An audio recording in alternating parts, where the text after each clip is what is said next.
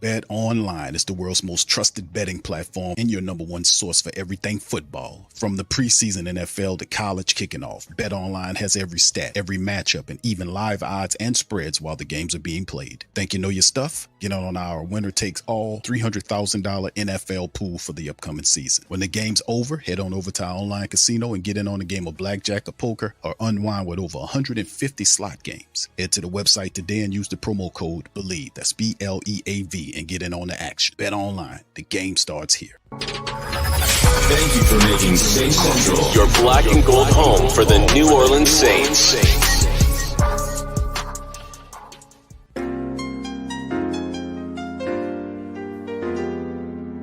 Yeah. Boogie like Benson, I'm a who that. I'm a who that. Long as I'm living, I'm a who that. Lose or winning, I'm a who that. Sports Coma, yeah, this is where we do that. Where we do that, where we do that, where we do that, where we do that, where we do that. Boogie like Benson, I'm a who that. I'm a who that. Sports Coma, this is where we do that. Where we do that. Welcome, welcome, welcome. Somebody please better help. Running this thing like elf. I thank God every day I'm not a felt. Go to YouTube live with Big Q and the guys. If you ain't ride or die, the bandwagon get flipped. Been marching in, that was way for the ring. I was yelling out your shame for the championship. Bucking on town, duck down. Falcons, pluck, get shut down. Panthers ain't much touchdown. The vision really belong to us now. So much hate on the Saints, you could probably tell. Ever since Bounty Gate hit the NFL, when things seem fishy and you probably smell the crooked referees on Roger Goodell. Yeah, probably like this and I'm a who that. Every day I'm living, I'm a who that. Lose or winning, I'm a who that. It's the Sports Coma, this is where we do that. Where we do that, where we do that, where we do that, where we do that, where we do that. Boogie like Benson, I'm a who that. It's the Sports Coma, this is where we do that. You're listening to the Sports Coma with Big Q and the guys on the PRO Media Network.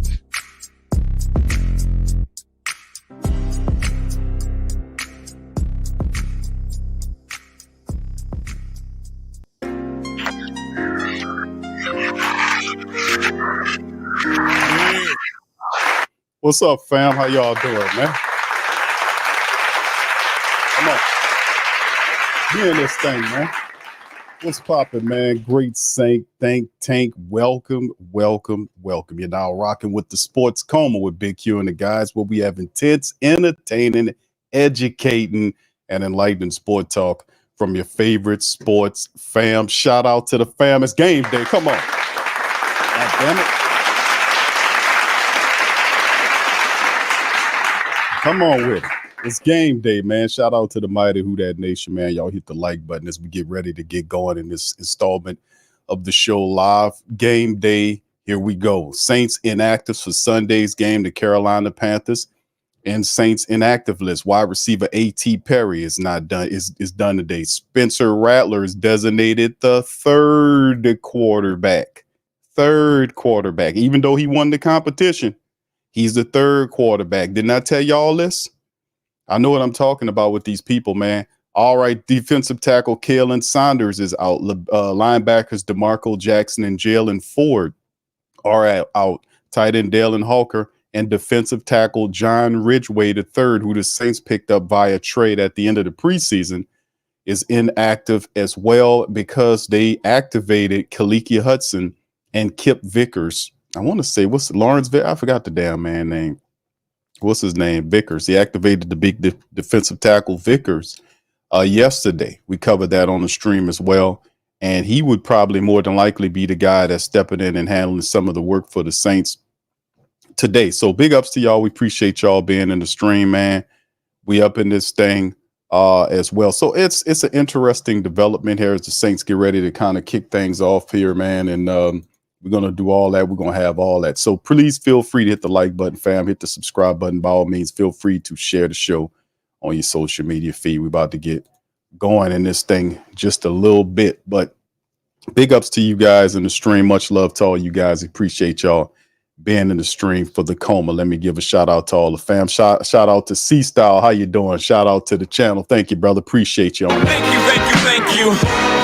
fuck too kind. Thank you, C-Style, man, for the super chat, man. Much love to you. Appreciate all of the family members in this thing as well as game day. They're amped. I'm amped. Everybody's amped. Let's go.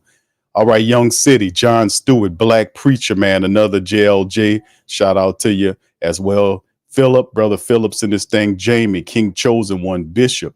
One Love, big ups to you. Richard, Willie, Pelicans, Nola, who that, Chris, Kai the Great, shout out to you. KD, Derek, what's up, brother Derek? KD, Venecio's in this thing as well. Carlton, shout out to Carlton Logwood. All right, who else we got here? I want Jamaica. What's up, Jamaica? Good to see you. Brian's Flat Power Guy, Quavadius, Ty. Big ups to you guys. B-Mill is in this thing as well. Good to see you. Be great, Josh. Shout out to you. L-Dub, Toy. Big ups to you, fam. Willie Cameron is in this thing. Larry Williams. Shout out to you, brother Larry.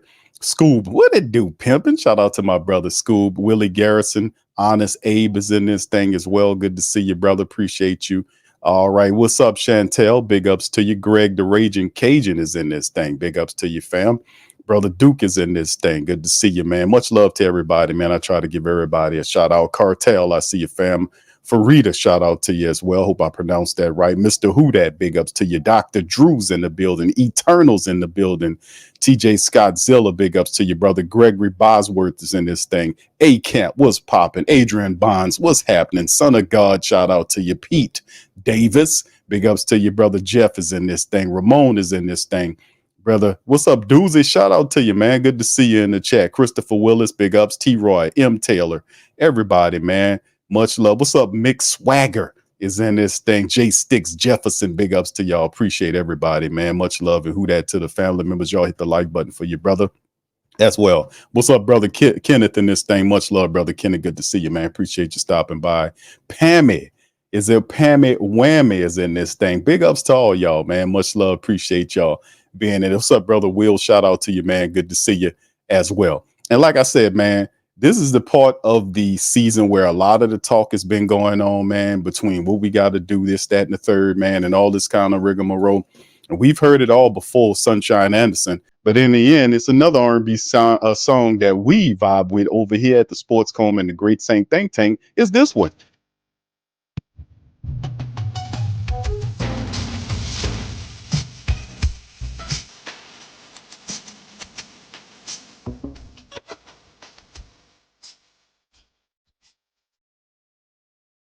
Yeah, yes, yeah, yeah.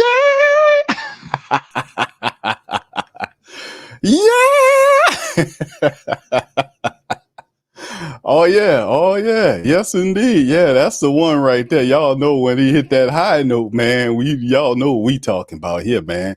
It's time to show us put up a shut up time now, baby. Let's get it popping. All right, so anyway, here we go. The Saints about to kick this thing off, man. We about to get it kicked off here. Right here, as the Saints look like they're going to be kicking it off from right to left. Carolina will be receiving the football here. Actually, it's the Saints. I'm sorry. The Saints look like, is the Saints getting the ball? Yeah, no, I'm sorry. Saints are getting the ball, yes. Carolina's kicking off to the Saints from left to right. Taysom Hill is back there as a return man as well for them as they get ready to kick this thing off, man. And we're going to see, man, how this is going to go as the black and gold, man. And the season is off and going as the kick lands, and it'll be returned by, is that Rashid Shaheed? He gets to the 20, 25, to the 30, to the 35, trips down at the 37. Flag flies out automatically.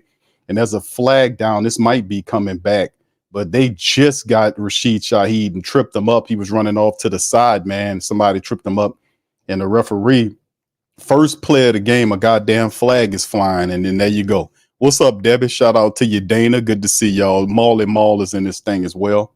And let's see what the referees are saying about this flag. Let's see what they're saying about it. Stop talking and say it. It's against the return team. It's a holding against the Saints, and that's going to back the Saints up. So the first play that the black and gold has, man, straight out it's straight from the 2024-25 season is a holding penalty on the return game. And they'll just pick it up right there. This will place it right at the Saints 24-yard line. Derek Carr comes out. leading the Saints offense, and we'll see what is going on. We need to get this popping and snapping. We need this. We need some positive stuff to happen for our black and gold on this one, man. All right. Carr under center now in the shotgun. Man, the motion is Taysom Hill. There's a handoff to Kamar to the right side, and he gets and climbs the pocket. Good run by AK-41. Looked like a gain of 8 yards off to the right side. So the Saints started off on a positive note as they get the carry to the right. And Elvin looked like he got every bit of 8 yards. The Saints will have a 2nd and 2 type situation as the Saints had a little handoff. They had a little run to the right there. They had the motion. He picked up 9. It's 2nd and 1 now. Elvin with a gain of 9 on the first carry. That's a positive sign. Remember, they got to run the ball. They got to run the ball here. Carr's under, there he goes looking. He gets under center for the Saints. There look like a power eye right there. The Saints running turns, hands the ball to Taysom. Taysom gets it and falls forward for the first down off to the left side. He picks up 1 yard beyond the first down marker, but gives the Saints a set of new downs as Taysom gets the ball as a running back and picks up the first down. 2 positive runs to start off as the offensive line is Fuaga, Patrick, McCoy, and Ruiz, and Penning to the right side. The backs and receivers are Kamara, Olave, Shaheed, Hill, and Jawan Johnson. That's the Saints special skill guys there on offense. It's Taysom Hill. It's looked like he lined up there at the tight end position now for the Saints. We'll see what they got going on. Man in motion from left to right is Rashid Shaheed. Carr under center, sends him back to motion the opposite way. It's a play action to the running back. He throws it to Foster Moreau, who was immediately grabbed, and he falls forward for what appears to be a gain of 1 yard. So that'll bring up 2nd and 9 for the Saints. As Carolina smelt it and dealt it, they went and got it. Defensive line, Derek Brown, King Tut, Ashawn Robinson, 3 big guys, and that Brown guy is unbelievable. And then you have the linebackers at the next level. That'll be Clowney, Thompson, Josie Jewell, and DJ Johnson. The defensive backs are Horn, Woods, Fuller, and Mike Jackson Jr. Shotgun Saints at their own 36-yard line. Quick toss to Alvin Kamar toward the left, and Kamara rumbles, falls down forward for a gain of what appears to be about 7 yards. That'll bring up a 3rd and maybe 2 or so. Actually, they said 3rd and 4 for Alvin Kamara that way. He kind of tried to set up what appeared to look like a little running back screen off to the left, but it just didn't materialize effectively, but they were still able to get a gain there. The guys broke through. They had all kind of, Carolina players was able to get and pursue Alvin Kamara from behind and grab him down. 3rd and 4 now for the Saints as they're at their own 41. Man in motion from top to bottom is Rashid Shaheed. Carr in the shotgun with Kamara next to him. There's a snap. Carr's taking a shot downfield. He got Rashid Shaheed, and he's going in, and it's a touchdown for the Saints. Deep shot going, and he finds it's a touchdown to Rashid Shaheed down to the stretch. Derek Carr putting that cannon and shooting it down on the Carolina Panthers. The Saints open up with a can of whoop ass right quick on the team, and it's a like Vincent, I'm a who that. I'm a who that. Long as I'm living, I'm a who that. Lose or winning, I'm a who that. Sports Coma, yeah, this is where we do that. Where we do that. Where we do that. Where we do that. Where we do that. Where we do that. Boogie like Vincent, I'm a who that. I'm a who that. Sports Coma, this is where we do that. Where we do that. Welcome, welcome, welcome. Somebody please better help. Running this thing like elf. Thank God every day I'm not a felt. Go to YouTube live with Big Q and the guys. If you ain't ride or die, the bandwagon get flipped. Been marching in, that was way for the ring. I was yelling out your shame for the championship. Fucking on town, duck down. Falcons pluck, get shut down. Panthers ain't much touchdown.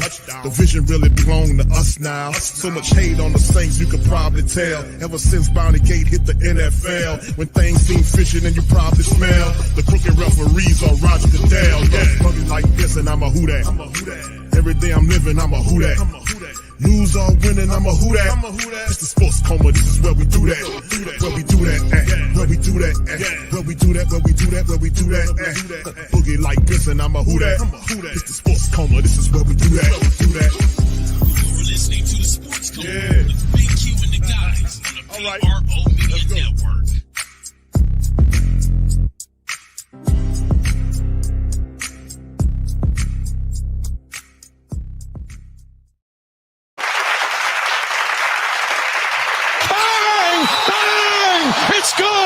All right. Big ups to the fam, man. The Saints make it pop, man. They end the drive. They ran it, they set up the play action.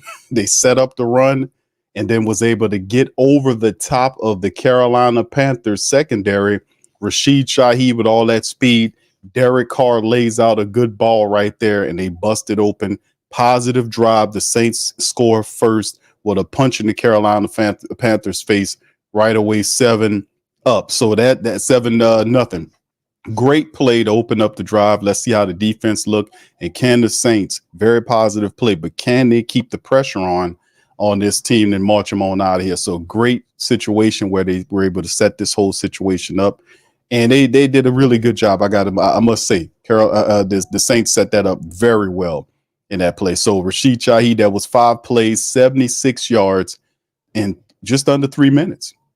The Saints went 5 plays, 76 yards, and it was a 59-yard bomb from Derek Carr to Rashid Shaheed for the Saints touchdown. So that was very positive. And so this is what we need at opening up to start this thing off, man. Not bad for the Saints. We'll get a look at the Saints defense next as they get ready to set it up. So yeah, this was a great play. The Saints gave him the protection he needed. And Derek Carr didn't even look like Derek Carr almost looked like he kind of threw it off his back foot and still got it there.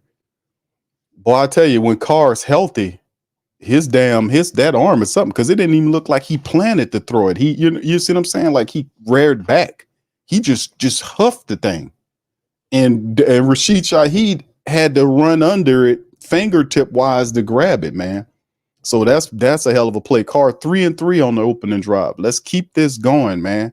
This was a punch in the face of the Carolina Panthers. They was on the side arguing with each other. So that's a good, love to see that this community right there on their side. And there's the kickoff, and they pick it up from their 1. Carolina reverses, get to the center of the field, and he'll be tackled around the 27-yard line. Is Carolina's Bryce Young, a very intriguing young quarterback. He was last year's number 1 overall pick, got a lot of flack last year, but that wasn't all that young man's fault, man. A lot of that was crap that was from that offense. They were garbage. Now that they cleared the room with those guys, they got Canellis there, who took Baker Mayfield and turned him into something. So I can only imagine what he's going to do with Bryce Young. All right, so here we go. Picking up Bryce under center, man, in motion from left to right, and it's 3 on the right, 1 to the left. Running back is in the back. He then runs the guy back the opposite way on the play action. Bryce fires it up the center of the field. And is it intercepted? It looks like it might be intercepted. Number 5 comes down with the ball. Is it an interception? Bryce Young's first pass. And is it an interception? We got to see if it is, or is it not an interception here? They're saying it's an interception, but of course they're going to go and look at the play. But the Saints look like the Saints got an interception on the first pass from Bryce Young, and it looks like it's a pick. What a play by the Saints defense right here. As you're seeing young Jordan Howden back there, and he broke on the ball. That's a pick, baby. That's a pick. Excuse me, that's Harris. That's Will Harris back there. Will Harris went and got that thing.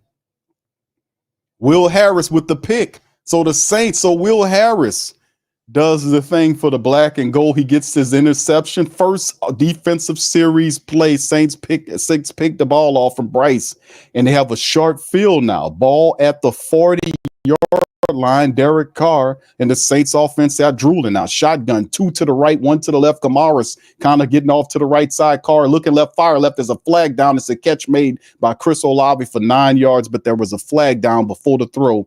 We'll see what it is here. Flag. So these are very positive plays. The defense, Will Harris with the pick, and then that turns into a short field for the Saints, and this could be flash. Let's see what it is. False start against the Saints, man.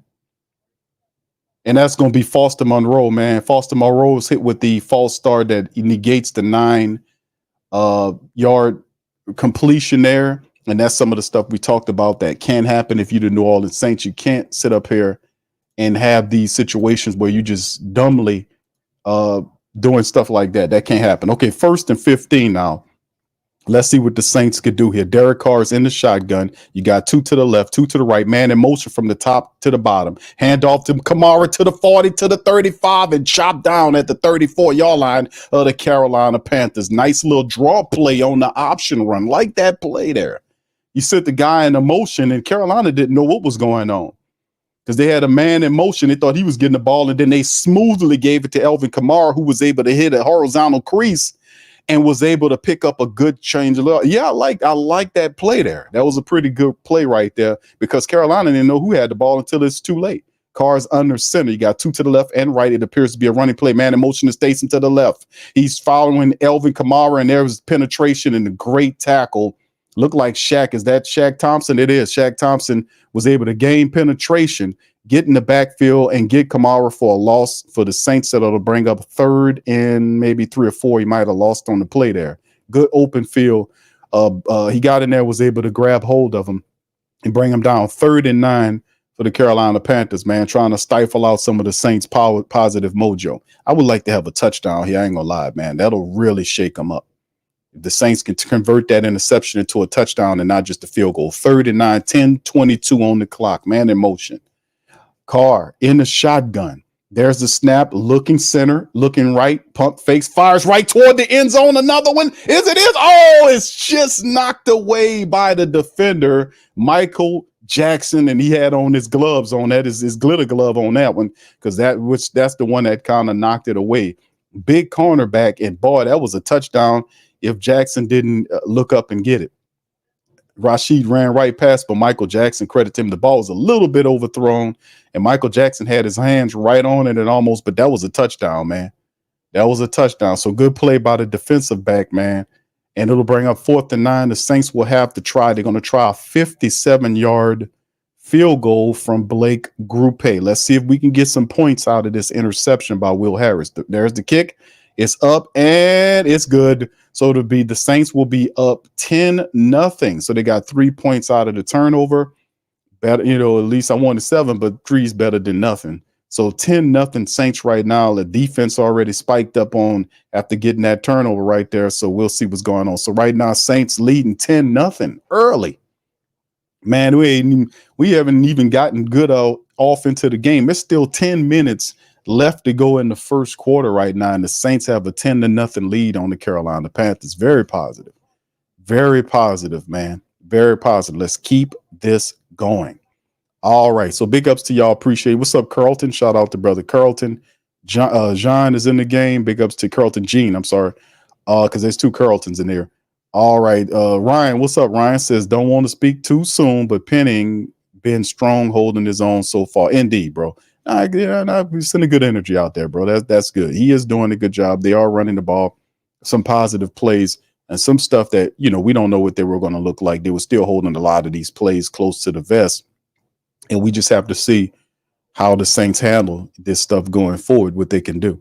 All right. Yeah, Earl said we looking good. That's right, Earl. We doing our thing, man. Richard, what's up? He say eliminate the penalties. Yeah, we've been having a couple of penalties, the miscues that we talked about, keeping it minimized and putting all of the pressure that we can on young Bryce Young so that we can kind of move this thing along. But yes, indeed, Saints putting pressure on them early. They hit him with the deep touchdown toss to Rashid Shaheed that opened it up.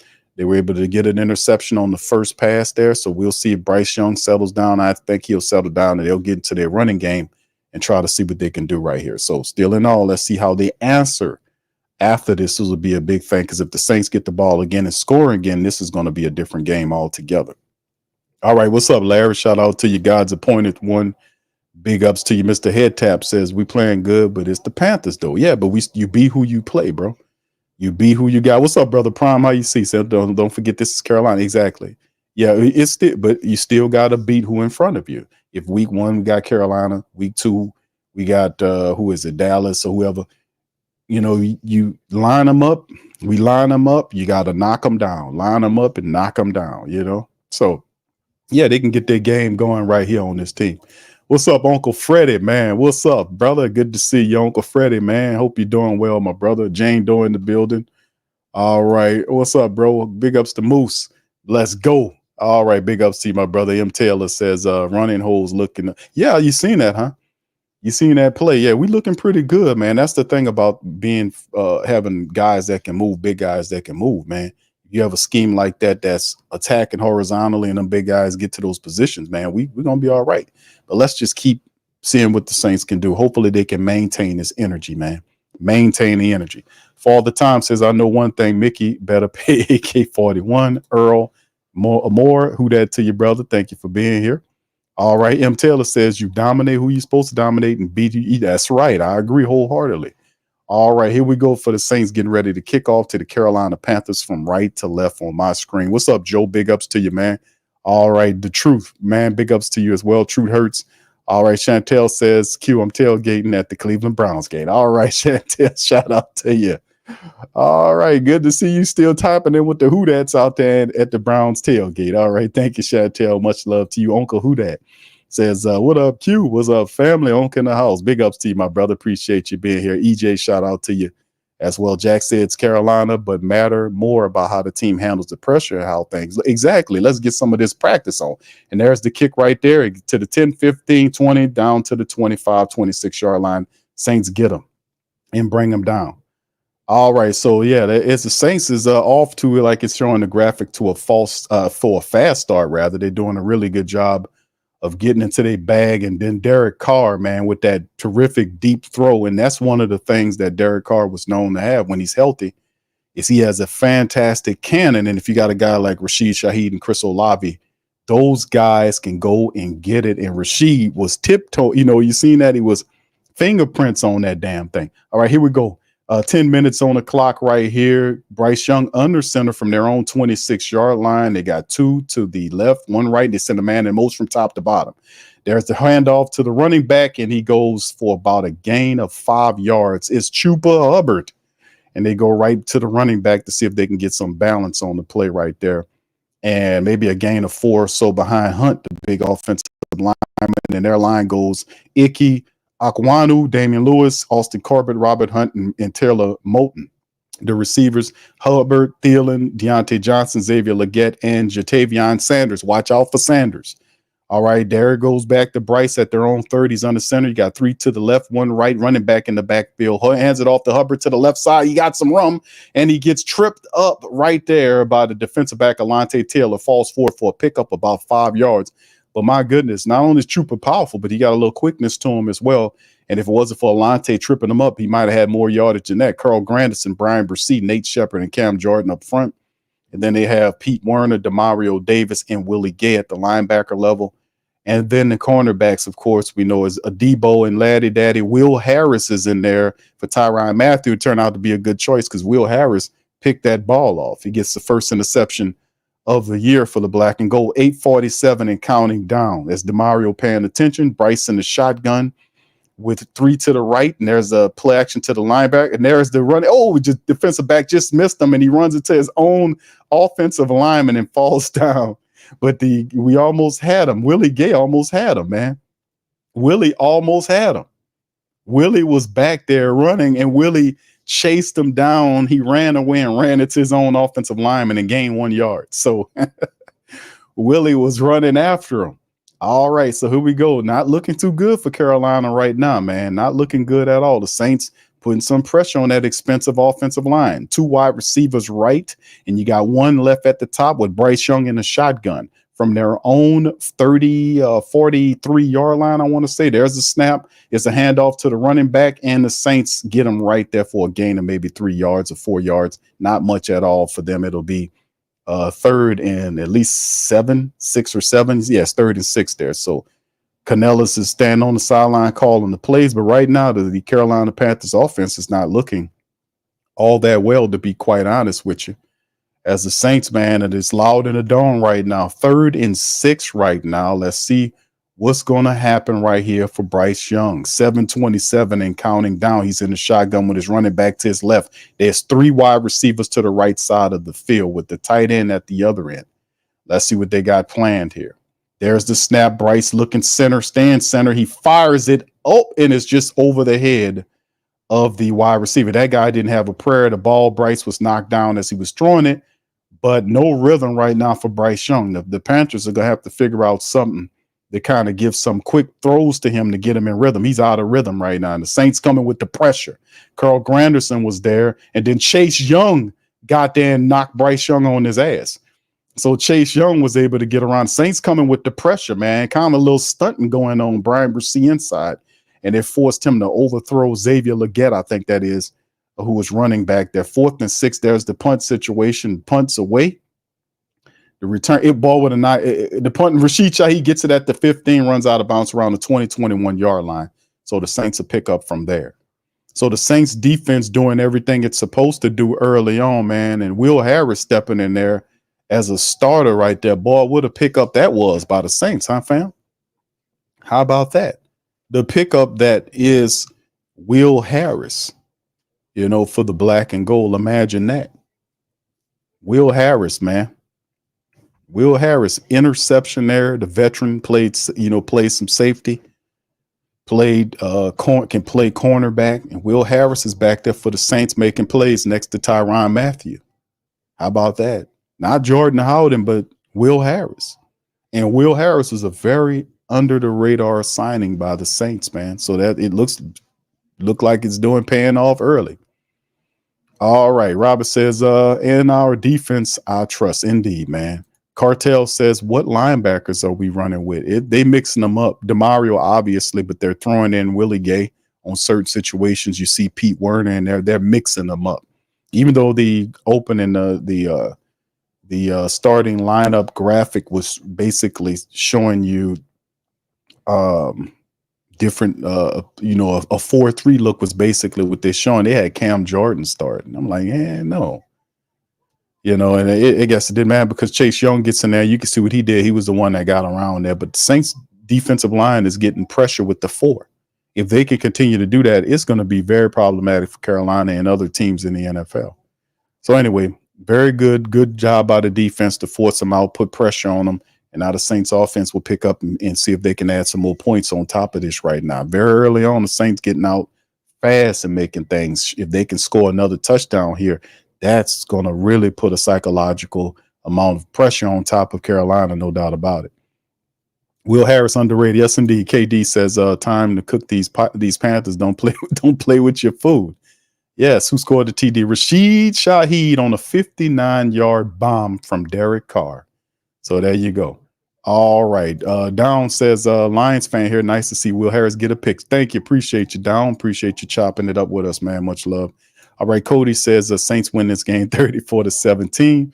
All right. Yeah. Well, that'll be a good score. That'll be a good score there. Yeah. Will Harris, man, climbed up to that starting lineup, man. So that's a positive. So we'll see what they do, man. It's not looking good for Bryce Young early on, but I think once they get him, he's out of rhythm. You can see that they have to start getting some quick throws and get him in rhythm, man, and then start working your offense, man. Let's see what Canellis does because Canellis is pretty smart. All right, 504 Doc, what's happening, fam? Says Shalom Q and fam. I know this is the first game, but I thought we were supposed to be trash. Bashura. Bashura. I hope I'm saying that right. All right, trash. Here go the Saints. Go from their own 21-yard line. Under center is a man in motion from left to right. Number 84. That's the handoff to Elvin Kamara. Trips up, goes, and Kamara gets all the way down to the 30-yard line. That's a gain of 9 yards by AK-41. Saints running the rock against, listen, that's a respectable defensive line they got right there. And boy, did you see Lucas clear him out of there? I mean, he cleared him out, man, and the Saints got it. The Saints clearing him out, and Kamara spent his way out of a tackle and was able to get 9 yards on the pickup, boy. Elvin Kamara, man possessed running with the ball. 9-yard pickup by AK-41. There's the hand back to Elvin. He gets the first down and falls forward for a gain of maybe about 4 or 5 yards. AK-41 is doing the damn thing. The Saints look really good running the ball. They look really good running that damn ball. Actually, yeah, and Kamara goes out, and I think Jamal Williams is about to come into the game. Yeah, they're going to give him a little break right there. Mason Tipton was out there on the motion. They had Mason out there. All right, so let's see what's going on now. As you can see, Taysom Hill is the running back. Saints got a bit of a little bunch thing going on here. There's a toss to the right with Taysom as the running back. Breaks a tackle, gets to the 40, still on his feet. And Taysom falls forward for a gain of what could be 13 yards, I want to say.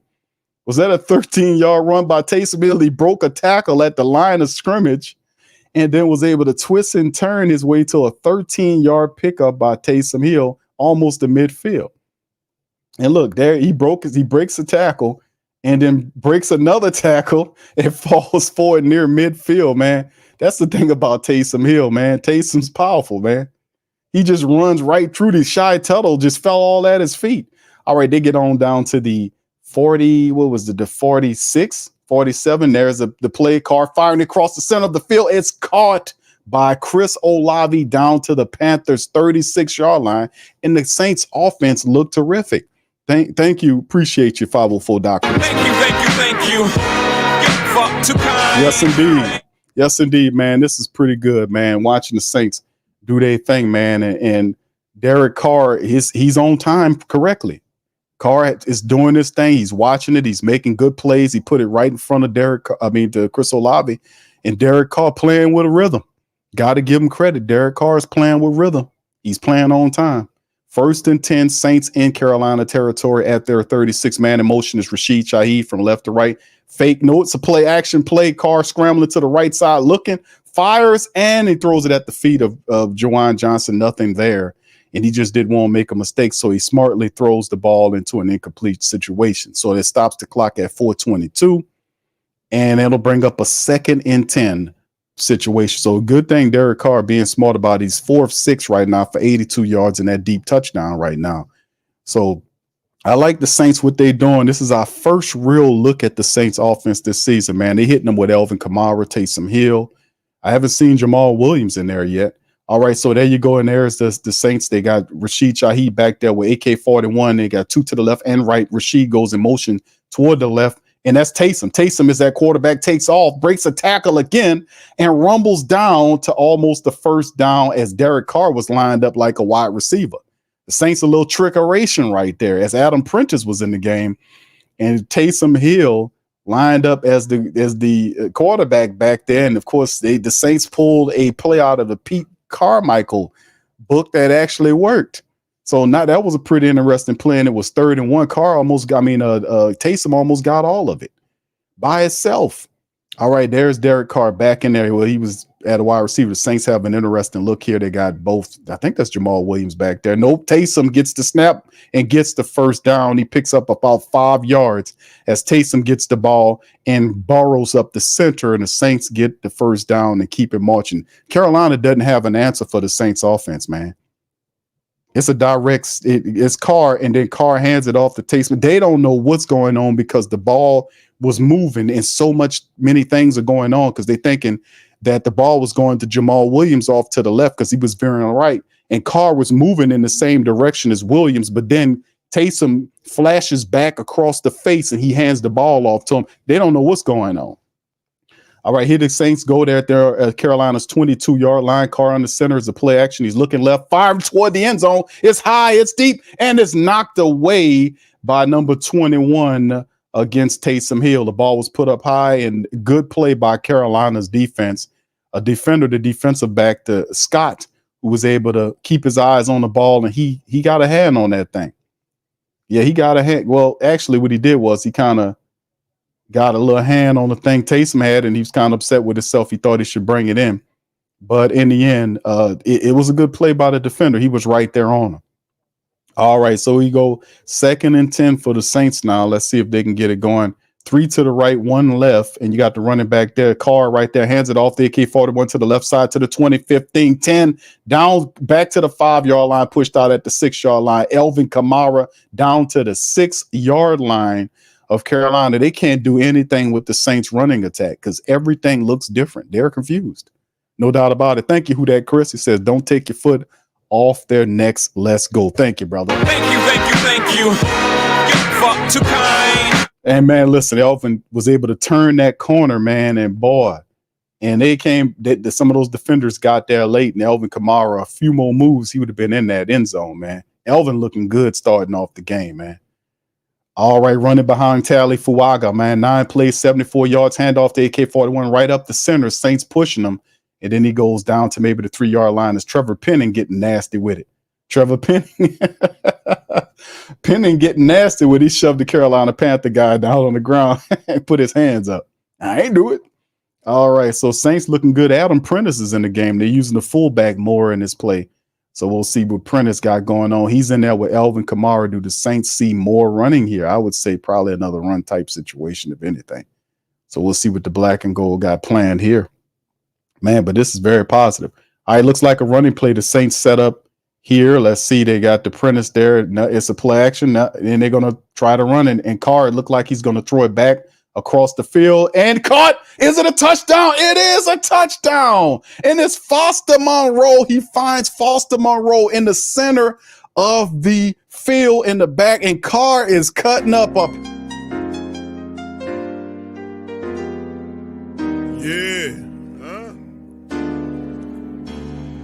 Boogie like Benson, I'm a who that. I'm a who that. Long as I'm living, I'm a who that. Lose or winning, I'm a who that. Sports Coma, yeah, this is where we do that. Where we do that, where we do that, where we do that, where we do that, where we do that, Boogie like Benson, I'm a who that. I'm a who that. Sports Coma, this is where we do that. Where we do that. Welcome, welcome, welcome. Somebody please better help. Running this thing like Elf. I thank God every day I'm not a felt.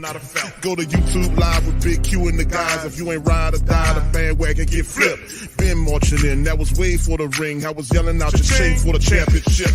Bucking on town, duck down. Falcons, pluck, get shut down. Panthers ain't much touchdown. The vision really belong to us now. So much hate on the Saints, you could probably tell. Ever since Bounty Gate hit the NFL, when things seem fishy and you probably smell the crooked referees or Roger Goodell. Yeah, probably like this and I'm a who that. Every day I'm living, I'm a who that. Lose or winning, I'm a who that. It's the Sports Coma, this is where we do that. Where we do that, where we do that, where we do that, where we do that, where we do that. Boogie like Benson, I'm a who that. It's the Sports Coma, this is where we do that. You're listening to the Sports Coma with Big Q and the guys on the PRO Media Network.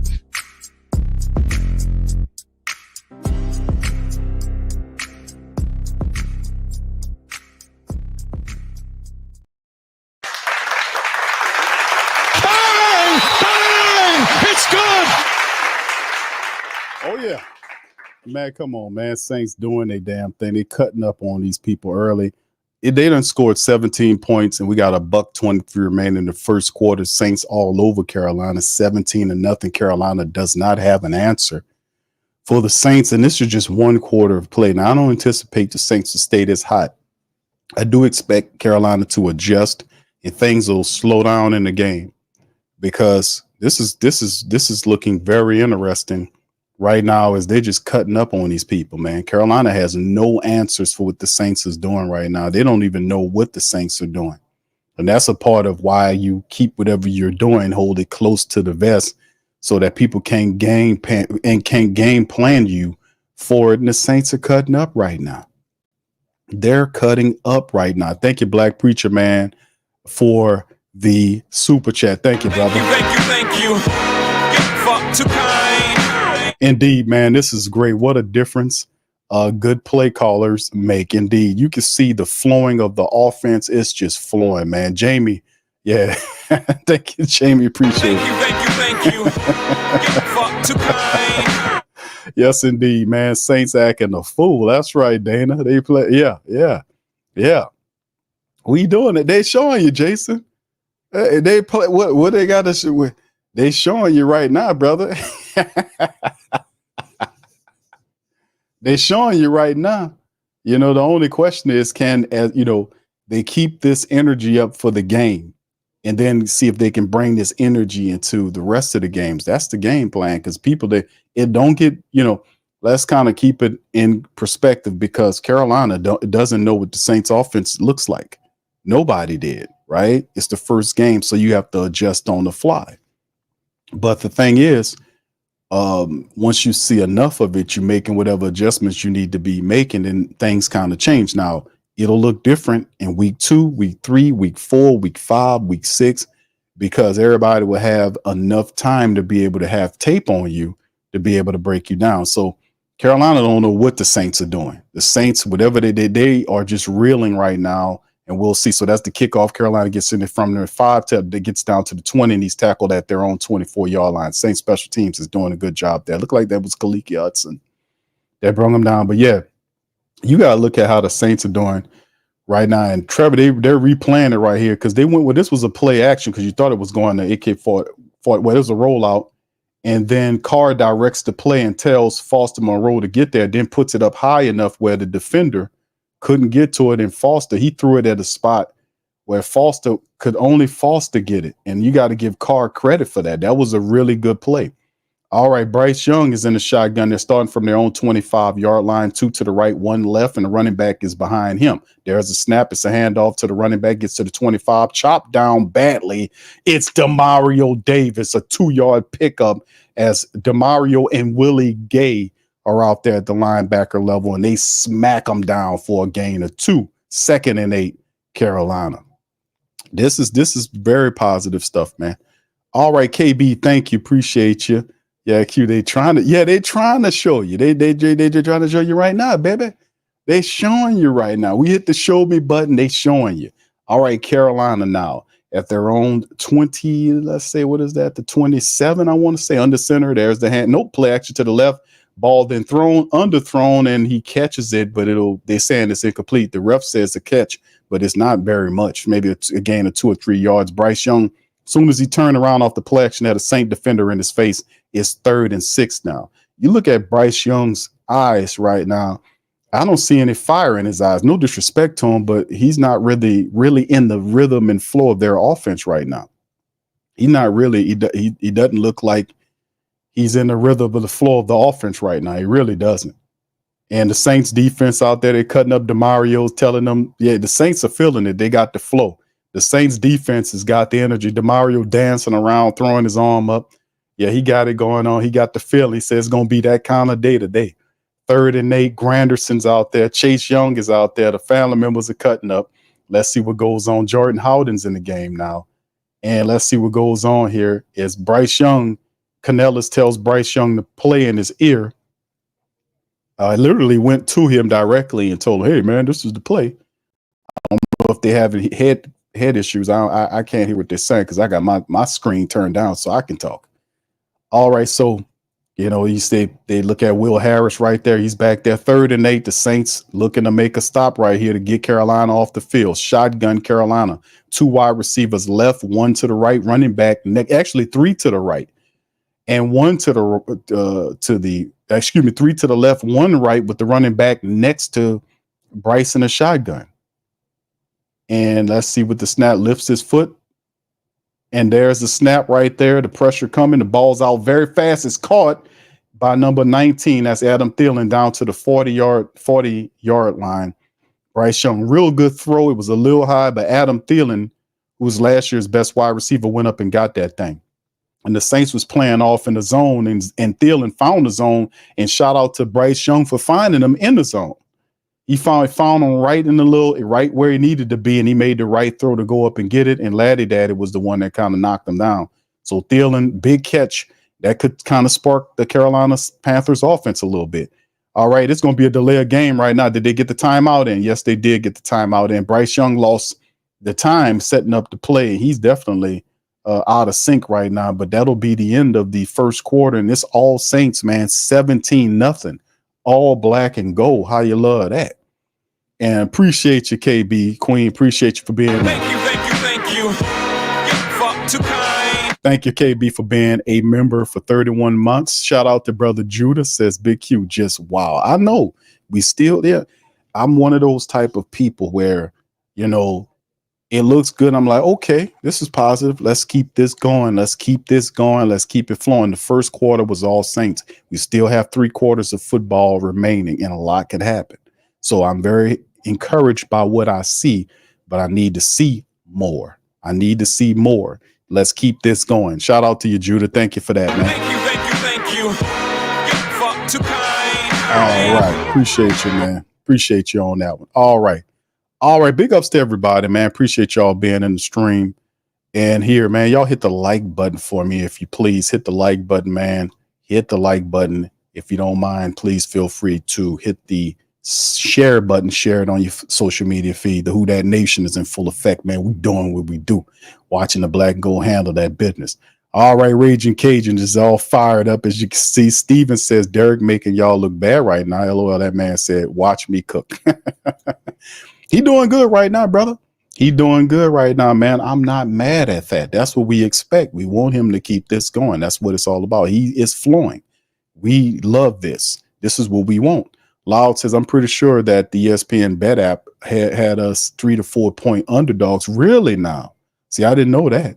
And I got plus 240 Saints money line bet. I knew it was all cap. Carolina still trash. Thank you, Loud. Appreciate it. I didn't even check the line, man. I didn't even look to see what that was, bro. You know, I really just didn't care because a lot of it was down selling of the sound. Like, how do you, everybody picking the Saints to be this bad? Like, worse than Carolina? And no disrespect to Carolina, but man, Saints got some hitters on this team, man. Our issue was getting everybody organized and on the same page. That was the issue. Talent was not an issue with us. It was all the other stuff. That's what we had to see be cleared away. And it appears in the first game, now they got a lot of wrinkles there, but still in all, I like what I'm seeing, man. Let's keep it going. All right, yeah, JLJ, yeah. This is encouraging, but keep it going. Let's keep it going. All right, excellent first quarter indeed. Now let's see how the rest of the game looks. Let's see how the rest of the game looks, right? Right. All right, Moose says, man, look, nobody saw this coming. Still cautious. Yes, indeed. Here we go. Carolina from their own 41-yard line under center as the handoff to the running back right up the center. He's hit immediately. Well, he gets about 5 yards as Tyrann Mathieu on the stop right there. So, yeah, this is very positive, man, for what we're seeing with the Saints. Even the Saints defense is doing. What's up, T-Mama? Shout out to the Queen T-Mama. Y'all say hey to T-Mama, man. Big ups to her. All right, Brian, what's up, brother? Shout out to you. Good to see you. Big Dog Q says, Q, who that? All right, love the energy in the dome today. Looking really good so far on both sides of the ball. Indeed, brother. Appreciate you chopping it up, man. All right, 2nd and 5, a pickup of 5 by Carolina on that run up the center. Bryce Young is in a shotgun. 4:24 and counting down. They're at their own 44-yard line.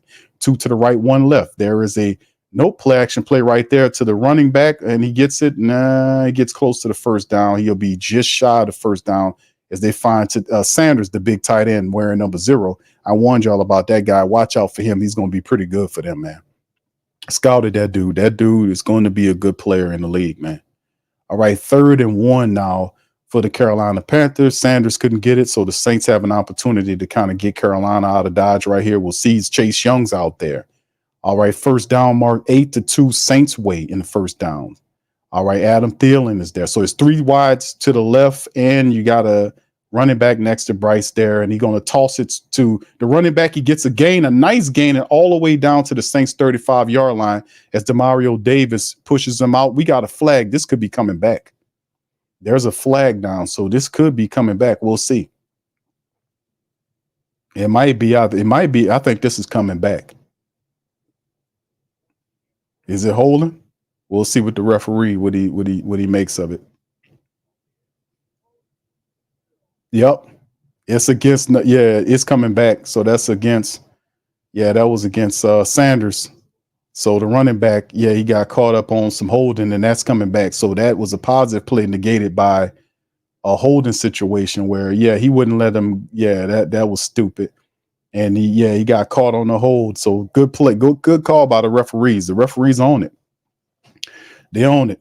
All right, 3rd and 11. Still be a first down with a big gain. It's now 3rd and 11 there. So that was a big penalty against Carolina. See if the Saints can make them pay. Shotgun Bryce, 3 to the left, 1 right at the top of the screen. Then he cycles the running one of the players from the left to sit next to him in the shotgun. All right, Saints look like they send in the house. Let's see. Yep, Saints sending full blitz, and they get to him and bring him down. It's Alontae Taylor. It's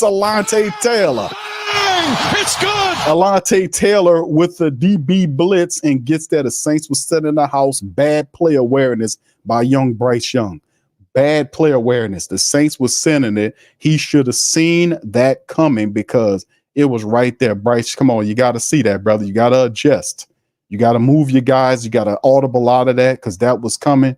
You seen him looking right there, or maybe he didn't see him coming, but man, we seen him bring in the house and there was no protection there. That's on Bryce Young. You got to see that. He got to see that and to make the audible. He got to adjust to that. 4th and 18. The Saints, after the sack on the DB blitz, they have to punt. Saints making them pay. There's the punt. It's away. And it'll be returned by Rashid Shaheed from the Saints 21-yard line. He'll just dance out of bounds around the 27-yard line. 12-10. The Saints will pick up after the break as Alontae Taylor gets the sack. So you have Alontae Taylor with the sack. You have the interception by Will Harris, and you have the Saints blanking them. The Carolina Panthers don't have much of an offense at all right now. I mean, that was not a good play. Bryce Young, you got to do better than that, brother. You got to, because the Saints was lining up, and I was like, man, listen, he going to send somebody, he going to audible out of that.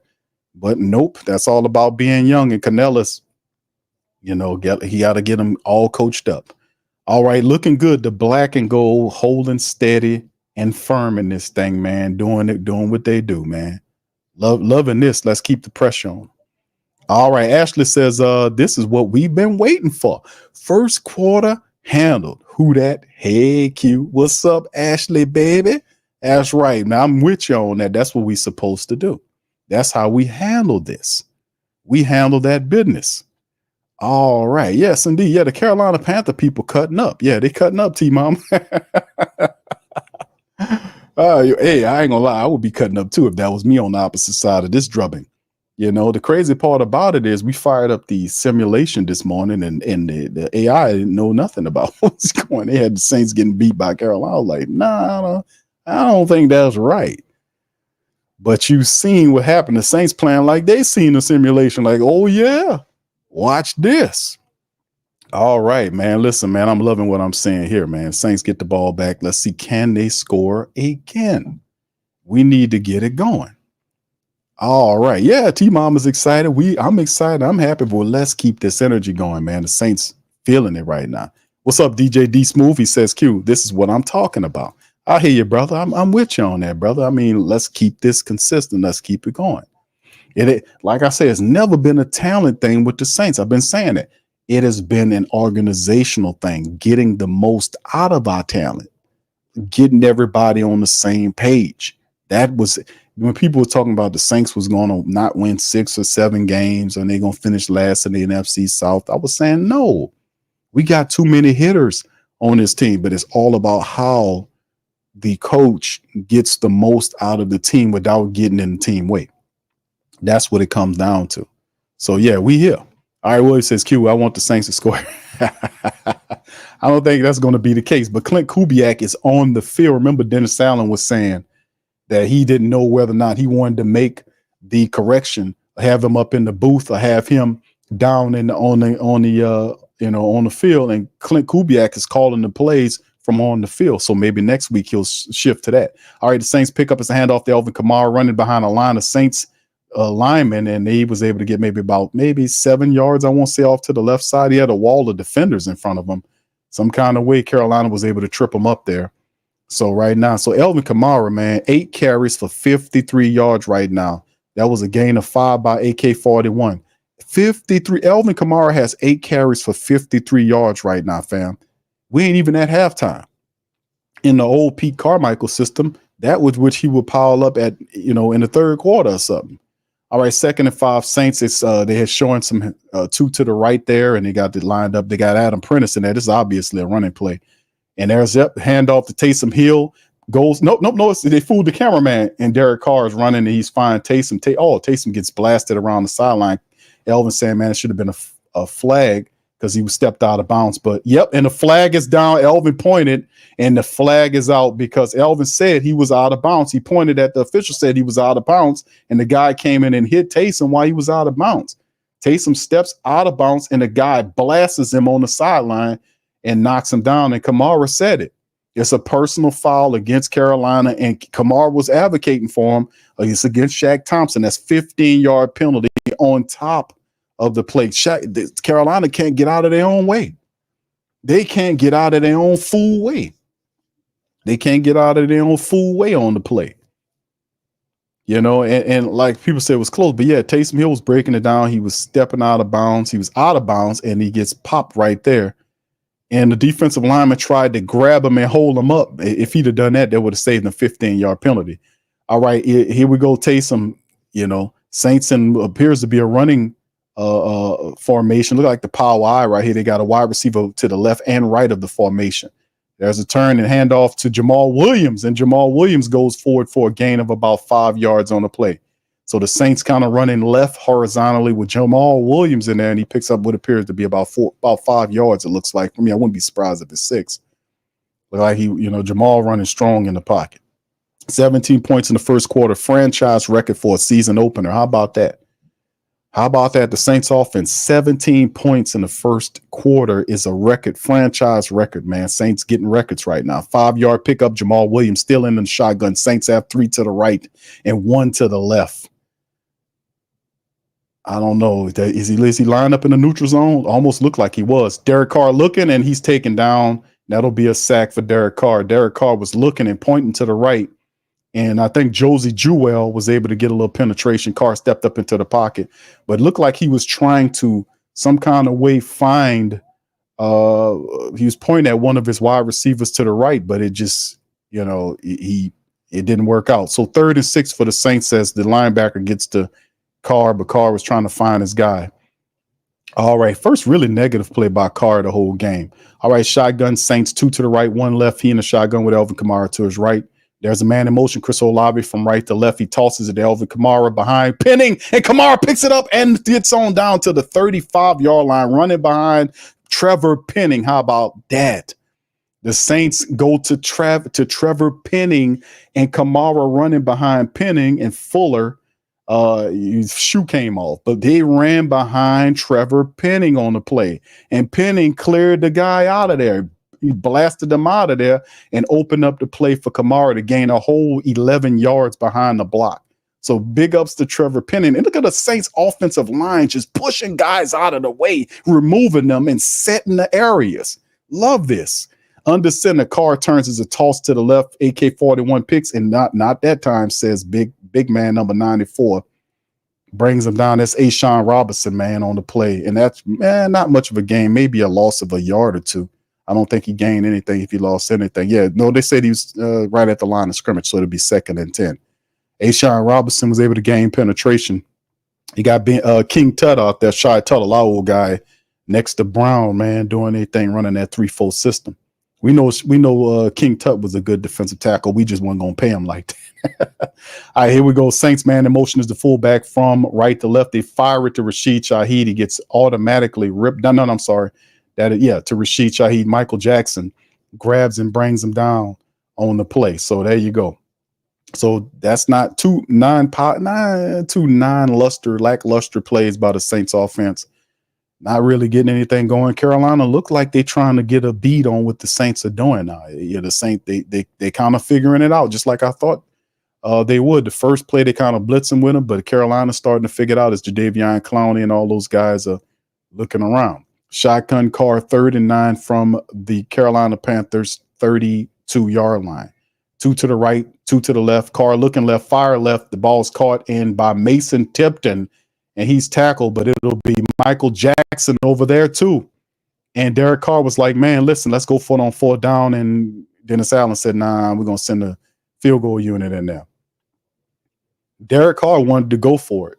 He was waving in, wanted to go for it, and they told him, come on off this field, man. We're going to kick this field goal.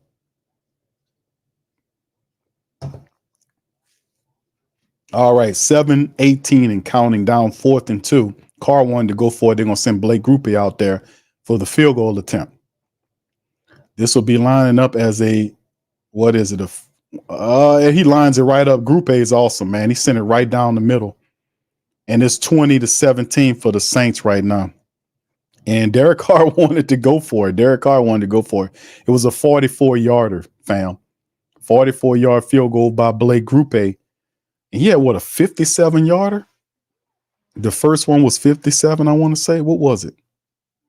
But at the end of the day, man, let me just say, man, they're doing a hell of a job, Saints, right now. The offense kind of sputtered out because Carolina is starting to figure out what the Saints are doing. You can see they starting to put pressure on the Saints. They starting to figure some of the stuff out. We know Evero, the defensive coordinator, that guy's pretty good. He's starting to figure out what they're doing. So you're not going to, that's just like I said in the first quarter, they're going to figure them out and things are going to kind of slow down offensively speaking. So it's all good on that. But yeah, they still got to score. And as long as the Saints defense are firing off, that's a big hole to have, but still a lot of time. We still got a lot of time. You got a half of the second quarter and 2 full quarters. It's plenty of time to mount a comeback. The Saints have to keep that pressure on these guys. All right. Shout out to you guys. Appreciate you. All right, Mr. Ed, I've been telling y'all something we better than the Falcons. Yeah, well, like I said, man, one game now. Let's not get too carried away. And yeah, I figured, yeah, we better than the Falcons. Like I said, it was never an issue to me in terms of talent. Always the issue was the coach. Can he get the most out of talent? I think let's not get lost in the details about that. But still in all, this is still just one game. We beat this team, we reset, and we go against the next team. But this is how you want to spend your Sundays watching Saints football. All right, Ryan says Carolina really screwed up trading all those draft picks for Bryce Young and pass on CJ Stroud and not wait for Caleb Williams. The next year makes me really happy, though. Thank you, Ryan. Appreciate it. I think Bryce Young is going to be a good quarterback. This is just the first game of the season, though. Like I said, this is just the first game of the season, and he's still got a lot of games left to play. A lot of stuff can turn around real quick, fam.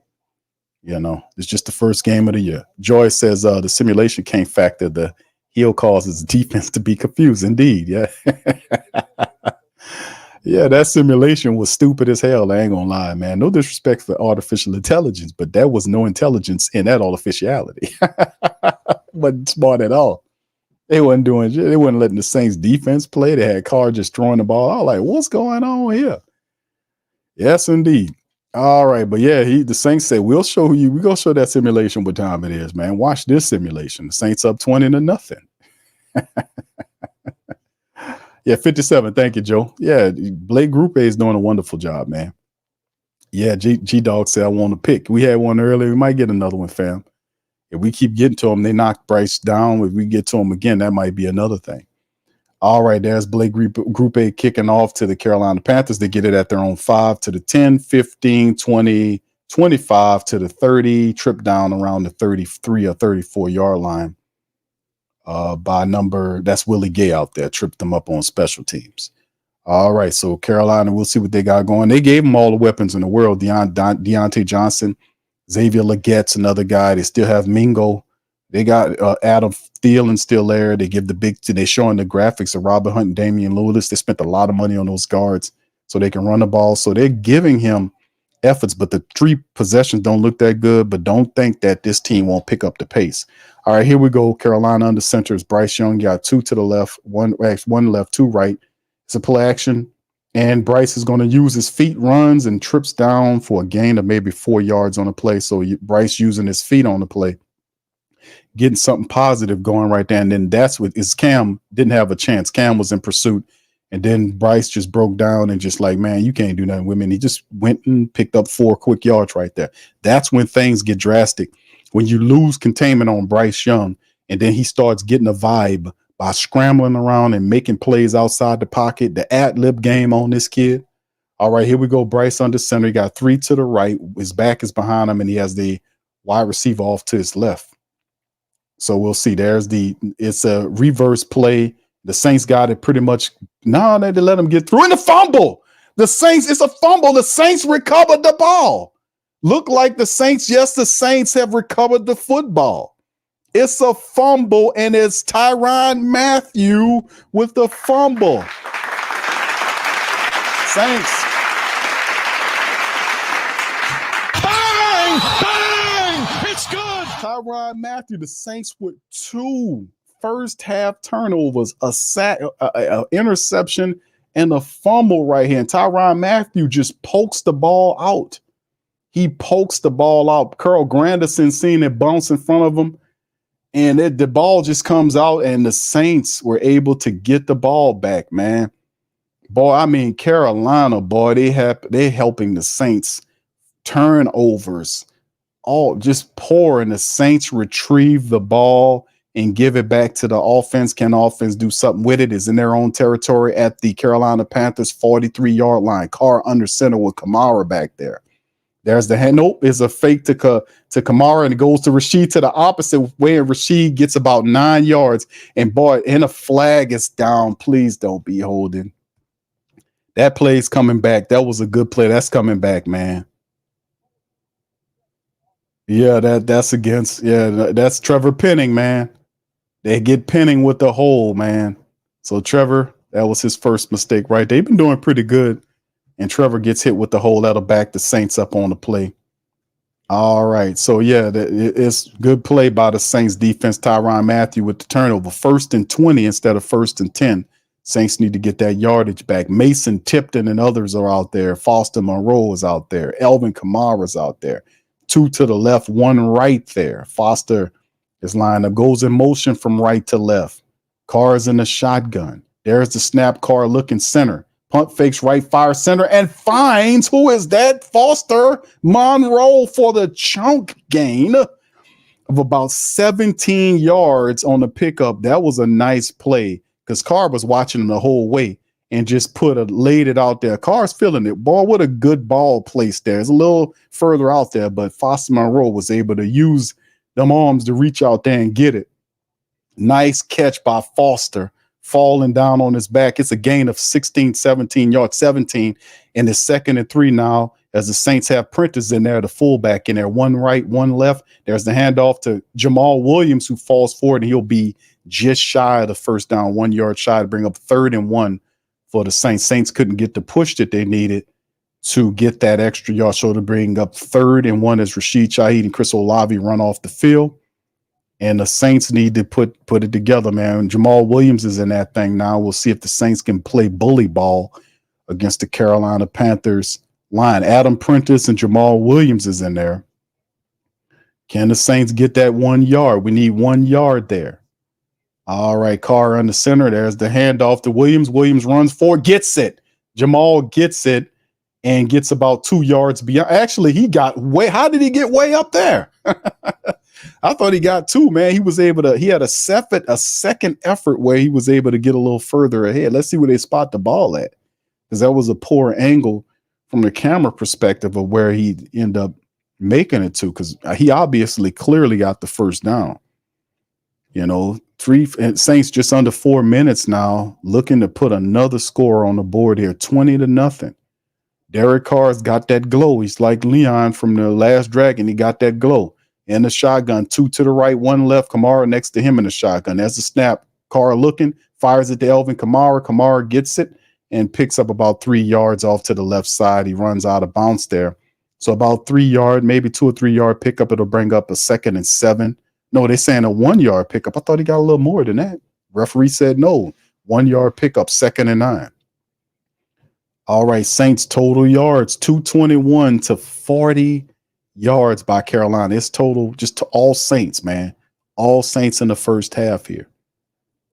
All right, Rashid Shaheed's in that thing with Foster Moreau looking pretty good there. Chris Olave down. They got 2 to the right, 1 left, 2 left, actually, if you had the tight end, and Carr in the shotgun. He sends Chris Olave in the shot. Oh, it's a toss to come. Oh, and the Panthers smelt it out and said, what are y'all doing, man? Come on and get on down here. That'll be a nice loss as J.C. Horn.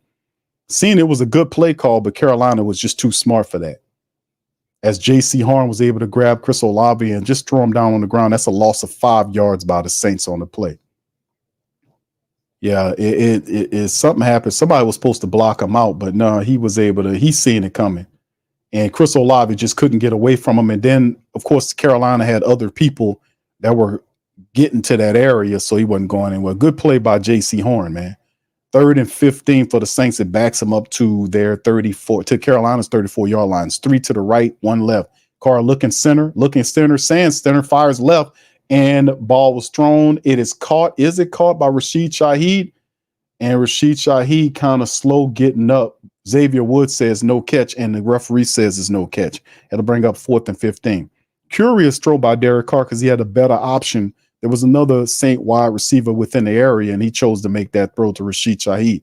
He had another guy there. So this will be 4th and 15 on the play. As you can see, Carolina stiffening up against the Saints and forcing them not to get touchdowns, and the Saints started to kick a lot of field goals here. We got to adjust. That's when you got to adjust and put your foot down on them.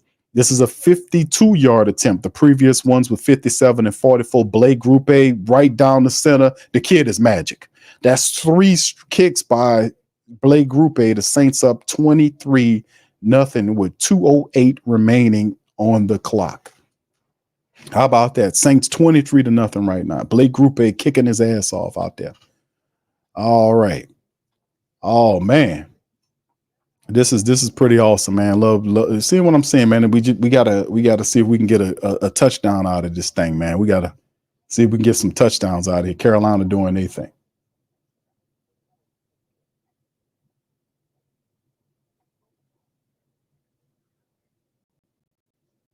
Carolina doing their thing, man. All right, Backwood says we need that TD. Yeah. This is man. Yeah, we doing our thing, man. We just got to keep it going, man. But like I said, just to alerting the family members about the energy of the game. The energy is the Carolina Panthers have found a way to stifle what the Saints are doing, and you knew that was going to happen because they just got flustered. But now they're making the adjustments. They're figuring out what they need to do, and they're slowing the Saints down. But we got to keep the pressure up. We got to show something, do something. We got to man it up and do what we need to do to get these people out of here. The Saints defense keep getting these turnovers. They're already in the hole. And look at Demario Davis. The Saints defense is feeling, man. They got turnovers and everything going on. Carolina has no rhythm. There's the kick from inside the 5. He gets to the 10, to the 20, 25, and he's tackled at around the 26-yard line. And flags come out right away, and that's going to be against Carolina. It's going to be probably holding on Carolina. This is going to be tacked on them and probably put them back halfway. That turn, that a lot that's going to be neutralized. See what the ref says.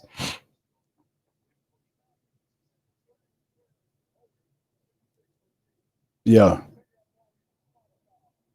it's a 10-yard penalty against number 56, the linebacker Trevan Wallace.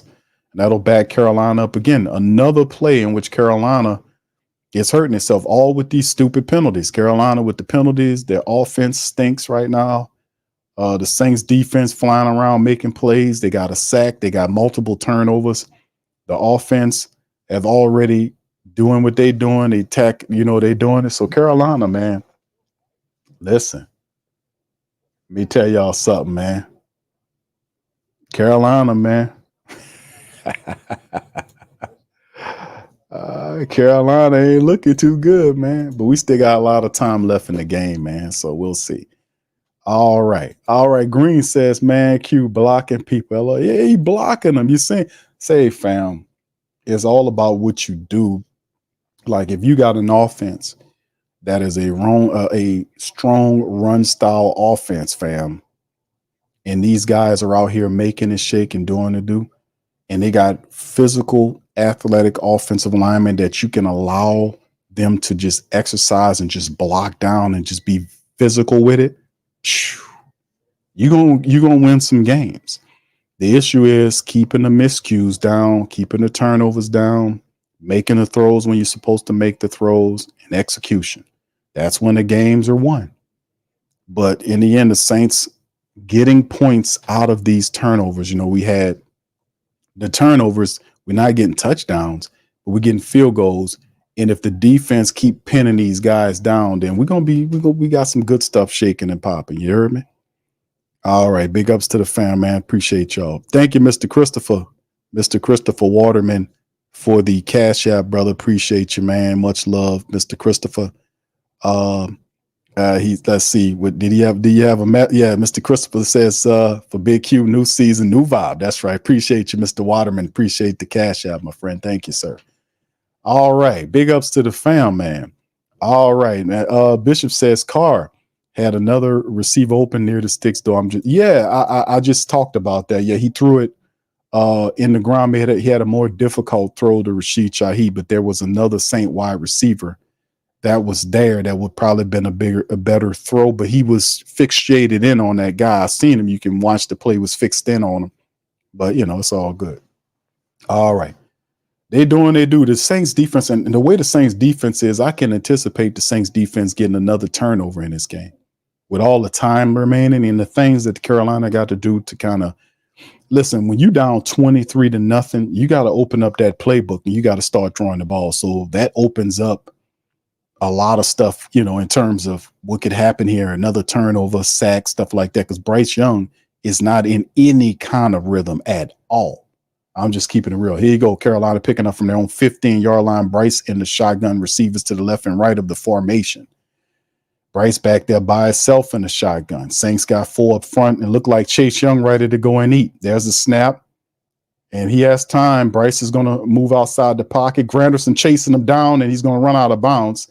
And it's going to be incomplete. But he had nothing upfield. Shout out to the Saints secondary. Saints secondary, man.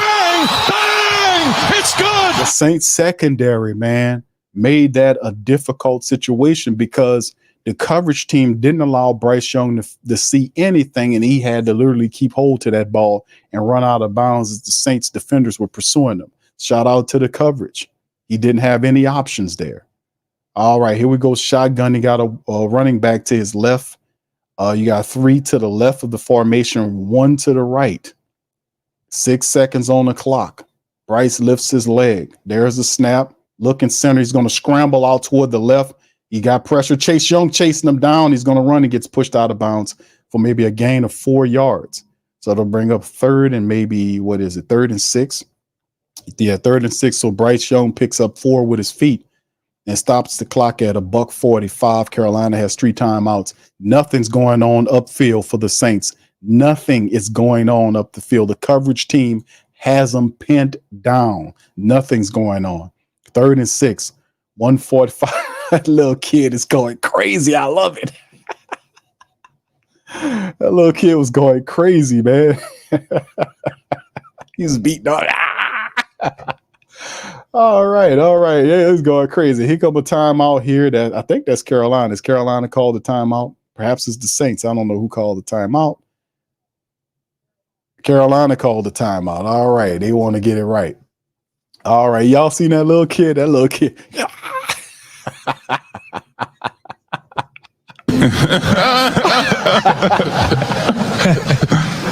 Oh, that little kid was going crazy on that. I'm like, damn, kid.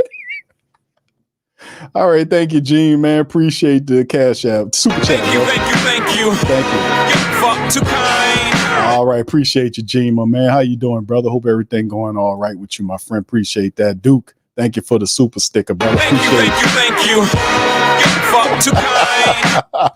The kid was tearing that shit up, man. Kid.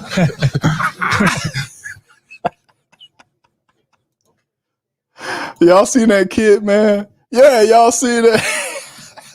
That kid would beat the hell out of it.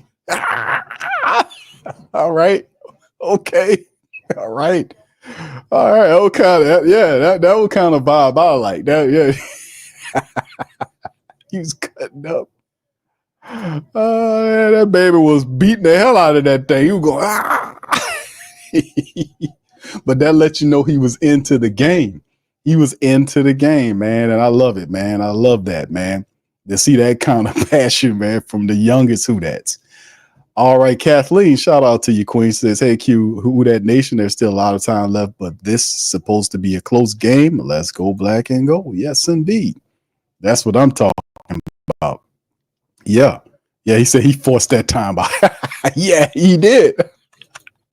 He the one. You got to get that kid some respect on that one. That made Canellis throw that time out. Like, oh, goddamn, that kid up there tearing it up. All right, Jamie says this is like the Pats game last year. Y'all, yeah, that was a disaster, man.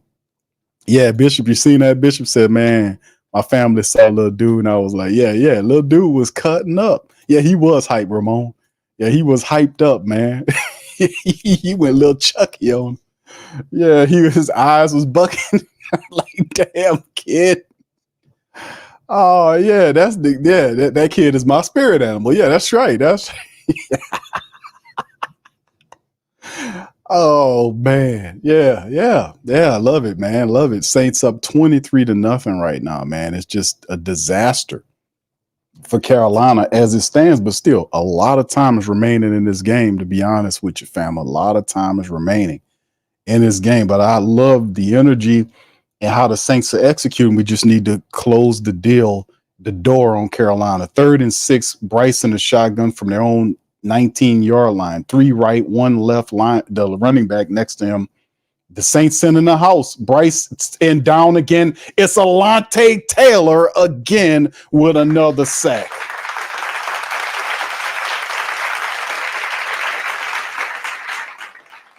Alontae Taylor, 3 tackles, 2 sacks today.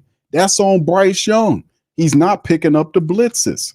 And then it's a straight line, and really Sanders had to account for somebody, and he couldn't block everybody. The Saints sent the house, and Bryce never seen him coming until it was too late. Bryce, you got to scan the field better than that. But the Saints saying, man, listen, we got this. Will Harris with an interception, Alontae with 2 sacks, the Saints 2 turnovers, and Steve Cornelis is telling them, hey, listen, bro, it's okay. It's okay, but you got to see the field, brother. You got to look. You just look. You get to I told my son this. When you get to the line of scrimmage and you won't play quarterback, when you looking around the line of scrimmage here, you're not just doing that for the hell of it. Let me get up here and look around like the people do. Yeah, no, they're actually doing something. There's the punt by Carolina. It's received there. It looked like by Rashid Shaheed at the 38, 39 yard line. Oh, from the 50, 40. Is Rashid Shaheed gone? He tripped up around the 20-yard line. Somebody tripped him up, but Rashid Shaheed almost had a return for a touchdown, man. Darren Rizzi is going crazy. We almost had it. Was he tripped up by his own man? Rashid Shaheed received the ball from the Saints 36. He reversed the field, found a lane, was able to get behind some people, and then he was able to he got tripped up. He ran into, I can't tell who was it? It was Peyton Turner. Peyton Turner tripped him up. God damn it, Peyton. Peyton Turner. He ran into his own man and fell out. It was Peyton Turner. Saints almost a return on that thing, man. Ball at Carolina 16 with a $124 car and a shotgun, wide receivers left and right. Man in motion is Juwan Johnson from left to right. There's a snap, car looking left, stays left, turns center, then looks right, fires toward the end zone, and it's a touchdown. Is it? Referee didn't say anything yet. Is it a touchdown? And it's a touchdown. Carr is cutting up Saints. Boogie like Vincent, I'm a who that. I'm a who that. Long as I'm living, I'm a who that. Lose or winning, I'm a who that. Sports Coma, yeah, this is where we do that. Where we do that, where we do that, where we do that, where we do that, where we do that. Boogie like Vincent, I'm a who that. I'm a who that. Sports Coma, this is where we do that. Where we do that. Welcome, welcome, welcome. Somebody please better help. Running this thing like elf. I thank God every day I'm not a felt. Go to YouTube live with Big Q and the guys. If you ain't ride or die, the bandwagon get flipped. Been marching in, that was way for the ring. I was yelling out your shame for the championship. Bucking on town, duck down. Falcons, pluck, get shut down. Panthers ain't much touchdown. The vision really belong to us now. So much hate on the Saints, you could probably tell. Ever since Bounty Gate hit the NFL, when things seem fishy and you probably smell the crooked referees on Roger Goodell. Yeah, probably like this and I'm a who that. Every day I'm living, I'm a who that. Lose or winning, I'm a who that. It's the Sports Coma, this is where we do that.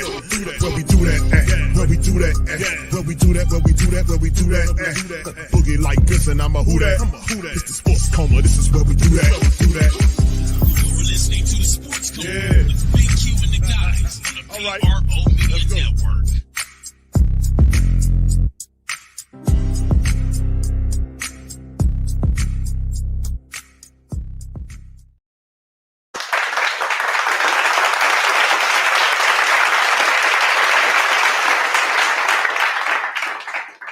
Black and Gold Nation, man, what's popping, man? Saints go up 30-0 at halftime. 1:18 remaining right now in the clock. Derek Carr threw a perfect pass. Carr is on fire right now. He put a perfect pass just for Juwan Johnson, placed it perfectly. Juwan put both feet down. Saints got the touchdown. They're doing the do. Just playing. Derek Carr, 12 of 16. Here's the kickoff from inside the 5, a reverse field to 2015. The Saints get him and Bring them down around the 31-yard line. They're on 31. A $112. Carolina with 2 timeouts remaining. Saints have 2 timeouts. It's amazing. 30-0 right now at halftime. Derek Carr, 12 of 16 for a $121. 3 touchdowns for Derek Carr right now. 3 of them. 3 touchdowns. 2 tight ends and 1 wide receiver in Rashid Shaheed. Carr's cutting up, man. A $121, 3 touchdowns. Elvin Kamara, 10 carries for 70 yards. The Saints got it going, man. They got it going. At half, here's Bryce Young, man, from inside. Oh, Chase Young, it's a free play, jumps offside. They fire the ball to Sanders. He gets about 6 yards on the pickup, and they'll just wave off the penalty there. So it's a offsides by, or encroachment, they call it, by Chase Young. So they'll decline it.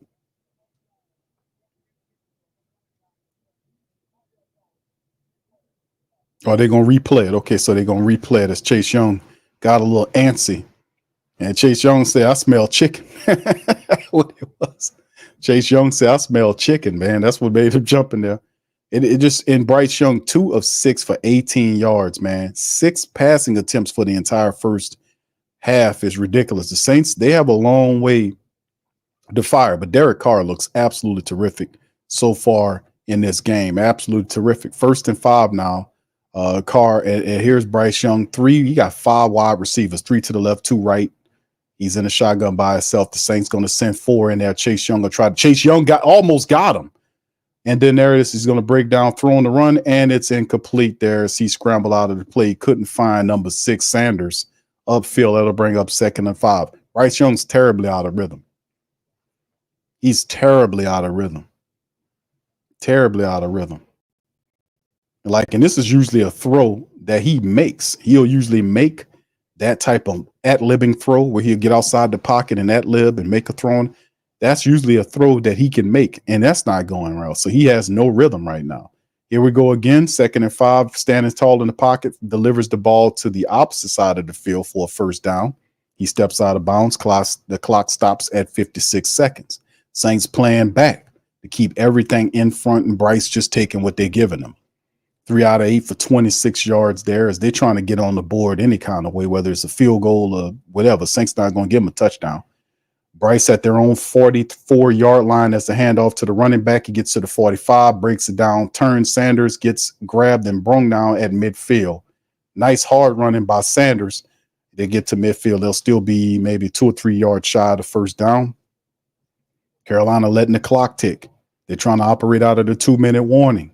Can Bryce Young get them into field goal range to at least not look messed up here? We'll see. 30 seconds. I don't know why they're letting the clock tick with 2 timeouts. All right, wide receivers to left and right. That's snap. Bryce looking left. Saints coming with the pressure, and there's a quick dart out pass to Xavier Legette. Is that Legette? Yes, it is. And he gets the 1st down. He's 2 or 3 yards beyond it. Chase Young looked like some holding had happened there. Looked like we had a little holding going on. Chase Young without his helmet there. And they don't want to replay it, man.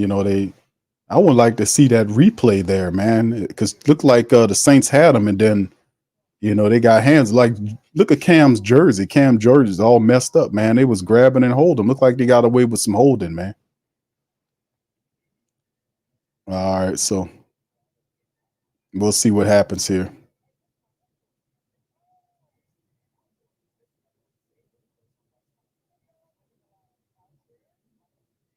We'll see what happens here, man. Saints keeping them out front of them. Let's see. DeMario Davis and the rest of the Saints trying to get it tuned up here.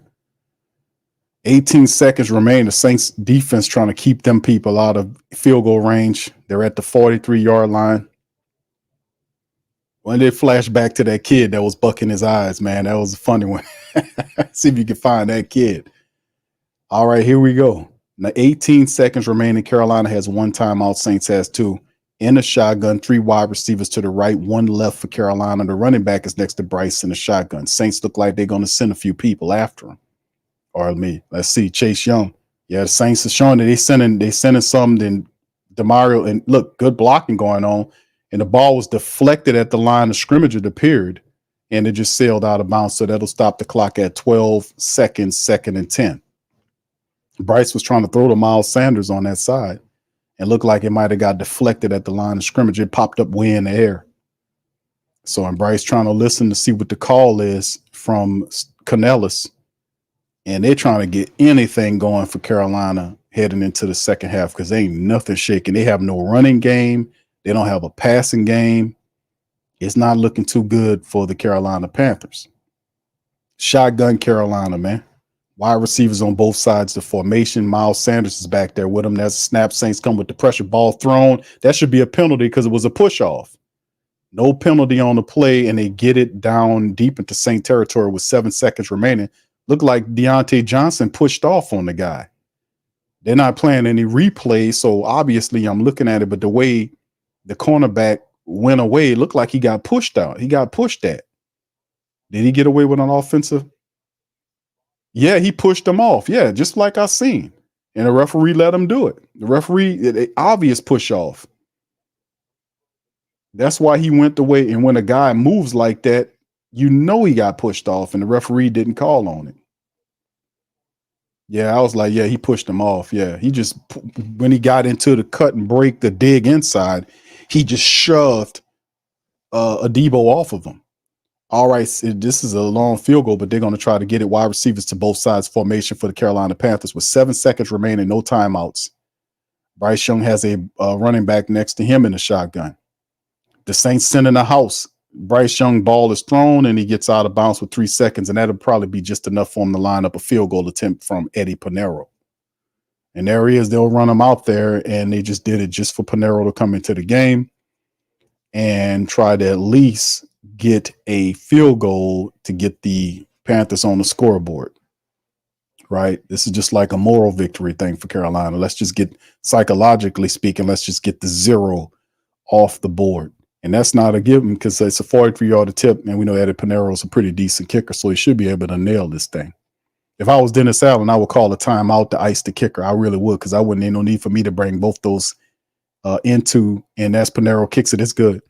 I would have called the timeout right there before Pinheiro will line it up, because it makes no sense for me to take these 2 timeouts into halftime, right? So let me ice the kicker. Maybe it would have an effect, maybe not. But I still would have gotten my, my timeouts back on the other side anyway, so why not burn one? That's just how I think. Anyway, let's get into it, man. The Saints right now kicking ass, and they ain't taking names right now. Carolina finally gets on the board in the very last minute. They're trailing by 27 points right now, which is pretty interesting, man. 27 points. They're getting it kicked. Let's get into some of the halftime stuff, fam. Let's kind of get into that right now. The numbers. Here's the numbers right now, family. 12 first down to 5. The Saints doing a wonderful job. 4 of these first downs are on passing, 7 on running plays. Saints can't be stopped. They're 4 and 7 on third down, while Carolina's 1 and 4. 34 plays versus 24 plays. Saints are kicking their tails. 229 yards total versus just 74. 6 total drives altogether. Saints averaging almost 7 yards per play. Carolina 3.1. Passing game 120 to 33 yards. Unbelievable. Of course, Bryce has the interception. They have interceptions, sacks. Saints got it all, man. The Saints running the ball very well. The Saints are running the ball very well. 109 yards at half, fam, off of 17 carries. The Saints are averaging 6.4 yards per run on 17 carries. They got a $109 and averaging 6.4 yards per run. They got it going. Red zone. Every time the Saints get in the red zone, they get points. 2 for 2. The penalties are down as well. If you can look at it like that, 4 penalties for 30 yards versus Carolina's 3 for 34. Carolina's facing 2 turnovers. It just doesn't look good. Saints rocking the time of possession too, 19 to 30 versus 10-30. A full 9-minute difference. Fam, this is ridiculous. They got a 9-minute difference in time of possession with the Saints. That is unbelievable. But still in all, Carolina is not looking too good. And of course, there's the individual numbers. Derek Carr is having a hell of a game. 12 of 16 for 121, 7.6 yards per throw average, 3 touchdowns for him. He was sacked 1 time. That's the only thing you can say negative about Derek Carr is that. 135.7. He's doing a fantastic job running the Saints offense there. And you want to know why? In part because the Saints are moving the ball on the ground and the pressure is off Derek Carr. That's why it looks so much different when you don't have to rely on just one aspect of your offense. When you're utilizing both of them, everything flows, and that is what you're seeing. You're seeing the offense average 6.4 yards per run. Alvin Kamar is averaging 7 yards a carry, fam. 10 carries for 70 yards. 70 yards. He's averaging 7 yards a carry, and he's not the only one. Taysom Hill, 4 carries for 28 yards. He's averaging 7 yards a carry. Jamal Williams is averaging almost 4 yards a carry on 3 runs. You see what I'm saying? It's not just them individually, even though they're terrific. It's the fact that the Saints family, the Saints offensive line is opening up running lanes for their running team. Because it's not just one person getting it. You got 2 people averaging 7 yards a run, and Jamal Williams averaging almost 4 yards a carry. The Saints line are opening up running lanes against this Carolina defense. And as long as you have that takes the pressure off Derek Carr. Carr can play free. He can be the gunner. As you see them throw the ball down the field, taking shots downfield. The throw that he made to Foster Moreau in the middle of the end zone when he basically directed Foster Moreau before he gunned it into him. And then he put it just high enough fast enough where the defender couldn't affect it. If you don't like that, how about the throw he made in the end zone to Juwan Johnson? He placed the ball perfectly to where Juwan Johnson had it against the sideline and was able to put 2 feet down for a touchdown. He got it. When your running attack is flowing, you don't have the pressure on the quarterback to make every throw. They can play free. Everything is free. It's a free flow. Everything is flowing effortlessly and beautifully. Loving this, man. We just got to keep running the football in the second half, and that will help dominate and control the clock as well and shorten the Carolina Panthers playbook. They got to throw out a lot of plays, and they got to go into it fast because they got to try to catch up. So you're going to have opportunities for even more turnovers because Bryce Young is not reading the defense. Like I was saying about my son, like when you get up there to the line of scrimmage, you just do all this looking. And you are, yeah, what you doing? I'm doing what they doing. No.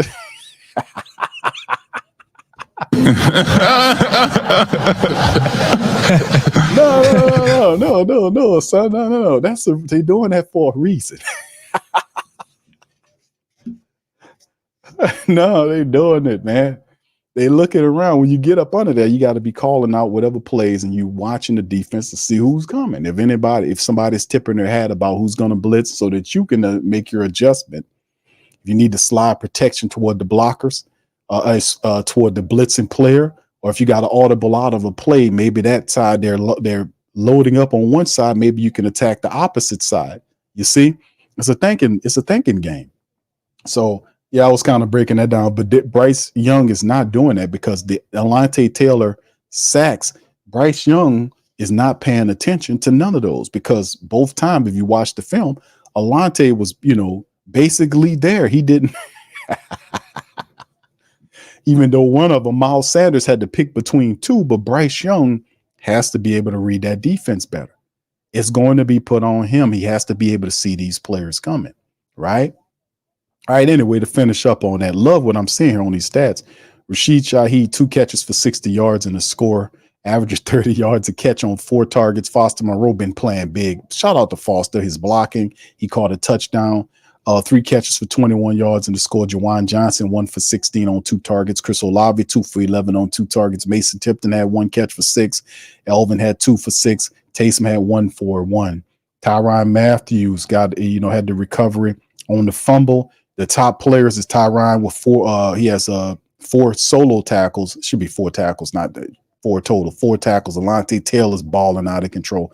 4 tackles and 2 sacks for Alontae Taylor. Anthony Orji is in there doing this thing. 3 tackles. Anthony Orji is making tackles on the special teams.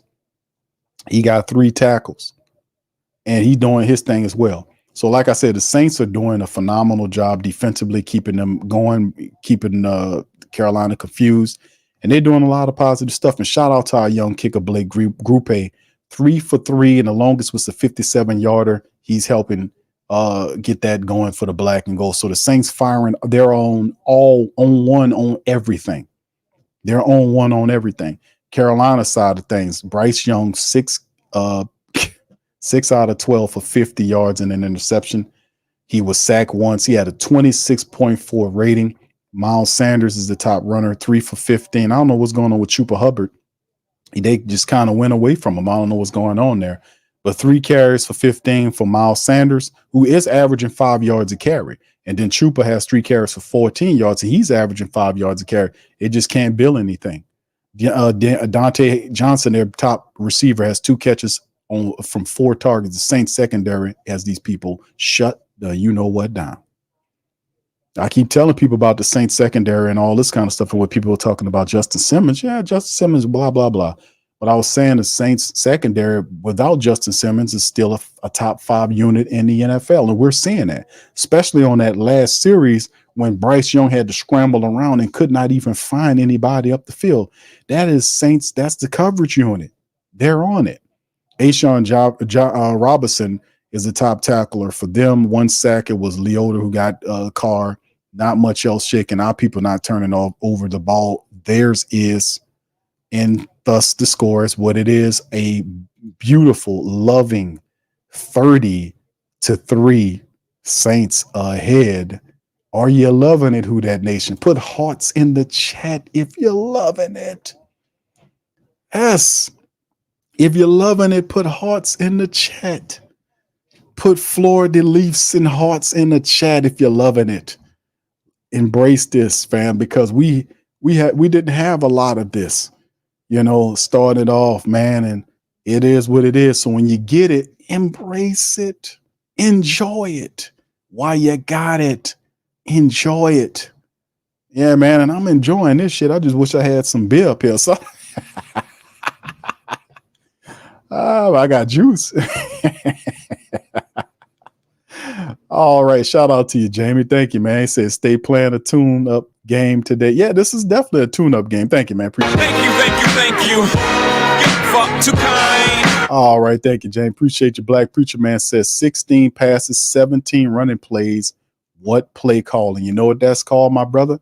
That's called balance. Thank you. Get fucked too kind. Love it, man. Loving it. Thank you, Brother Omar. Appreciate that, Black Preacher Man. Brother Omar says, Raider fan, been telling you my team has been a dumpster fire since forever. And I was pissed at some of our fans saying he was the problem. It takes a team and organization to win, which we never had. Thank you, Omar. Appreciate you, man, for the super chat. Thank you. Get fucked too kind. I think fortunes are going to be honest with you, man, I think fortunes are going to turn around for the Raiders, because who you got there, the guy you got there, man, listen, man. Dude, Antonio Pierce is the truth. It just, the Raiders, listen, y'all time is coming. Y'all time is coming. Like this upcoming year, all y'all need to get y'all is a young quarterback that can take possession of that team and take them into the future. Now, I don't know if that's Shedeur Stevens. I mean, Shedeur Sanders. I'm sorry, Shedeur Sanders. But they do have several really interesting quarterback prospects that'll be coming out this year. I don't know where Sanders will be ranked at versus where your record would be. But that's what the Raiders are missing. They're missing a young, good, exciting quarterback to take the team into the future because they got a lot of good talent there. They spent all that money on Gardner Minshew. I was really flustered about that. And then you got the other kid from Purdue, who's not a bad quarterback. He's a decent young quarterback, but he's not franchise material. He's not a guy say, that's my franchise quarterback right there. That's, see what I'm saying?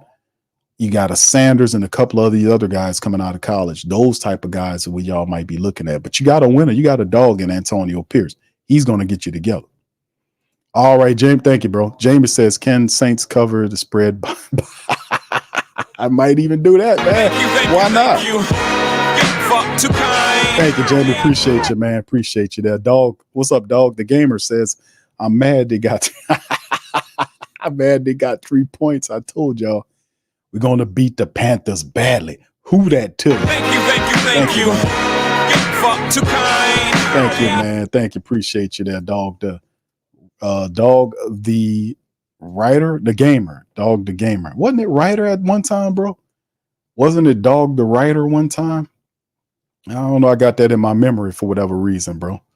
You know, my memory is, I would say I have a pretty decent memory. All right, Deuce says Q dropping Saintology today. And you know what, man? This is the interesting point about what's going on with the black and gold, right? And this is what we're saying, if the Saints can run the ball against their adversaries, get into the play action bag, this is what it looks like. And we've been saying it. This is the type of stuff they were doing similar to later on in the year when the pressure was off, right? And that's a part of running the ball and taking it off of the quarterback. And he gets into his play action bag. He gains a rhythm. And let us not forget, the Saints are running the ball so well on this team right now. It's ridiculous. It's 6.4 yards per carry. 2 of our running backs have 7 yards. 1 of our running backs almost has 5 yards a carry. So that's a game thing. That's the Saints line opening up. Now here go Blake Grupe kicking off as the Saints from right to left to Carolina. They're going to return it from their 1, 5, 10, 15, 20, and he gets down to the 24-yard line before they wrap him up. Maybe at the 25, where everybody gets a hold to him right there and bring him down. And they talking to Jen Hale. Shout out to Jen, man. She's wrapping it up with Dennis Allen here. I can't hear what he's saying. He said he was running the football and we could control the clock. That's something that they wanted to do.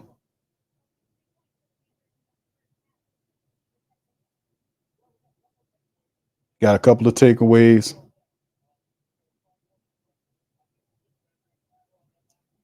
And some other stuff. I don't know. It don't matter. All right, here we go. Picking up from the 26-yard line. Man in motion is stealing from right to left. The handoff to the running back. Saints get him. It's penetration. Who is it but Big Nate Shepherd? Big Nate Shepherd with guys on him. He was able to still get penetration and wrap up the running back for a loss of 1. Looked like 2 yards on the play by Big Nate Shepherd. Had 2 guys, 2 offensive linemen on him, and he still was able to get through and get a tackle for a loss.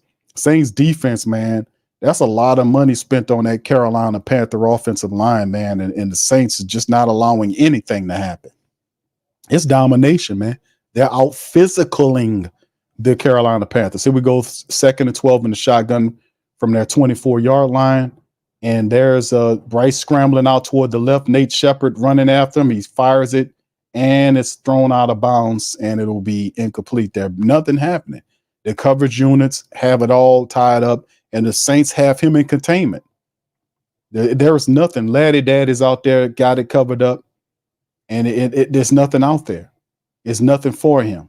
You got Cam firing off there. They mixing in. Thielen's there. They got them all covered. They covered like a bed. They got them all covered. 3rd and 12 for the Carolina Panthers, man. 3rd and 12. They had him Laddie Daddy. Yeah, he had him in the igloo. He was frozen. Shotgun for Carolina from their own 24-yard line, 2 to the left and right. And that should be a delay of game. That's a delay of game. They're not going to call it. That should have been a delay. Yep. And that should be a delay unless they call the timeout. Nope. Flag is the delay of game. That's right. That's also on Bryce Young. Bryce Young's head is not in this game, man.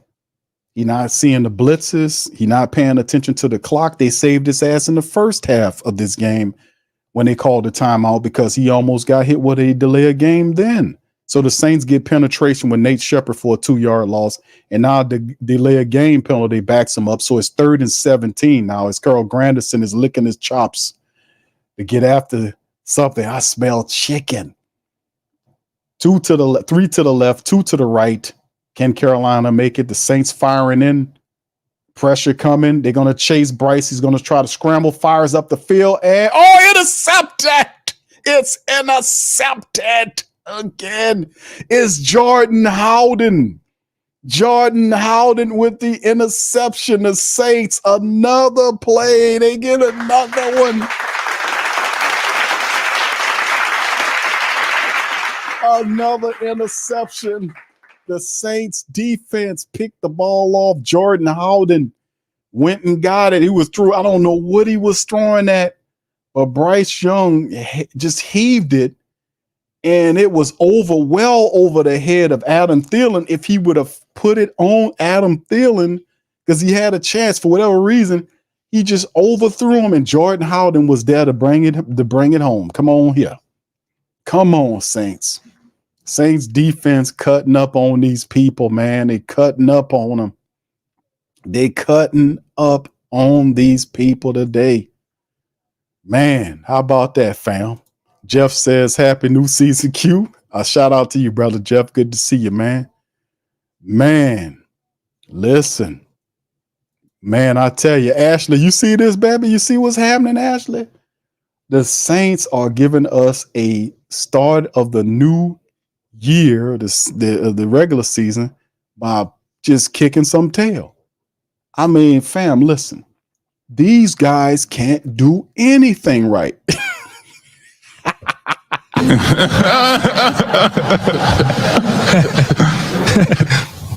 Oh man, these people can't do anything right. You know.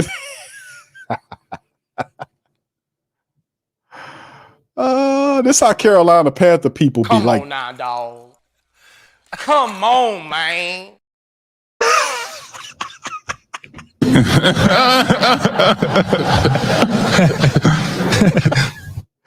Oh man, what's wrong with them, man? We can't do anything right. On some Shaggy type shit. What's going on? What? Gee golly, Scoob. Let's get out of here. Yeah, that's what's going on here. We can't do anything right. All right, say D is too good for all this greasy talk the media had for us. Hey, listen, good opening the season, a tone setting game. Let this energy that they did, even though it's just Carolina, we know it's even though it's Carolina, but let's get these reps in here. Let's get this stuff together. Let's create the right mentality. Even though it's Carolina, it still counts as a win. Man, I told family members, listen, if we right and we running the ball and we play acting like we're supposed to, we can compete with anybody. But the Saints are not allowing them to do anything. And listen, the reality is Carolina, Bryce Young is not prepared. He's a good young quarterback, but he's making rookie moves out. He's not reading the defense. All this kind of, it's just crazy. Here we go back to the Saints. Carr scrambling off to the left side, looking down. Carr's going to keep it. And what? Oh, Carr led his shoulder into it. Come on, Carr. Don't do him like that. Is it a fumble? They saying he fumbled the ball. I think, no, Carr, instead of sliding, come on, Derek, you can't do that. And there's a flag is down on the play. Derek, he looks like he's all right, but come on, Carr, you can't do that, brother. You know, he had that toe up shoulder from Derek Carr. I got to give him brownie points on that because he lowered his shoulder on the play. Go ahead, Carr. And he's already down. That's not no fumble, man. He was down on the ground already. Hell, he turned over and he was already down. The man touched him when he tackled him, and he's down right there. That's over with. Ball down by contact.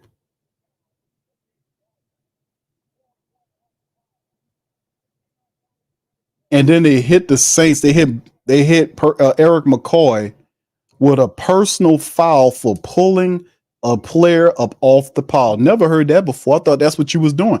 You got a guy on, that's down there, you trying to protect your quarterback and you rip the guy up. Oh, that's a flag. That was crazy. Y'all ever heard that before? Y'all let me know. Have y'all ever heard that before? That you get a personal foul, a 15-yard penalty for pulling the guy off the pile? Y'all ever heard that before? Thank you, Jamie. Says Saints defense too good for all degrees. Thank you, bro. Appreciate you for that. Thank you. You fuck too kind. I got to give Carr some cool points on that one, man. He ain't slide, man. He showed some power on that one. 2nd and 17. That's the check down. AK-41. Carolina says, no. He was tackled by 3 people, and they had a 4th guy in the vicinity.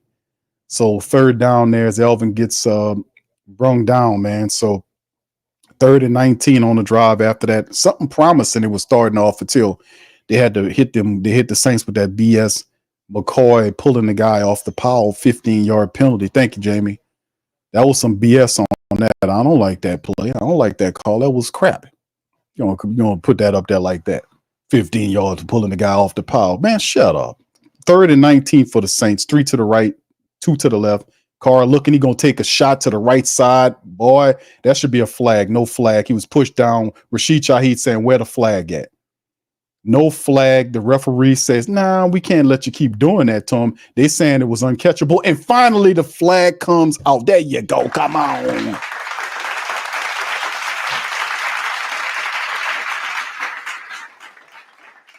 Yeah, he just knocks him down. How would you known if he was going to get anything? He knocks him down. Yeah, Michael Jackson wasn't even looking. That's not a smooth criminal. That's the, that ain't the Michael Jackson we love. That was wrong on that one. Yeah, he was off the wall on that one. You messed up for that one. All right, 1st and 10. Now for the Saints after the penalty right there, and the referees got it right because he wasn't defending. He just knocked Rashid Shaheed down. So we get it back. Ball at the 35-yard line for the black and gold. Carr under center. Looked like a running play. They got Prentice in there, the fullback. 2 to the left, 1 to the right for the Saints. Carr turns around, hands the ball to the right. Alvin Kamara turns inside and gains about 4 yards on the pickup for AK-41. Alvin Kamara doing the do, man. He doing the do. It's like Carolina got this thing like, we can't do anything right. Oh, my goodness. They can't do anything right. Carolina, even when they make a play, they screw it up. They even when they do a play, they screw it up. Carolina, their defense like, we can't do nothing right. Hand off to Taysom off to the left side. Taysom breaks the tackle and then bullies his way to a first down. Love Taysom Hill, man. The Saints are running the ball left and right. They're hitting them with Elvin. They're hitting them with Taysom. And then they bring in Jamal Williams. And Carolina can't do nothing about it. And the crazy part about it is they hitting them up the middle. They going on angles out to the left and just outrunning them to the sideline. And then you got guys like Taysom Hill is outrunning the DBs. He's outrunning defensive backs. You can't, you think you're going to tackle Taysom with a hand, you're a fool. All right, 11-28, Saints at the 25 at the Panthers 25-yard line. They look like a run. No, it's a play action. He throws it to Rashid Shaheed, got blockers ahead, and Rashid to the 15 down to the 11-yard line. Trevor Penning was blocking on that side. He slipped down, but reached back and still blocked with his arm to help out with the play. So a positive play. But watch Trevor Penning is putting on. Trevor slipped down and still got a block. Watch he slip down right here, defending and still block the guy. Shout out to Penning, man. How about Penning? Give Penning some credit on that one. That was effort. Come on. That was effort. That was goddamn effort on the play. All right, here we go. Shotgun. Saints man in motion is Chris Olave from left to right. Handed to Kamara up the middle, runs to his own players. He's still on his feet. Elvin, and it's a touchdown. Oh, a flag is down. I think this one might be coming back. We'll see what's going on. What's the flag about? This one probably coming back. It's against number 75, holding. Oh, that's coming back. So yeah, it was a good play. That's Tali Fuaga. Our first round draft pick gets hit with the holding situation, and Tali grabbed him. Tali not only grabbed him, but Tali grabbed him by the scruff of his jersey. And yeah, and it yanked the referee, seen it right away and threw the flag right away. Because it was very noticeable. So 1st and 20 now, it negates a touchdown by Alvin Kamara. The shot clock, it's going down, Carr. There's a snap. Quick throw to Alvin to the right side. Sprains his to the 10, to the 5, and he's wrestled down. And is that a flag? Did he grab around his helmet? Isn't that a flag? Because Kamara's doing, making gesturing towards his thing. Did he grab around his? Looked like that was, you can't do that. Did he grab like the scruff of the back of his jersey and his helmet? Well, he grabbed him down by the back of his helmet on the play. And I guess that's not, I thought he got some of the scruff of the jersey. But 2nd and 2 now for the Saints. And that last play, they got down to 2 seconds and Carr was able to pick it up. Now we got 6. We're getting down there. We got to run the play. 3, 2, we're getting too low on these plays. Come on, Carr. Snap the ball. And that's going to be a flag. Oh, my goodness, man. Come on. That's fault. That's a play, delay a game against the Saints, Carr. And that's what I said the previous play. Come on, bro. You got to get it. And he told Clint Kubiak, it's like, yeah, I know. You got, come on, because the last play, it ticked down to 2 seconds. You're getting too low. That ball got to be snapped when we get down to that 5 seconds. We can't be doing all that. Now it goes from a 2nd and 2 to a 2nd and 7 now with the pickup. Thank you, Tenacious, for your super chat. Roundtable with the Carolina guys will be lit. Thank you, bro. Hold on just a second. All right, Carr sends man in motion. Carolina coming with it. Alvin Kamar dancing around, and he was able to get right back almost where he was, about 2 yards shy of the first down. It'll bring up 3rd and 2 for Alvin Kamara. Saints need 2 more yards to get a whole nother set of downs, so it'll be 1st and goal for the black and gold. And while this is happening, the Saints is eating the hell out of the clock. Here they go, quick play. Saints hand the ball off to Alvin Kamara, and he gets down to the 1, and it's a 1st down, 1st and goal for the black and gold. As the big defensive lineman pushed Trevor Penning. Penning kept his hand up. He didn't like Penning mauling him out like that. Referee said, hey, man, chill out. Penning said, okay. All right, 8:48 on the clock. Right now, it's 8 plays, 56 yards. It's 4:23, 8:41 on the clock. Saints 1st and goal. Adam Prentice, the fullback inside. The Saints have a goal line set. Could Elvin get in there? There's that. No, it hands off. Nice play by Derek Carr. What a little trickeration there. Is it enough for the 1st down? That's nice. What a nice little spin on that. Did y'all see that? It was pretty clever. He went like he was going left and spun around back to Kamar on the right side. That tricked the hell out of the defense. Touchdown, black and gold. Boogie like Vincent, I'm a who that. Long as I'm living, I'm a who that. Lose or winning, I'm a who that. Sports Coma, yeah, this is where we do that. Where we do that, where we do that, where we do that, where we do that, where we do that. Boogie like Vincent, I'm a who that. Sports Coma, this is where we do that. Where we do that. Welcome. Somebody please better help. Running this thing like Elf. Thank God every day I'm not a felt. Go to YouTube Live with Big Q and the guys. If you ain't ride or die, the bandwagon get flipped. Been marching in, that was way for the ring. I was yelling out your shame for the championship. Bucking on town, duck down. Falcons pluck, get shut down. Panthers ain't much touchdown. The vision really belong to us now. So much hate on the Saints, you could probably tell. Ever since Bounty Gate hit the NFL, when things seem fishy and you probably smell the crooked referees on Roger Goodell. Yeah, money like this and I'm a who that. Every day I'm living, I'm a who that. Lose or winning, I'm a who that. It's the Sports Coma, this is where we do that. Where we do that, where we do that, where we do that, where we do that, where we do that. Boogie like this and I'm a who that. It's the Sports Coma, this is where we do that. You're listening to the Sports Coma with Big Q and the guys on the PRO Media Network.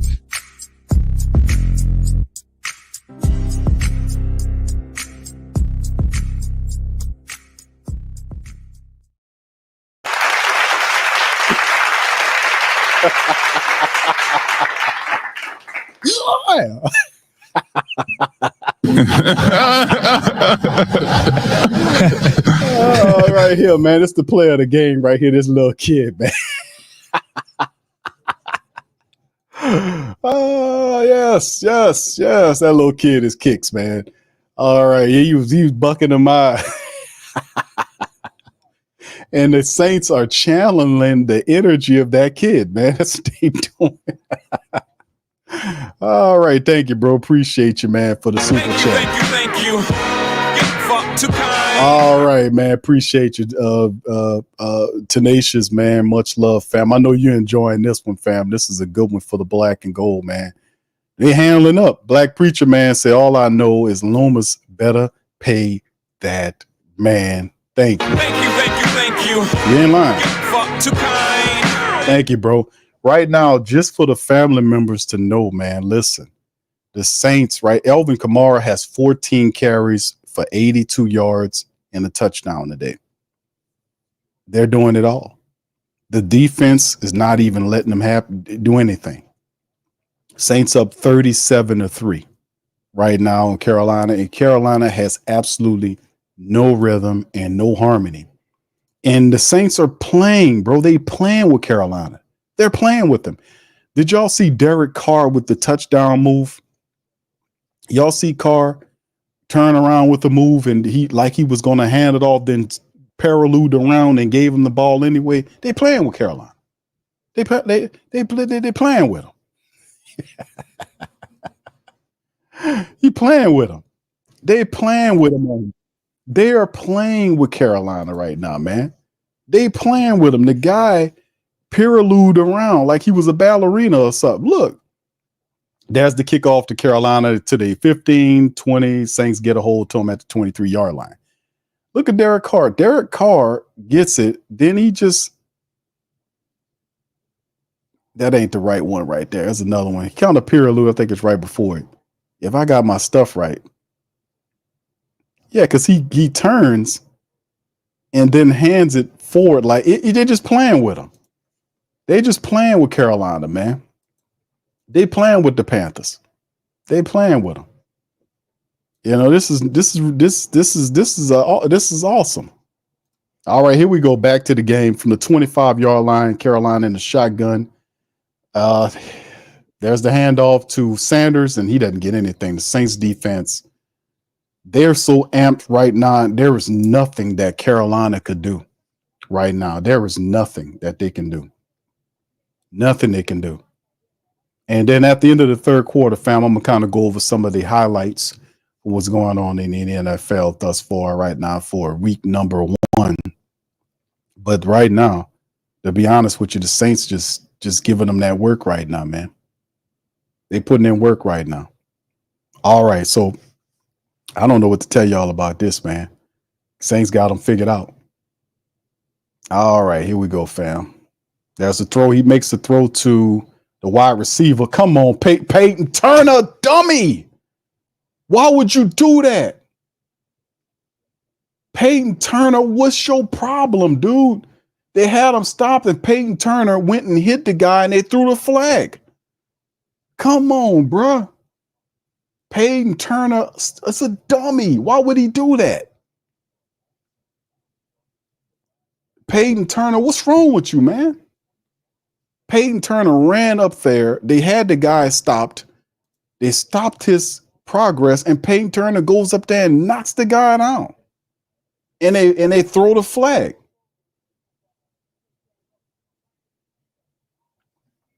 Dummy. Give him an automatic first. What's wrong with you, bruh? Dude, what's the problem? Man. Dog, come on. Talk to him. Come on now, dog. Come on, man. Come on, bro. Come on. That was stupid. Peyton Turner tripped up Rashid Shaheed on that return, a potential return for a touchdown. And he goes and knocks the guy, gets the personal. Come on, Peyton. All right, shotgun for the Carolina Panthers now. After that, that puts them at their own 44-yard line, gives them a new set of downs. 3 to the right, 1 left. There's a snap. Saints come with the pressure. And Bryce throws the ball off to the right side. It's a catch. They're saying he's out on it, but looked like Leggett might have gotten a foot in, and he did. That's probably the best throwing catch of the game for Bryce Young. As the clock at 7:03 found Xavier Leggett, the future at the wide receiver position, as he was able to get out there and Laddie Daddy was there, but yeah, it looked like he was able to do his thing. So it's off the stupid penalty by Peyton Turner.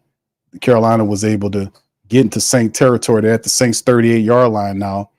They have 3 wide to left, 3 to the left, and 2 to the right. Bryce in a shotgun by himself. Saints coming with the pressure. Bryce, look at that to chase him out. Oh man. And he's going to throw back into the field. He got a weapon. Number 15's there, and he gets all the way down to the 4-yard line. And is it a fumble? The referee says he's down by contact. The ball is on the ground. It was down already. Mingo got upended, and Bryce Young's trying to slip in a touchdown right quick. I don't know if the Saints will be able to. Is this a fumble? They're trying to look at it right here because Jordan Howden chopped him, and boy, he skipped on the ball. The ball comes out. The ball comes out. That's a fumble because he chops him. The ball comes out. That's a fumble. They better challenge that. And they do. Dennis Allen is on the stop. He gets it. And the Saints are going to challenge that ball. Dennis Allen is challenging. And that's what we're talking about here. There you go. Dennis Allen is on there. He's trying to clean it up. Call me Santa friend, but I'm the cleanup man.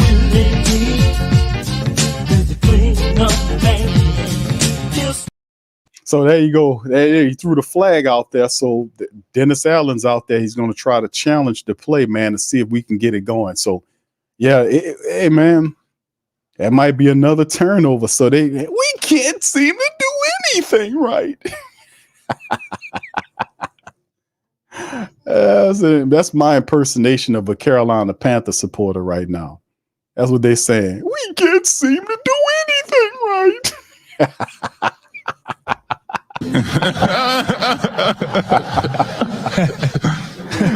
Oh my goodness, man. Oh my Lord. Yes, indeed. All right, big ups to y'all, man. I appreciate y'all here. We in here, man. Enjoy this, fam. Some Sundays we might not be able to have this much fun. Right? So when you get a blowout like this, you enjoy it. Don't you dare sit there screw-faced it. Don't sit there screw-faced it. Don't you dare sit your ass up there screw-faced it. You better smile and laugh and drink and be happy. Be merry. Be happy. The Saints are smacking these people down. They doing some good stuff here. They're forcing turnovers. Man, we all right. We doing the do. And I ain't mad at them for that, man. They doing it. Yeah, that's a fumble. Dana said that's a fumble. Oh, yeah. That guy that was on top of his helmet. When that happened, that's a weird motion. Mingo landed a certain kind of way because it was the way he landed. I knew that ball was going to come out of there because usually, that's a very weird way. All right, Shazam says Laddie pulled something. Yeah. We might see Kool-Aid McKinstry. Hopefully it ain't nothing too terrible. All right. Yeah. What's up, Boomin? Shout out to you, man. How you doing, brother? Good to see you. L-Dub says, hey, Q, kid done went viral. Yeah, I know. I seen him there. Yeah, I know. I put that kid up there. Yeah, kid went viral. That was a dedicated, passionate young who that was involved in the game. He was very dialed in. He was there. He was. Yeah. That kid, well, I put him up there. I was like, man, this kid is awesome, man. This kid is who the Saints are channeling right now. And let's see what it is. Is it the call? Is it a fumble, family? Is it a fumble? That's a fumble, man. That's a damn fumble. But he touching the ball while his foot out of bounds, so that might have been what killed it. Yeah, he touching the ball while his foot out of bounds, so there you go.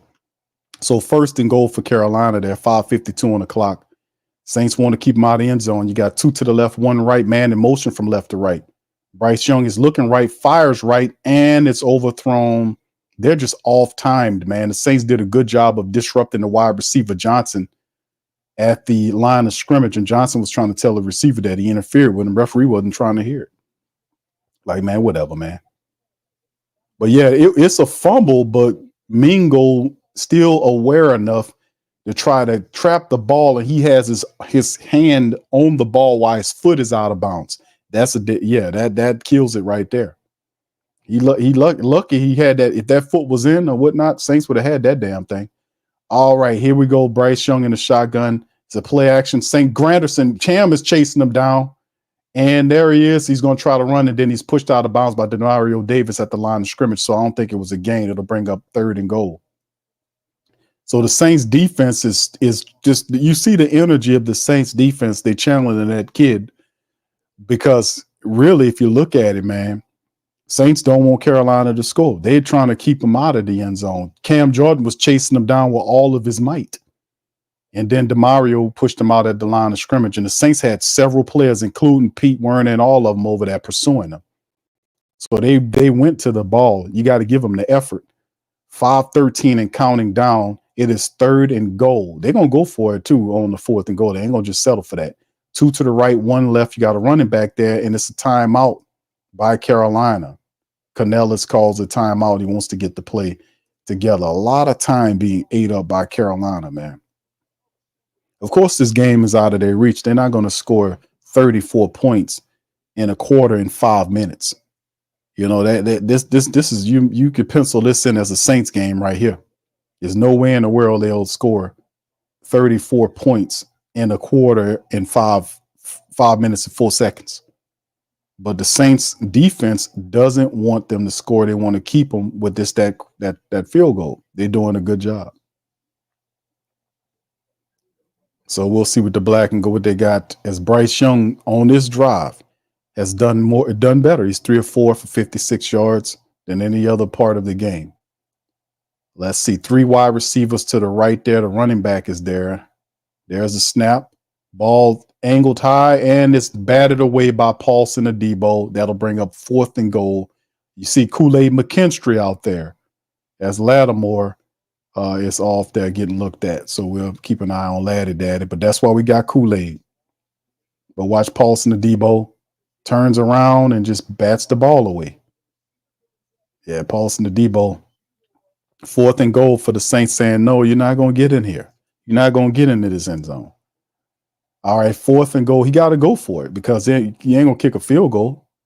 All right, here goes. The Saints said they got 3 wide receivers to the right and 2 to the left. Bryce in a shotgun. There's the snap.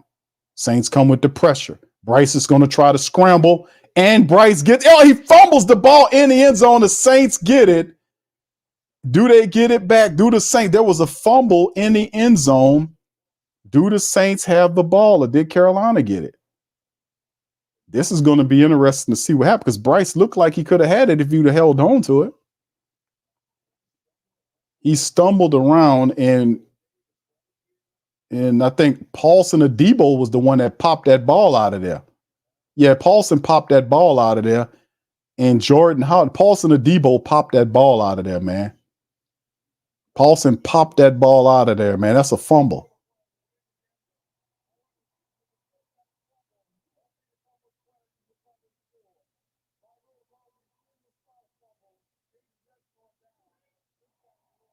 First down, Saints. He fumbled the ball in the end zone. Referee had a long spill, but that's Paulson Adebo right there, man. Paulson Adebo smartly and accurately punked that ball out of there, and the Saints got another turnover on the Carolina Panthers. My goodness. Another turnover. Bryce Young is having a terrible game, man. That's on Bryce Young again. Bryce, man, you got to get it together, brother. And I expect that young man to rebound, man, and have a better performance because this is probably one of the worst games I've seen from Carolina. That's on him again. And you had it. You scrambled, hold on to the ball, secure the ball. You got it.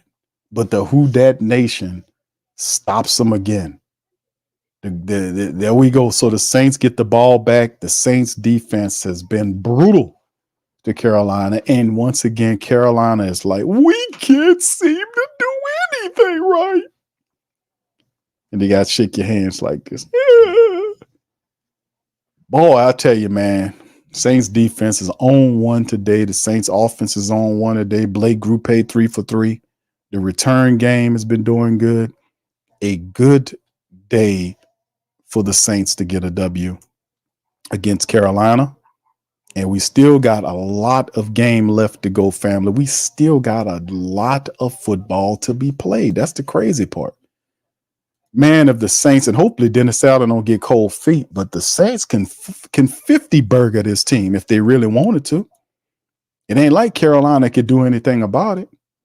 The only problem is if he 50 burger the people, Dennis Allen might be apologizing to him and rubbing his stomach.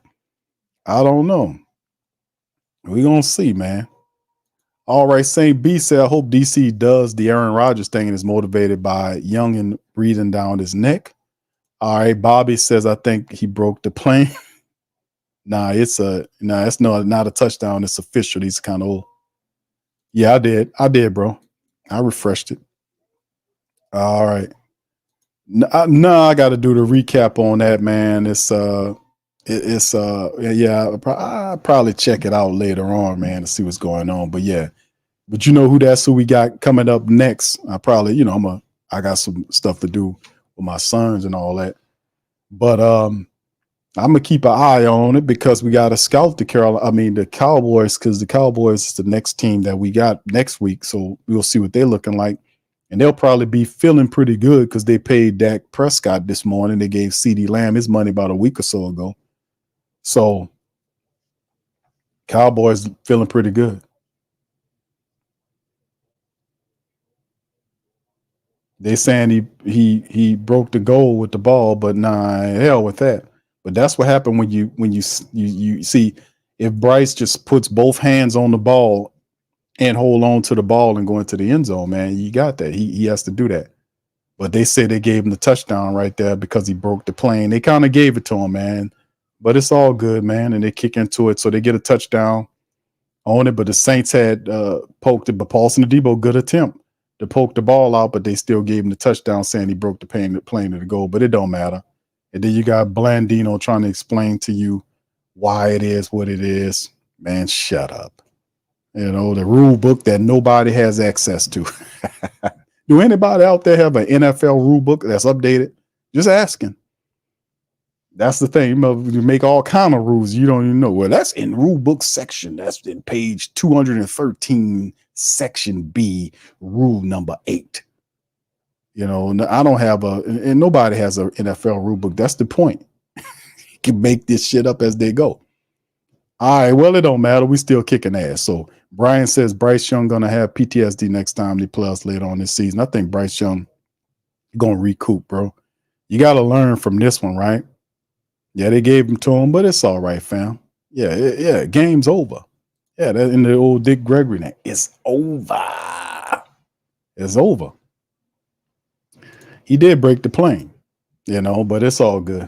All right, so anyway, Kiwi said that DA might start rubbing the Panther stomach and apologize. Yeah, I want him to 50 burger him. We already got him 37, but are you going to dial off of it? It's still 5 minutes left to go in the third quarter. We got a full fourth quarter left to go. We can 50 burger this team if we wanted to, but then we got to worry about Dennis Allen and his feelings, caring about what they think. As the kickoff, Jamal Williams will return from the 20 to the 30 down to the 36-yard line as Jamal Williams on the kick return for the Saints as they set up there. So we'll see what's going on. Tom Brady get a chance to be a commentator, I guess, on the Cowboys-Browns matchup. Like I said, they just paid Dak Prescott and made him, I think, the highest paid player in NFL history. So I don't know, man. All right, here we go. Saints picking up at their own 36-yard line. Carr under center. Man in motion is Rashid Shaheed from left to right. That's the handoff to Jamal Williams. And about a gain of 3 by Jamal Williams. The Saints trying to run the clock out. They're going to start getting real run heavy and just work on securing the clock. It's a lot of time left in this game, man. A lot of time left in this game, man. A lot of time. 2nd and 8 right now. They say it was a gain of 2, not 3. Looked like 3 to me. Carr in the center, man in motion. It's Prentice, and he operate out of the power eye. That's a handoff. Nope, play action. Carr looking. Fires it back to Jamal Williams. He picks up the first down and powers his way down to the Carolina Panthers 48-yard line. So Carr still whipping it. 15 and 19. And you see just great play. And they see in Jacksonville right now trailing. They're up 17-14 on Miami after Tyreek Hill had a long touchdown throw. That dude's dangerous on the play. 3:45 and counting down the Saints, just trying to eat up clock. They could 50 burger this team if they wanted to, man. All right, here we go. He sends man in the motion is Foster Moreau for right to left, and there's Jamal Williams breaks through tackles, twists, and turns his way down to a 7-yard pickup for Jamal Williams. And like I said, the Saints are a team that can run the football, and all of the runners are getting work. This is a team, they getting work. So it looks good first game against a very inferior foe. No disrespect to my Carolina people, but Carolina, this is really an inferior foe. Next week we'll see a definitely different opponent. Man in motion, Rashid Shaheed to hand off to Alvin Kamar to the opposite side of where the motion is coming from, and Carolina picked up on it. Shaq Thompson on the stop. It's a gain of 2. Saints didn't really move the pile like we was talking about on that one. Nothing really happened that play. A lot of penetration happened, and Shaq Thomas was able to sniff it out. 3rd and 3 for the black and gold. Now, this is a part of it when you kind of mash on them and keep it good. You don't take your foot off the pedal. And Alvin Kamar showing love to the family members in the crowd, throwing out kisses. All right, 3rd and 3.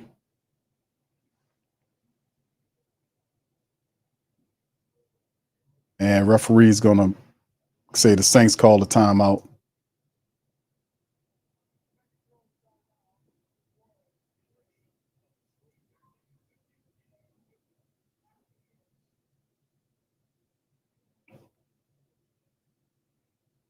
Man, I tell you what, man. A lot of time is on this clock. 2:20 remaining. Yeah. Well, but my dog's Dallas. Yeah, but it's a big difference between what you're going to see from Dallas and Carolina, man. This team was not prepared to play today. I mean, let's just be honest. I know the Saints are playing really well, but a lot of this is Carolina too. Carolina was not prepared to play this game. The quarterback was out here. I mean, man, you're going to see an obvious, to a degree, you're going to see a level of better play. As the handoff right there to Jamal Williams, tripped up, and he gets the first down to the Carolina Panthers 38 or 39-yard line. Jamal Williams hit him right up the middle. Chris Olave look a little gimpy. He's walking off. He's grabbing his left wrist. Something going on with Chris Olave's left wrist. He's flexing it. His hand. Hope he's all right. Something going on there. All right, $1:51 and counting down. The Saints are just eating clock. Carr under center. Looks like another run situation for the Saints. They're at Carolina's 38-yard line. Man in motion is Prentice from right to left. And there's the penetration that occurs again by Carolina because the Saints ain't blocking correctly. Leota was able to get in the backfield and cause a loss play, and that'll set the Saints 2nd and 13. They kind of look like they're taking their foot off the pedal here now. We don't need to take no foot off no pedal, Dennis Allen. Keep mashing on the damn pedal. All right, 2nd and 13. Yeah, Carolina wasn't prepared to play in this game, man. I don't care what they say. These people was not prepared this week. And it shows, especially offensively. Carr under center as a snap, pressure coming, quick balls out to, who's that? I can't see it. Juwan Johnson with the catch. And he's about 2 yards shy of the first down. His Carr was able to find him up in the center of the field. And he'll be 1 or 2 yards shy of the first down. Juwan Johnson got him a touchdown catch today. And they made a really good, solid one for him as Derek Brown comes back in. Vic Fangio, he kind of went to him there. All right, Carr under center. He waves his guy, Foster Moreau. So you got 1 left, 2 right. And it's going to be a running play, it appears. And nope, Carr keeps it and burrows ahead for the first down. Go ahead, Derek Carr. Calls his own number and gets the first down for the black and gold. He calls his own number and gets the first down for Derek Carr. Derek Carr showing some energy. And J.C. Horn popping at him, talking to him. And Carr pointing and say, hey, man, look at the scoreboard. There you go, Carr. Talk your stuff, man. Carr told Horn, man, look at the scoreboard, man. J.C. Horn popping off, talking crap. Look at it. Carr's talking to him right now. Carr, go your ass over there, man. Go talk to your people. J.C. Horn popping off, man. He telling them, hey, man, look at the scoreboard, man. Yeah, he flexing on him. All right, I see you, Carr. I see you, brother. All right. Earl says the Debo still had another amazing play. Hemisphere says, Q, DA might, yeah, that was an old one there. All right, we need to score right now. Dre says the game of inches. Ryan says it's only mid third quarter. Keep the pressure on him. And Carr needs to be smart and not timid. Now the Saints playing with some cocky energy right now. Really, Derek Carr especially lowered his shoulder for a first down run, which would just require him to slide on, but he kind of wanted to show his power. Then he called his own number right there, told the guy, listen, look at the scoreboard. Yeah, that's how you do it. But like I said, this is what we need to do. 2 more TDs to go. Yeah. Drew says the Saints got the Panthers looking like a welfare case. Dana says just run the clock down. All right. He says Dak Prescott. Yeah, that's they do. It's a higher level. It's a higher level than Bryce Young. Let me tell you, the Cowboys, a lot of people don't like the Cowboys, but listen, we also realize the Cowboys are a better team than Carolina. So your competition against that team, you got to be on game with them. I'm not taking none of these teams for granted, especially you going up there to Dallas to see them. So we can't afford to have a cocky attitude going to the people building, and we know they got bona fide talent up there. The people got some good people up there. I ain't going to lie. All right. Mont says we need him to get the first down, not take a bow on the sidelines. Trace says DA is feminine for making Jake the QB2 in New Orleans lifetime. Did he outplay? He said, did he outplay Rattler? He did outplay Rattler. Rattler outplayed him. But did I not tell y'all? Let's put one in the chat if I told y'all all this before it even happened, fam. I told you what the man was going to do. I told y'all about something called the protection matrix, and people are like, Q, how did he do it? Why? And I told y'all all this before this played out, before it even happened. I told y'all. Put one in the chat. Let them know. I told everybody all of this about where he's going to be. I told y'all that. Told you. I told you. Look at the ones. I told y'all all of this stuff, man. 19 carries for Kamar for $105. He has 1 touchdown. Kamar was over 100 yards rushing today and doing a wonderful job, man. Shout out to AK-41 putting in that wake for the black and gold, man. Putting in some work for the Saints and looking good. Like I said, the Saints running attack family, they've been phenomenal, man. They've been doing a wonderful job in there, man, period. And it's just so awesome, man, to see what they're doing. But like I said, Carolina they wasn't prepared to play. Obviously, Derek Carr is in a shotgun. Man in motion is Foster Moreau. There's the snap. It's a handoff. Nope, it's a keeper. And to Alvin Kamara toward the sideline, he picks up about 5 yards on the little keeper. That Carr, it looked like it was a handoff, but then Carr keeps it, then throws it to Alvin Kamara to the right side. So they've been getting these little extended plays here, getting Alvin Kamara and all these guys going with all of the different motioning that's going on. This is definitely confusing the hell out of Carolina's defense because they don't know where the ball is going. The Saints got a lot of stuff going on that defenders have to think about. And when that happens, man, they just taking advantage of Carolina. I don't know where the ball is. Man in motion is Foster Moreau. Is 3 to the left. And there's the handoff to the right side. Jamal Williams, he's chopped down for about a gain of 2 or 3 yards by a linebacker. Got a little penetration on Jamal Williams before he got going. 14-15 on the clock right there as the Saints trying to get to the touchdown. Another touchdown would definitely put this game out of the way. And I would probably, if I know Dennis Allen like I think I do, then after that this touchdown the Saints about to get, you're going to see Dennis Allen literally dial off the pedal. Watch. All right, shotgun Saints man in motion is Foster Moreau, 3 to the right, 1 to the left. It's a handoff to Jamal Williams, and he's tackled in the backfield by Shaq Thompson. Shot the gap and got there and blew up the play, and that'll bring up 4th down just like that. And Jamal Williams gets up. I don't like Jamal's energy, man. He might be dinged up or something on the play. I don't like it. He kind of got the last several runs on the play been getting tackled early, and Saints need to do something about that, man. 39-yard field goal attempt by Blake Grupe. He'll be 4 for 4. This kid's awesome, man. If he can get it, and he's gonna nail it again. So that's another one. 40-10. The Saints up on Carolina Blake Grupe kicks it through the kid. Is 4 for 4 today, and the Saints are up 40-10 on the Carolina Panthers, man.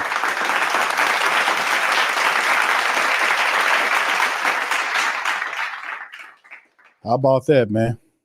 How about that? Jamie says Rattler not ready though. He not for real though. He's not for real. That's what you said, bro. Ernest says Kamara numbers ain't been this good in a while. All right. You're absolutely right. Aiden says you spot on. He was spot on. Yeah. All right. Mont says, you know what's crazy, Q? This looks like our old offense. LOL. In my opinion, bro, from a different standpoint, if I look at what I'm seeing today, it's a lot of stuff going on. Like it's a little movement here or there. Like it's I ain't gonna say it's our regular stuff, but it's motions, a lot of motioning going on. Our old offense had a lot of motion going on. But what's different with Clint Kubiak stuff is it's the little stuff before the play happens. Like for instance, you'll have like you see a motion happen where you see Chris Olave going in motion from left to right, and he's not getting the ball, but they don't know that, right? And the ball is snapped right before Chris Olave gets to where the quarterback is, right? So he goes into motion, the ball is snapped. This is just one that I've seen happen. And the ball is snapped before Chris Olave gets, or Rashid Shaheed rather, gets to where Carr is, and he snaps and he gets from away from the center. Rashid darts past, the quarterback. And at the same time, the moment he darts past the quarterback, you got Elvin Kamara crossing the opposite direction. So it freezes the defender because the guy's looking for where the ball is. You got a guy going to motion. And then the moment you got Kamara, the play snaps, Kamara goes in the opposite direction the moment he passes him. So it's like something's happening right there, but they just don't know what it is. That split second that happens, they freeze and they're waiting to see what's happening there. And at that point, they're thinking. And at that point, that's when the Saints get them. It's an instinct game. You got to rely on instincts, and the Saints are forcing Carolina to think a lot. Now, you see some of these plays they're starting to sniff out because the Saints have ran them 2 or 3 times already. That's how they catching up with Jamal Williams on some of these runs where Shaq Thompson is gaining penetration to get in there. He's seeing what's happening. He's shooting the gap to get there to get the tackle for a loss play. So, yeah, it's right before the snap. Little tricky stuff the Saints are doing to kind of throw off Carolina. Now, will that work on a tougher defense? That's the whole point. All right, there's the kick return right there. And the returner for Carolina gets all the way from inside their 10 all the way down to the 33-yard line. So, man, let me tell you, the Saints they're doing the do. And so, like I said, it's a lot of motioning and this stuff before the snap or right after the snap that forces the defense to think about what's going on. And in that time frame and that delay, while they trying to figure out where the ball is, the Saints already got the ball. They're already 6 or 7 yards up the field. And then you see noticeably, okay, there he is. He got it, but he's already over there. 5-yard pickup, 6-yard pickup, 7-yard pickup. The Saints been hitting them with that all game long. All right, here go Carolina from their own 32-yard line in the shotgun. Bryce, Saints send 4. Bryce throws it up the center of the field, and it was almost if Jordan Howden would have been paying attention to that ball, that'd have been another interception for him. But Pete Werner and several other Saints was in the vicinity. Bryce Young has no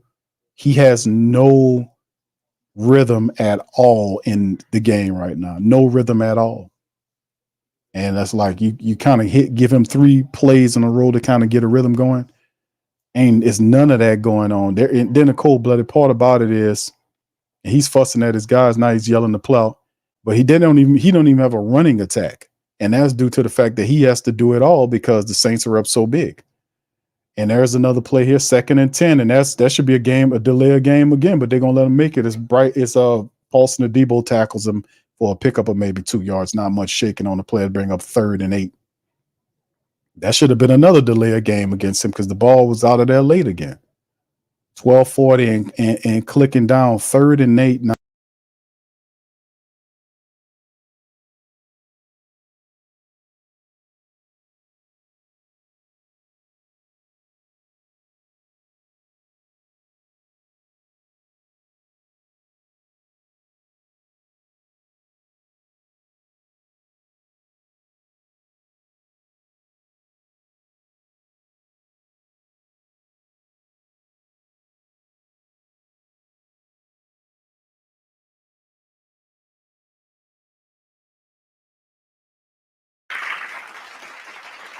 It's Alontae Taylor again.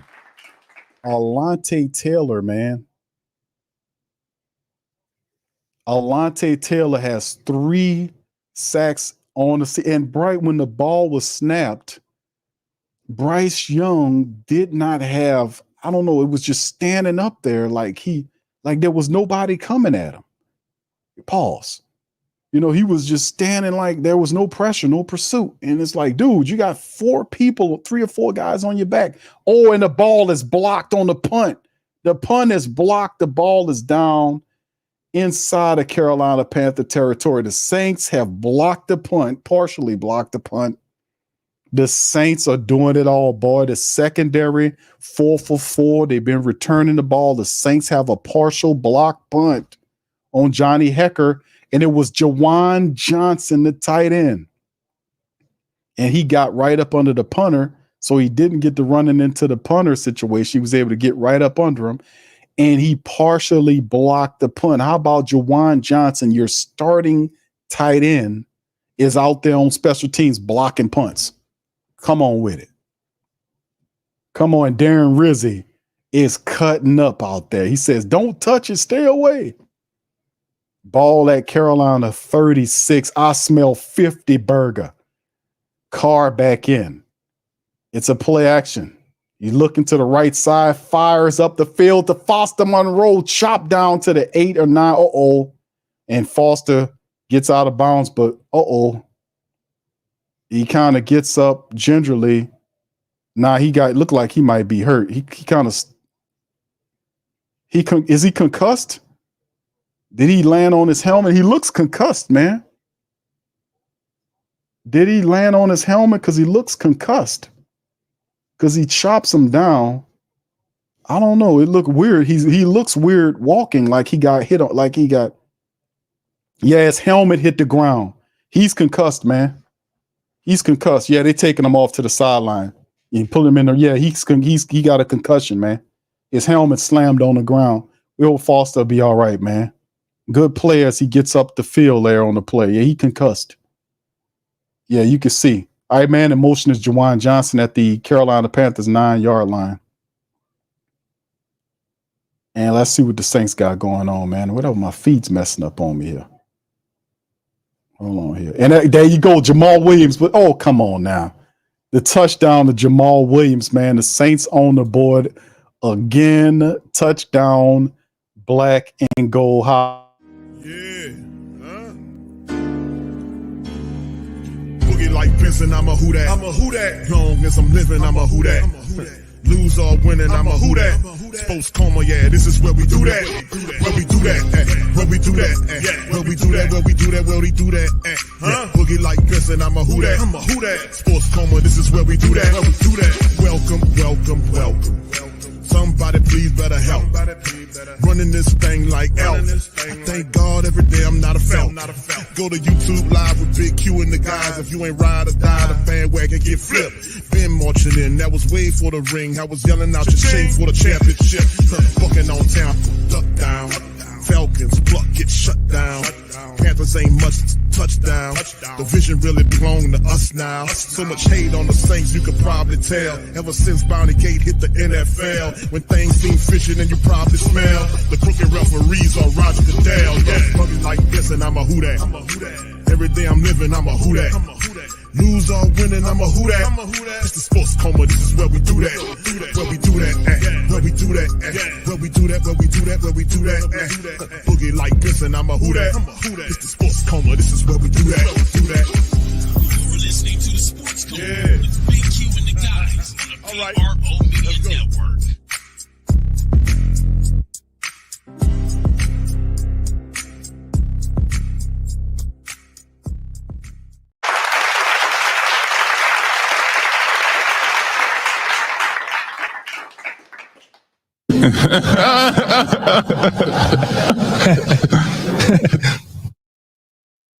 All right. Shout out to the mighty Who Dat Nation. The Saints up 47-10.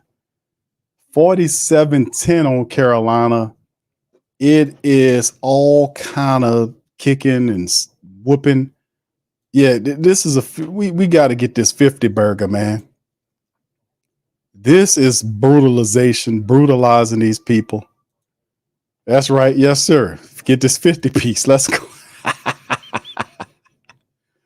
Let it begin. Aiden says Kubiak for president. Yeah, my dog sound. Yes. How often you seen the Saints with a 47-10 win over anybody? It's been a while since we seen this, man. That's why I was telling the hardest people that's here, man, listen. Yeah, first of all, Carter, you're right, man. Cartel, excuse me. Prayers for Foster, man. He was the one that helped set that up, that play up there. Remember, he went down, he got chopped down, and his helmet slammed on the floor of the building, so we know he was concussed. When I seen him get up, they panned in the cameras. I was like, man, this guy is concussed. Yeah, he was concussed, so we hope he's all right, man. But this is huge, man. Seminole says, yeah, I want my 50 of them. Yeah, it's been a long time since we've seen anything like this, and the Saints coming out rolling. This is what a way to open up the season. What a way to open the season. This is how you're supposed to open the season. This is how you open the NFL season if you're the New Orleans Saints. 47-10 on Carolina. Now listen, and this is Blake Group A kicking it off. Guy will keep it in the end zone right there. And 10:38 on the clock, and the Saints are handling the business, man. Listen, my goodness. This is and Alontae Taylor, man. They're showing Alontae Taylor 3 sacks today for Alontae Taylor. Alontae has 3 sacks today, and it's so much going on that's positive with the Saints. Is ridiculous. So it's hard to kind of keep up with everything that's going on with them. And Alontae Taylor is one of those things because he has 3 sacks today. It's amazing to me, man. All right, here's Bryce Young picking up from the 30-yard line, 3 to the right, 1 left, running backs next to him in the shotgun, lifts his foot. There's the snap. He's looking centered and right. Pressure's coming. He steps in there and throws it forward, left, and it's overthrown over the hands of his receiver there. And once again, like I showed, Bryce Young is not on time. He's struggling mightily. Got a flag down on the play. We got a flag here. We'll see what the flag is now as Alontae Taylor. They pan it to him. What's the flag? Is it holding? Because he tried to find Trooper Hubbard on that throw. Yeah, that'll back Carolina up 1st and 20 now. Saints firing off with 4 defenders going after Bryce Young, and the majority of the time, them guys are around him and trying to get him. Man.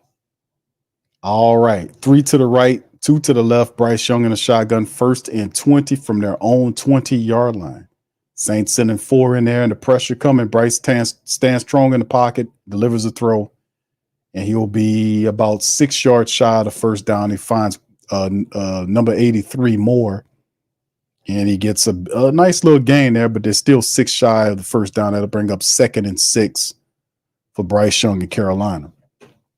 All right. Yeah, it's just amazing what the Saints are doing, man. I love it. Like I said, I think, Carol, this is a good win for the Saints. Look like they're getting Jake Haener warmed up. They're going to run Jake Haener in there. They're going to look like they're going to put him in there.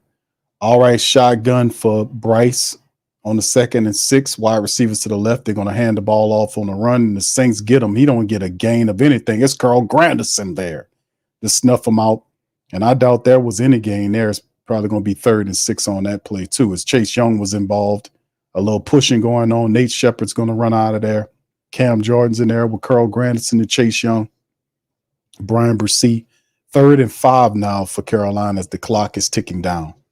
So we'll see what's going on here as well. Yeah, and with 2 minutes left to go in the fourth quarter, Atlanta's losing to Pittsburgh. Yeah, I see that. 2 to the left, 2 to the right, and Bryce is in the shotgun. 3rd and 5 for Carolina. There's the snap. Saints coming with pressure. Balls out, almost intercepted on the play, and the flag is down, and late flag there. It might be pass interference. I want to say the referees are looking at Paulson Adebo. We're going to see what the call is. So it's against Paulson Adebo there. So they'll give him the first down on pass interference of Paulson Adebo. So, all right, 9:06 on the clock. No sweat, nothing, no sweat. 9:06. They're saying Paulson got the pass interference call that gives the Carolina Panthers the first down. And he did. He did because he kind of held on. Good call by the ref. Got to get a ref credit for that. All right, here they go from their own 39-yard line. 3 to the left, 1 right. There's a snap, ball thrown. And right when it's taken, he's pushed out of bounds by Kool-Aid McKinstry on the stop there. 2nd and 5 now for Carolina. Saints leaving to give them a little something to work with there.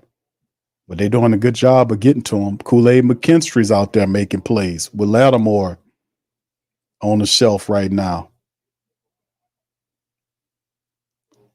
All right, so we'll see what's going on here. Shotgun for Carolina.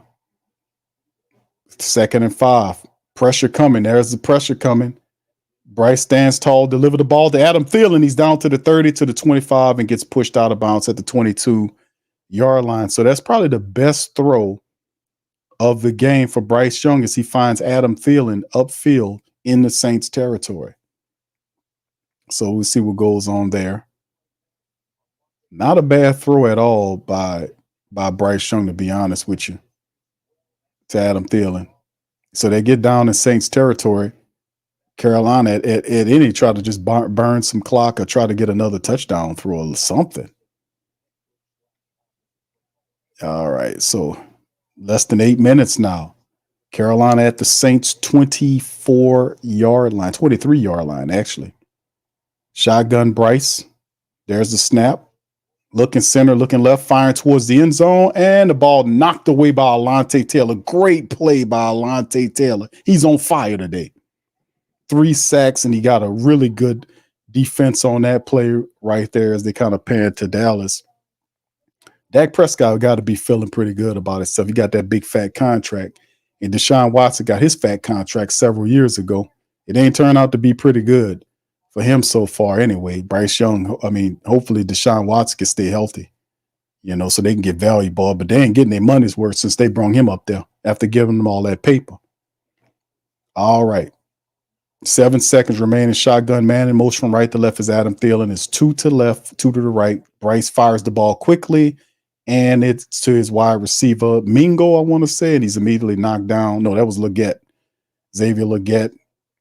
Immediately tackled by Alontae Taylor on the play. And Carolina kind of eating this clock down, man. They trying to keep the Saints from 50 burger in their ass. That's what it is. Saints look good defensively, man. They look real good defensively. Defensively blitzing, getting after the people. Coverage, it looks good. They're really vibing and playing really good football. All right, 2 to the left, 1 to the right for the Carolina Panthers. Shotgun. Bryce there with the running back next to him. Sorry, I found my feed. And that's a throw toward the end zone, and it's toward Leggett, and it's incomplete. Kool-Aid McKinstry on the coverage, and the ball was poorly thrown. That'll bring up 4th and 6. Do Carolina go for it here? They got to. Kicking a field goal here don't really do anything for you. If I'm Carolina and if I'm Canellis, I'm going for it here, man. 4th and 6. Kicking a field goal here don't do nothing for me. So they are going for it, 4th and 6. We'll see what they do. 3 to the left, 1 to the right. Running back in the backfield with Bryce. Look like he's audibling out of something else here. So we'll see what's going on. Saints going up to the line of scrimmage. Are they going to send the house? Saints look like this. They send in the house. The ball thrown off the back foot, and it's incomplete, and that'll bring up the 4th down. As the Saints sent the house, they sent everybody in there, and Bryce Young threw it off his back feet instead of standing tall. If Bryce Young would have stood tall in the pocket and delivered the ball properly, that would have been a completion for a first, not a touchdown, for a first down, because Debo would have tackled him. But that would have set up a completion there. But he was throwing off the back foot, and it sailed over, and the Saints defense get another stop. Like I said, fam, I love what the Saints defense is doing against a team that we looking at Carolina. They didn't come to play today, man. Not offensively speaking. And the Saints just got after them. Defensively, you've seen some positive stuff happening with the defense. I got to be honest with you, but man, it didn't look good at all. If you the Carolina Panthers people, they got to be pretty pissed over there in their feeds, man. To watch, if you sitting up here watching that tripe, my goodness, you got to be one pissed off guy. You probably saying to yourself, we can't do anything right. Why can't we win? We can't seem to do anything right today. That's what if you got to be doing that. That's what's going on in the Carolina Panthers people locker room right about now. That's what they be saying to. I don't know what's wrong with us. We just can't seem to do anything correct. Yeah, and you're right. You're right, whiny person. You're absolutely right. It definitely you're screwing it up. All right, big ups to you guys, man. Scholl says Carolina may not be a good team, but they still are a professional team any given Sunday. Indeed, I agree. Mickey, what's up? Mickey says I'm the GOAT.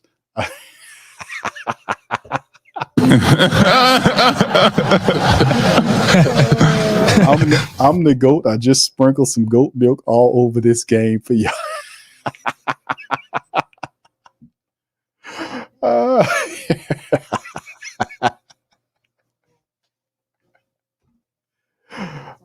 It's just one game, Mickey. Pump your brakes, Mickey. Slow down, Mickey. Slow down, Mickey. Slow down, Mickey. It's just one game. Good win. Good win, man. But slow down. We're not gonna get too far past on at that thing. We're gonna pump the brakes a little bit. It's week one. You get a win, you gotta add them up. You gotta get a lot of wins here, Mickey. Slow down. Green says we can't play everybody. Somebody got to go. We can't pay everybody. Thank you, bro. All right, here go the Saints picking up here from their own 20 or 19-yard line. Man in motion is Mason Tipton. And there's the handoff right there. And I'm sorry, man, my feet is kind of crapping up. It's freezing up on me. But, man, Derek Carr, man, they're showing the deep throw that Carr had today. I just love how he played today. He was on one today. Hope Foster Moreau is all right. He caught a touchdown. Jawan Johnson was balling too. Jawan Johnson caught a touchdown and also had a blocked punt. You can't do more than that. And Derek Carr was 19 to 23 for 200 yards. He had 3 touchdowns today. Shout out to Derek Carr, man. You got to give Derek Carr some love. He played an excellent ball game for the Saints. And we got our young quarterback, Jake Hainers, in there now. And they go to the running play. It is Jordan Mims, and he gets really nothing. So Jake Hainers in the game. And of course, Jake Hainers in the game, even though Spencer Rattler beat him in preseason. What does that matter? Why does that matter? It doesn't matter, right? It doesn't matter.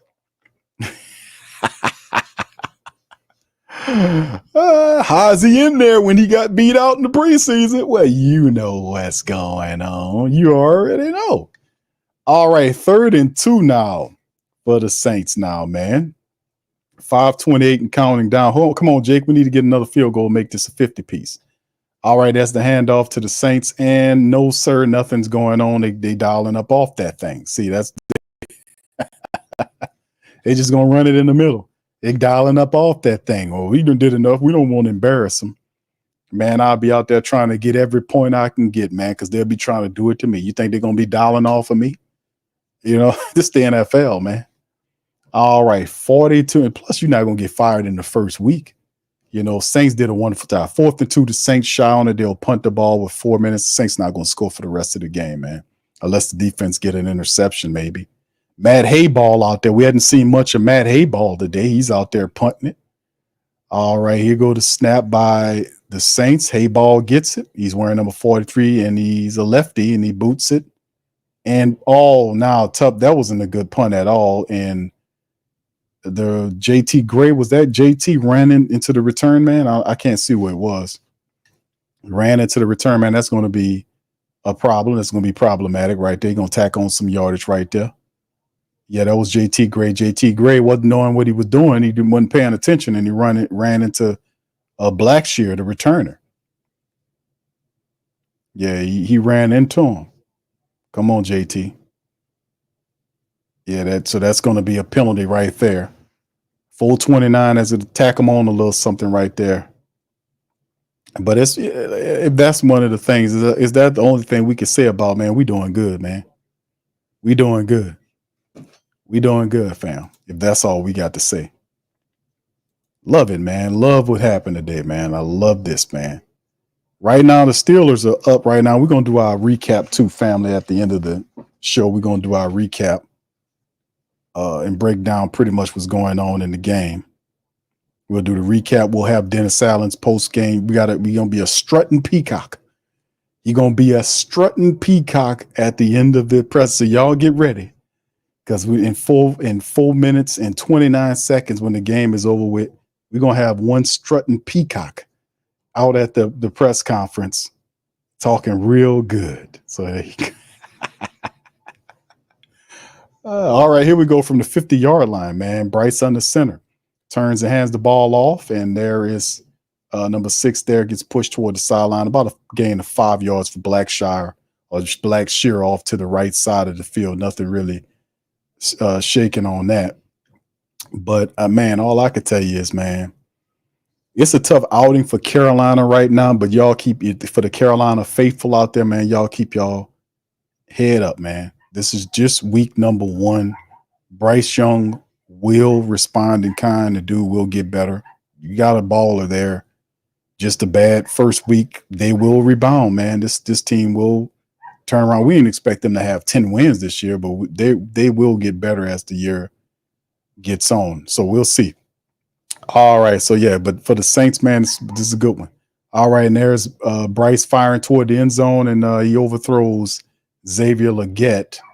And that's just the fact that he just doesn't have he's not on his game, man. Like I said, he's been taking shots downfield. A lot of this stuff is not close. You can see from a rhythm standpoint, he's not in line. He's not in tune with what's going on. And when you lose this bad and you don't even, if you're not competitive from an offensive standpoint, then that means you go back to the drawing board and you got to figure something out. So Canellis has got to get on code with him and find out what he need to do. But the thing is with Dave Canellis is that he's a good QB coach. And if all he has to do is to get Bryce online, he's going to do that. He's going to do that. There's the snap right there. Bryce looking right, firing right, and it's caught, and it'll be incomplete. Referee said you were out of bounds, no completion. And that's a tough one right there. 4th and 5 now for the Carolina Panthers, man, with 4 minutes left to go on the clock. Boy, I tell you, man. I tell you. 4th and 5. 4:11 on the clock.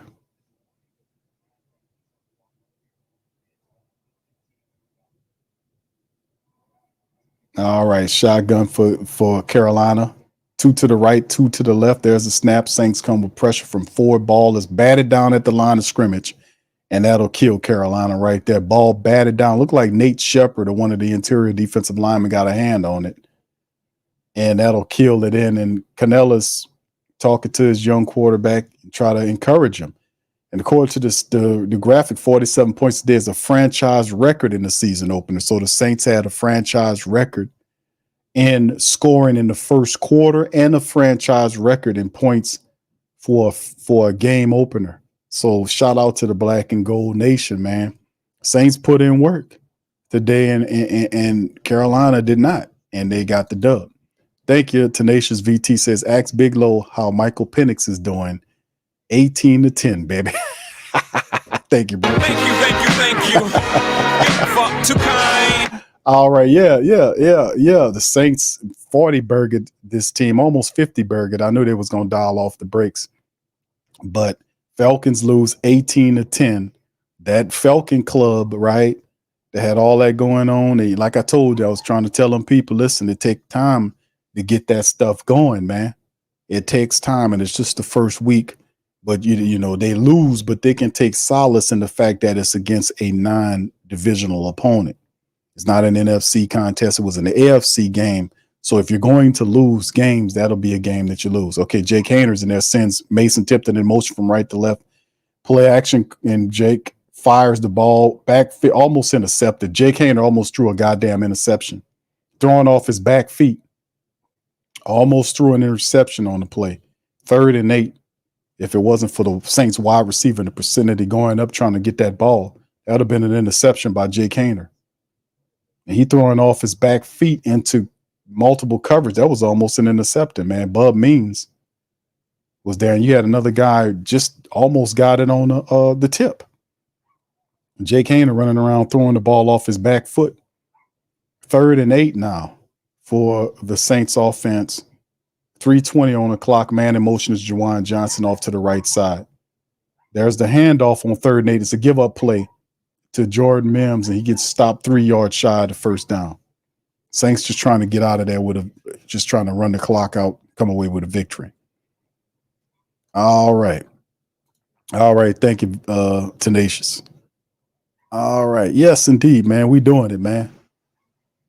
Big win for the Saints today. Mason Tipton out there playing. You know, it's good to see. I know y'all probably wanted to see. Yeah. Come on, Jake. Jake out there backpedaling, throwing the ball off his back foot, bro. Come on, bro. No, man. No. All right, Sean. What's up, bro? How you doing, man? He says, Q, what'd you think the pundits gonna say on Monday? LOL. Who that say? Oh, they're gonna say a lot of positive stuff, man. But if you are a intelligent Saints family member and supporter, then you understand and know that you got to kind of keep things in perspective, so to speak. You know what I'm saying? Fam, as the punt goes out of bounds inside of the 15-yard line, Carolina gets the ball back as they go on commercial break. But the thing is, what's really interesting, like I said, Saints getting a 47-10 win against an NFC South rival, Carolina team that has its issues, is very positive. And I'm loving it because you don't often see these layout blowout style victories, especially at home. We don't see these big 40, almost 50 points the Saints could have put on this team. So that we love that. But remember, it's against Carolina, a team struggling to find its offensive identity. And, you know, we took advantage of that. And there they put their backup quarterback in there now.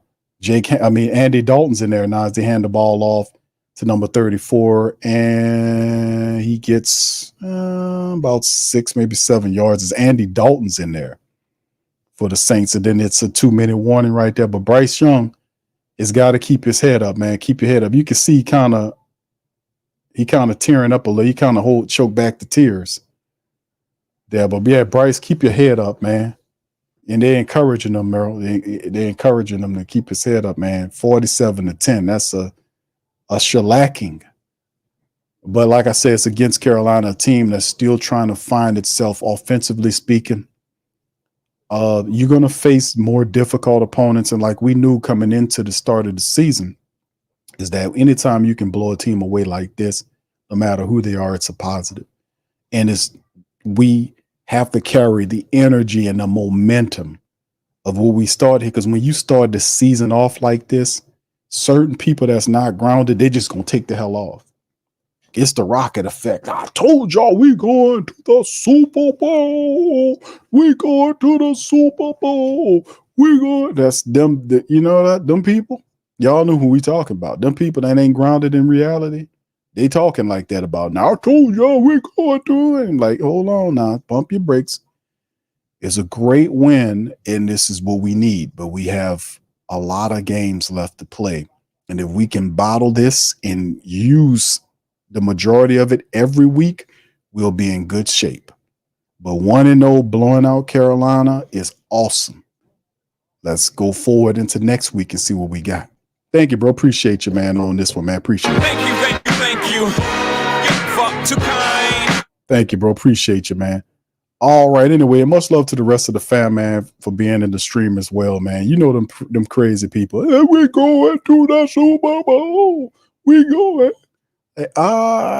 No. Let's just slow down. I would love to go to the Super Bowl, but we got to take it 1 week at a time. Because you're going to play Dallas. You're going to play Philadelphia. You're going to play Atlanta. You're going to play Kansas City. You're going to play Tampa Bay. All these teams are going to provide their own separate challenges. And as you go forward, remember in this game, Carolina didn't have much. They didn't know what you was going to do. That's how you was able to gain ground on them early. But as you continue to go in the season, you're going to reveal more and more of your offense. And as you do that, people will have tape and film on you to build up a game plan against you. And then you would then have to adjust and do some other stuff. You get what I'm saying? That's how this thing go. So, man, I love this. Cartel says, come on, Q, you got to stop trying to uplift them. No, you talking about Carolina, bro. I told him, yeah, it's just one game as they hand the ball off and the Saints on them and get like a gain of 1 yard off to the left side, to the 18 yard line. No, it's not uplifting. It's the truth. Bryce Young I like Bryce Young. He played out of SEC. I know what kind of talent he got. But over the last couple of years, he's dealing with a lot of pressure. But he does have the right people around him to help him thrive. And there is no pressure for him to be a Super Bowl team or a playoff team. They know they're not going to win 10 games this year. They might win 7 or 8 games. That's an improvement. But we understand that, man, that's a future team, man. As Andy Dalton throws the ball knocked away by Rico Payton. And this Payton is the one that makes sense. Number 36, Rico Payton on the incompletion. He's out there. It's 4th and 4. Carolina will have to punt the ball. 1:17 on the clock. So, yeah, Rico Payton, man, did what he was supposed to do, man, and knocked the ball out. But, yes, I'm just saying, it's a long season, fam. This is just week 1. He's still got a lot of football left, a ton of football left, and anything could happen. That's the beautiful thing about the NFL. That's why we love it so much, right? All right, here we go. This the punt situation for Carolina. It's 4th and 4. And it's the punt's up, and it is going to be fair caught around the 45-yard line, I'm going to say. Did the ball get loose on him like a fumble? My damn feed breaking up on me at the wrong time. Well, at the right time, it's a blowout. And Carolina, did he fumble it? Did they go back to him? My damn feet is freezing up on me, fam. I'm sorry. Did the Saints recover the ball? I see I don't know what's going on. They saying Carolina got the ball. So we had a botched punt situation and Carolina ended up getting the ball on the play. So there you go. So one thing Darren Rizzi doesn't like, he kind of mad at, but all together, it's not too bad. They get the ball there. Cedric Wilson Jr. let the ball bounce right in front of him, bro. That's totally not how you field the punt. How is Cedric Wilson out there fielding punts anyway? I guess he won't be having his ass out there anytime soon. But they give Carolina the ball back near midfield with a $106 and 2 timeouts left. Andy Dalton's going to try to see if he can get another touchdown. As Bryce, the only touchdown was Bryce Young's scrambling run that broke the plane. And there's Dalton in there, hands the ball off to the running back, and the Saints get him right at the line of scrimmage. Not much shaking on the play. All right. So, yeah, as the clock runs down 50 seconds and it tips out, great. It's going to be a solid win by the Saints. Solid win by the Saints. Also, some quick finals to talk about. Falcons lost 18-10 to the Steelers. Justin Fields did his thing. And Falcons lose. They open up the season with a loss. The Bills got a win, 34-28 over Arizona today. 34-28. The Bills open up the season 1-0. Bears get a victory over the Titans, 24-17, as Dalton hands the ball off, and Anthony Orji and Isaiah Foskey, the snowman, is on the stop as Isaiah tries to strip the ball out. So Anthony Orji on the stop. Anthony Orji is awesome, man. You give me all those special team tackles, and then he had a tackle there. Anthony Orji was doing his thing today, and that'll be the last play of the game. As the Saints run out there on the field, man, and this will be the final right here. They let the clock tick out, man, and Bryce Young embraces all the guys, man. And listen, man, it was a fantastic game for the Saints. In a great tone-setting game for the Saints, man. They get the win, and there it is. All right, so let's hit the post-game breakdown of what happened, fam. Listen, shout out to you guys. Thank y'all for being here. As we get ready for the interview aspect of it, y'all stay right with us. We'll have all of the interviews from the Saints. We'll have everything pumped in. Live reaction from Dennis Allen, from Derek Carr, Elvin Kamar. You're going to hear from everybody after a blowout win. You probably have 6 or 7 people up there. We'll have a quick report on some of the players that were dinged up. Marshawn Lattimore, they'll tell you about those guys and what they know. We'll hear from that. All that'll be coming up in just a moment. So y'all hang tight right here. You don't have to hit the button. All right. So anyway, 47-10, Saints blow out the Carolina Panthers in style. You look at that, 22-11 on the first downs. The Saints were 7 of 13 on third downs, 1 of 10 for Carolina. That's how you ain't gonna win no games like that. 62-55 in plays, total yards. Saints had 379 versus 193. 13 drives to 11. Carolina, that's pretty much the only thing they won. Statistically, the Saints averaged 6.1 yards per play, 199 yards passing for the Saints versus 135 by Carolina. Rushing attack, Saints $180. The Saints had 180 yards rushing today. They averaged 5 yards rushing per carry. 500 yards. 180 yards, 5 yards rushing per carry for the Saints in 37 attempts. 180 yards rushing. Did you catch that? They had 200 yards passing and 180 yards running. They put that work in. All right, they were 4 for 4 in the red zone. How often will you see 4 for 4? The Saints were 4 for 4 in the red zone. We struggled mightily early in the year last year in the red zone. Not tonight, or today rather. Saints were perfect. They had 10 penalties for 95 yards. It didn't impact the game because the Saints were so far up, it didn't really matter. 6 penalties for 80 yards for the Carolina Panthers. You look at the time of possession, Saints dominated the Panthers. 36-39 versus 23-21. My goodness. What is that? That is a 13-minute, that's a quarter, almost a full quarter. They had the ball more than these people. It's ridiculous. And of course, then we go individual statistics right here for the Saints in the matchup as we take a look at it. Derek Carr was 19 of 23 today for 200 yards, 8.7 on the average, 3 touchdowns. He had a rating of 142.5. Derek Carr was doing the thing today. Elvin Kamar was awesome. 15 carries for 83 yards, 5.5 yards running the ball. He had a touchdown. Jamal Williams, 11 carries for 38 yards, 3.5 yard average with 1 touchdown. Taysom Hill, 5 carries for 35 yards. He averaged 7 yards a rush. Derek Carr, 2 for 13, 16, 6.5 with Derek Carr there. You look at the receptions. Foster Moreau, who got hurt, 4 for 43 off of 4 targets. He also had a touchdown. Rashid Shaheed, 3 for 73, a touchdown off of 5 targets. He was awesome. Elvin Kamara, 5 for 27 off of 5 targets. Juwan Johnson was 2 for 26 and a touchdown plus a partial block punt. These guys was cutting up. Chris Olave, not so much, 211 off of 2 targets, but in the end, it was awesome. Cedric Wilson had a fumble, and Tyrann Mathieu had a recovery. Alontae Taylor was the man today for the Saints. 6 tackles, 3 sacks by Alontae Taylor. He was unbelievable. Paulson Adebo had 5, and Anthony Orji had 5. Anthony Orji got a lot of his tackles on special team. He was doing what he do. Guy is awesome. And of course, like we said, the sacks, that was all Alontae Taylor outside the 1 sack, which was Demario Davis. He was able to get in there and get one against him.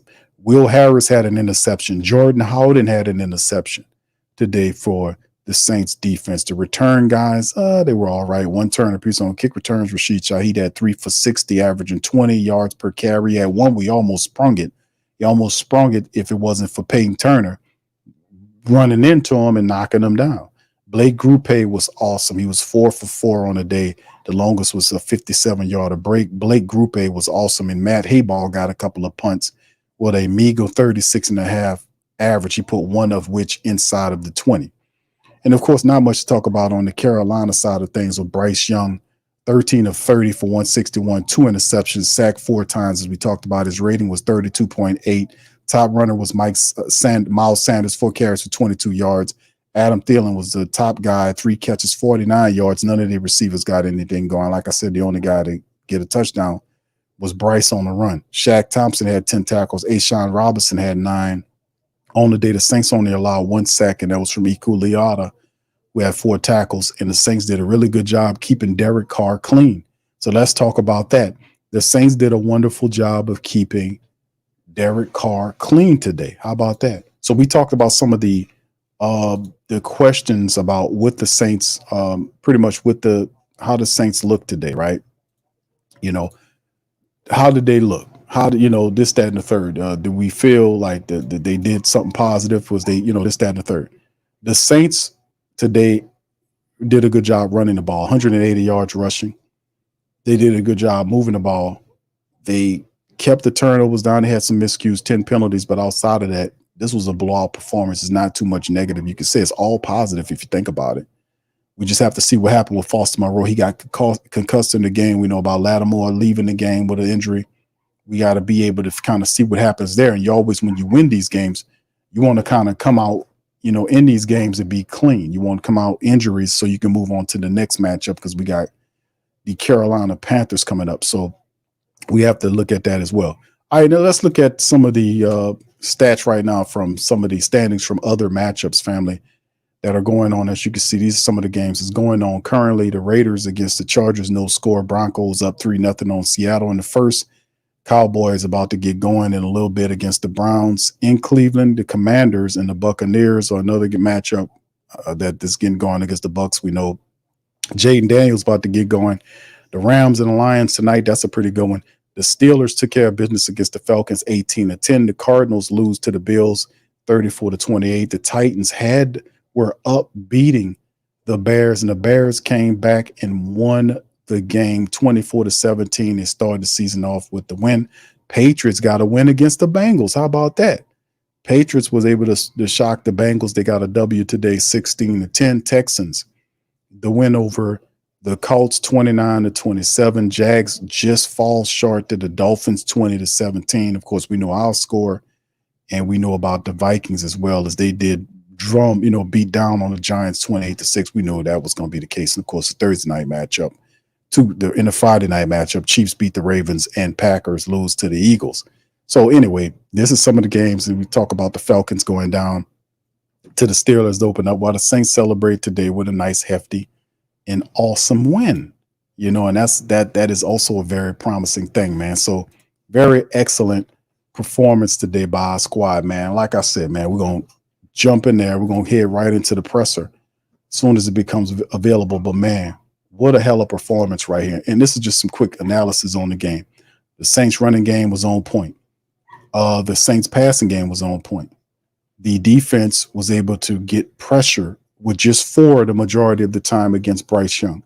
Bryce Young, young quarterback, didn't do a good job of reading the pressure that the Saints was sending at him. That was problematic, especially with the Alontae Taylor sacks. That was a whole nother thing. So it was pretty interesting to see how all this happened, man. But in the end, it was a pretty cool situation, to be honest with you, because the Saints handled business. They took care of what they were supposed to be. We got the dub. We got out of there, and we handled the business. So like I said, we'll be bouncing as soon as we can to the interview process. When Dennis Allen and them are up there, we're going to plug it in. But man, let me tell you something. I love what I seen today, man. Let's hear some from what the family members feel today, man. Y'all let me know how y'all feel about the Saints today. I love what I seen today from the black and gold overall. We just need to carry this into the next match. But like I said, the Cowboys are going to be a lot more difficult than we've seen for Carolina. They got a young quarterback that wasn't reading the blitzes. He wasn't looking at what he was, it was a lot of stuff that he kind of failed in that he needed to clean up on. He didn't make the adjustments when he was supposed to. And yeah, that won't happen a lot against Dallas. It's a team that has a better identity, a veteran quarterback that knows about pressure, that stands in there and deliver. They got good world-class weapons there. So we'll have an interesting matchup against these Dallas Cowboy people in their building. So it's going to be a tougher matchup, but this energy is unmatched. Aiden says Cowboys on the road is going to be tough. CeeDee Lamb plays in the slot a lot, but I believe in Alontae Taylor. He's my favorite player after Spencer Rattler. Yeah, the confidence is very high with Alontae Taylor locked in after a 3-sack performance by Alontae Taylor on the DB blitz.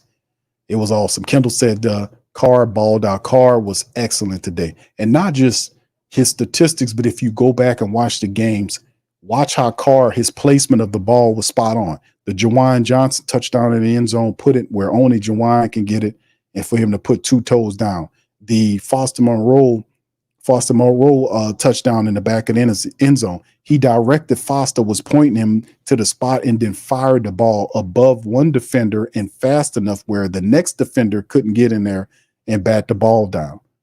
You know, so the throw that he had with Rashid Shaheed, the first one that the Saints got their first touchdown, he heaved it and he didn't even step and reared back to do it. He just threw it, you know, like just threw it. And it was still had enough steam on it where it was just ahead of Rashid Shaheed. And he kind of had to put his tips of his fingers on the ball. He had to run up under it, almost stumbled. He stumbled his way into the end zone, meaning he got off balance with the catch. He caught the ball and then his momentum took him into the end zone where he kind of rolled over, did a barrel roll. But that's a Carr throwing it with a healthy arm and shoulder off of, not even off the back foot. He just heaved it, stand up there. Like, damn, imagine what that looks like if he had a chance to actually put his back into it and really let that thing go. So I should show that, showing you that he's healthy if he's throwing a deep ball like that, because he was throwing the most struggle deep balls last year, but he looked good. All right, Desi. What's up, Desi? She said, great game. Who that? Big ups to you, Desi. All right, Charles says, Q, how many tackles did Pete have? Pete Werner? Hold on, let me take a look at it, brother. Hold on, I get that answer right there.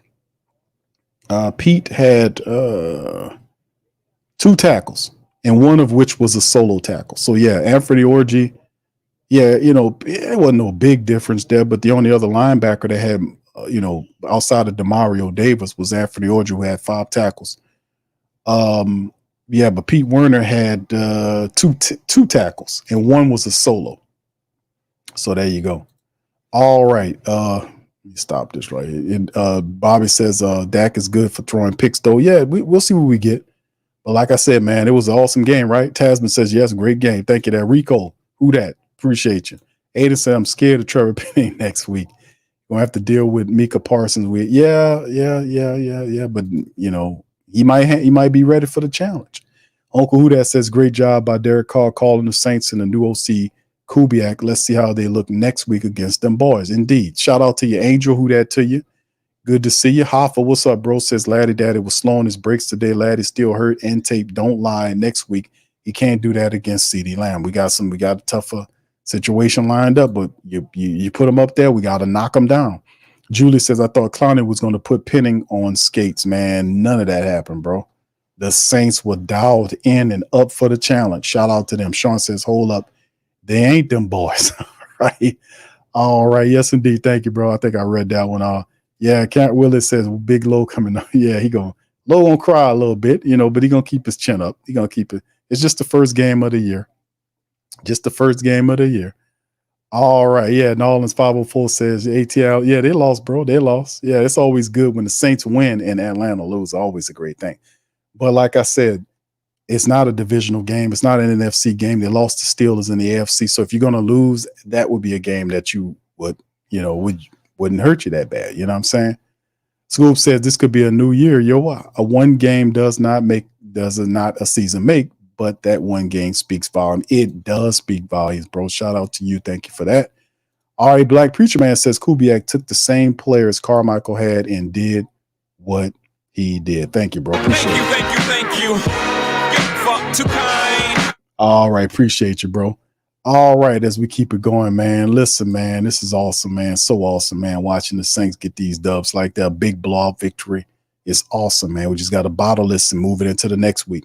Cartel says, I don't like how they take their foot off the gas. Bump an unwritten rule. This football, they're grown and they know what they signed up for. Well, I told you they was going to take their foot off the pedal. I told you that. Brother Liner says, what up, Q? Team was great in all aspects, offense, defense, and special teams. Absolutely, man. A's all across the board. Here's Dennis Allen, fam. Here you go. This week in practice. But we still have a lot of things that we have to get better at. So our focus is going to be on making the corrections that we need to make from this one, improving on those things, and then getting ready for Dallas. Yeah, but it seemed like Clint Kruger stayed on the sideline. He stayed on the sideline. I think there's a good chance he'll stay there for the season. Well, he'll probably be there next week. I thought it went good. I mean, I think, it's one of those things where you're with them all week long and you're talking to them all week long. And so I just think there's something to being able to look in a guy's eyes and see and get and feel what they're feeling, on the field. And so I thought it worked great. I think Rico's been outstanding up in the box for him. So we got a couple of pairs of eyes up there that I think I like how it's worked the last couple of times. Yeah, it seemed like even beyond that, it seemed like the whole offense had it looked like you've been running that for a long time. It seemed like everybody had a good handle on what you were doing, what you were trying to do. And I'm guessing that's encouraging, right?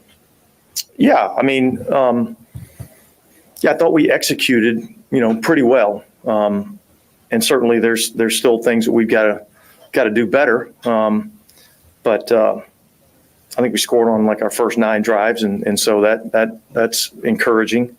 And yet I think there were some other opportunities, maybe to get touchdowns instead of having to kick field goals. So I think the biggest thing when you win a game like that, I think the biggest thing is keeping guys grounded and understand that, this is one of 17, so let's focus on the things that we have to improve on. All right. We'll enjoy the win. But we understand we've got a lot of things that we've got to do better. Yeah, when the team's that locked in every phase, can you feel that like building during the week, or is that something you just kind of find out during the game? Or like? Well, look, I felt like over the last couple of weeks, I think just watching our guys in practice, felt like guys were getting a good feel for what we were trying to do. I liked the speed that we were practicing. So I felt confident coming into this game that we would play well in all 3 phases.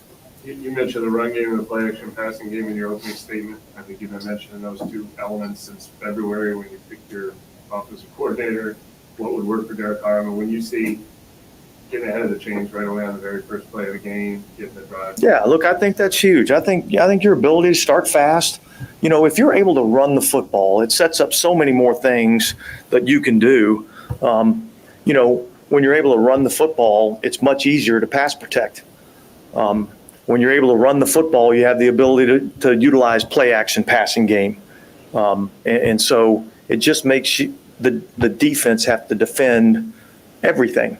And so, look, that was positive in this game, and we've got to try to build on that. And it's just your overall thoughts on Derek Carr. Yeah, look, I thought he played well. I thought he managed the game well.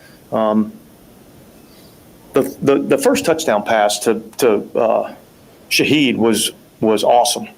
There was a little bit of pressure on him. He had to step up in the pocket, stepped up, made the throw, put it right on the money. And so that was awesome to see. And look, him no different than anybody else on our team. We're going to go and look at a handful of plays that, man, I wish we would have, and we had opportunities. And so I think that's the biggest thing that we've got to focus on is cleaning those things up as we head into week 2 against Dallas. Yeah, what was the goal of progression on that play? 3rd and 4 obviously could have been conservative and taken the change, but was Shaheed the hope on that play? Yeah, I mean, usually when we put Shaheed on a big post, there's, we're expecting that. That's what we're hoping for. And yet, I don't know how the defense is going to play it. If they take that away, we got to be ready to go to our secondary deal. So, that was part of the plan. So was that kind of the aggressiveness you guys are hoping to have this year with this offense? Yeah, look, I mean, I feel like we came into this game, said we're going to go in and play the game to win, and that's what we did. I thought we took our shots when they were available to us, and we ran it when we needed to, and we were prepared potentially to go for some 4th downs if need be. So, but yeah, I think it's part of the deal. You know, you got to play this game to win in our league, and I got confidence in our guys to be able to do that. Have you been around Clint long enough to know that, like, all right, here, how did you call that? Yeah, look, I mean, I think, I think the longer that you're around somebody, the more you get a feel for where they're at. And there's conversations that go on, and it's like, let's don't play this game not to lose. Let's play this game to go win. And that's what we did today. And our guys came out and they executed at a high level. And I think, if our guys play that way and execute that.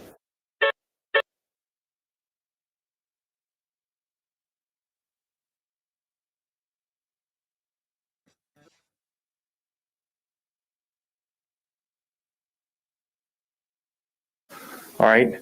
But they got to be willing to go in and deal with the noise that's in there. Every now and then it gets a little noisy, and there's big 300-pound offensive linemen and things of that nature. So I think he's fast, he's aggressive. And so it was good to see him be able to run back there and was it 3 sacks? Mm-hmm. Yeah. So I think it's been a while since we've had a DB do that. Never happened. Never. That was going to be our next question. It'll be a long time, right? Since the 60s. Dennis, do you observe the 24-hour rule yourself personally? Like, will you enjoy this one tonight, or do you already start looking ahead? No, I mean, I'm going to enjoy this one. Why wouldn't I? I mean, these things are hard to come by, and so, but for all of us, it's about staying grounded. So there's no 24 hours. We're going to be in meetings, tomorrow morning at 11 a.m. So I don't know what time it is now, but we're less than 24 hours. So we're going to enjoy it for, a couple hours. And then we're going to get back to work tomorrow morning as coaches, and players will get in around 9 o'clock, get a little lift in, get a little workout, a little sweat, and then, be back ready to go with meetings and making corrections. What was the decision for Jake? Yeah, I just think that was, my decision and what I felt like I wanted to do in this game. It may be that way next week. It may not be that way next week. I want both these guys to prepare as if they're going to be the starter. And so, I don't. That's why we did what we did. What did you make of Alvin's game today? I thought it was awesome. I mean, I think, I have a vision of what he can do in this offense. And so I think there's a lot of different things that we can do with him. We've got weapons, I mean, we've got speed on the outside. We got Alvin and Jamal running the ball. We got all the different things that we can do with Taysom Hill. So I feel good about, the weapons that we have, and, our coach is putting those guys in the best position for them to have success.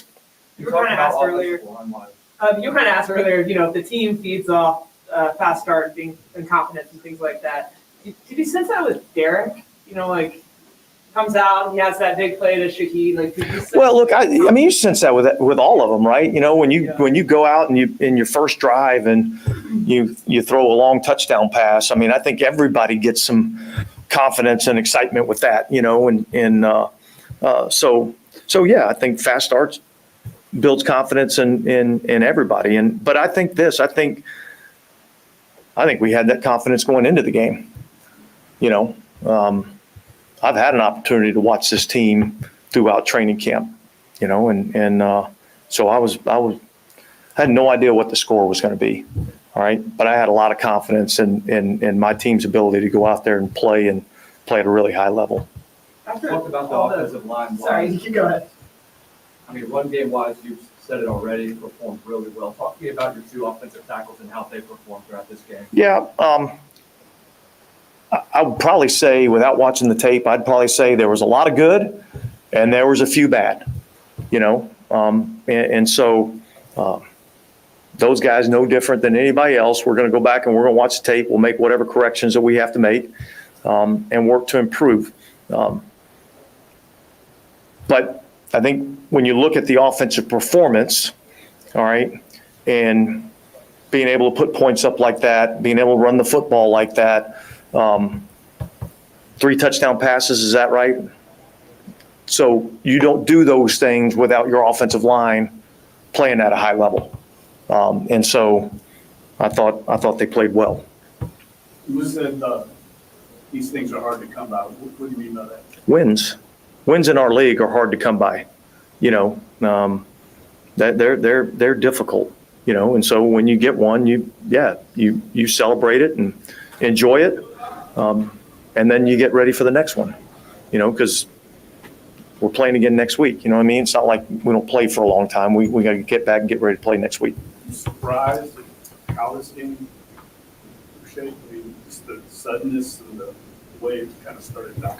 Look, I think. I don't know that I saw the score being what the score was. But again, I had confidence in our football team to come out and perform well. And, you know, I think they did that.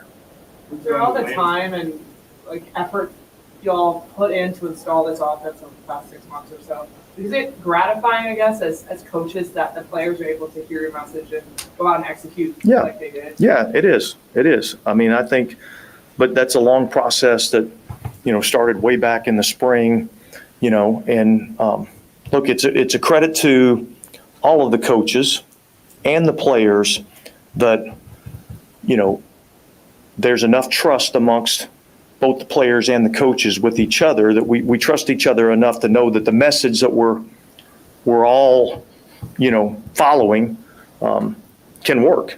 And so when you do all of that and then all of a sudden you see the fruits of the labor, it's gratifying. Going with Landon over Salisbury in the second half, was that more Nick's not quite there? Yeah, look, I mean, Nick missed a lot of time. And so he's still, you know, we got to get him out practicing, developing, you know, and then look, we'll see where we're at. But yeah, that was kind of the plan going in, is that Nick would be kind of the emergency 8th lineman in case we needed it.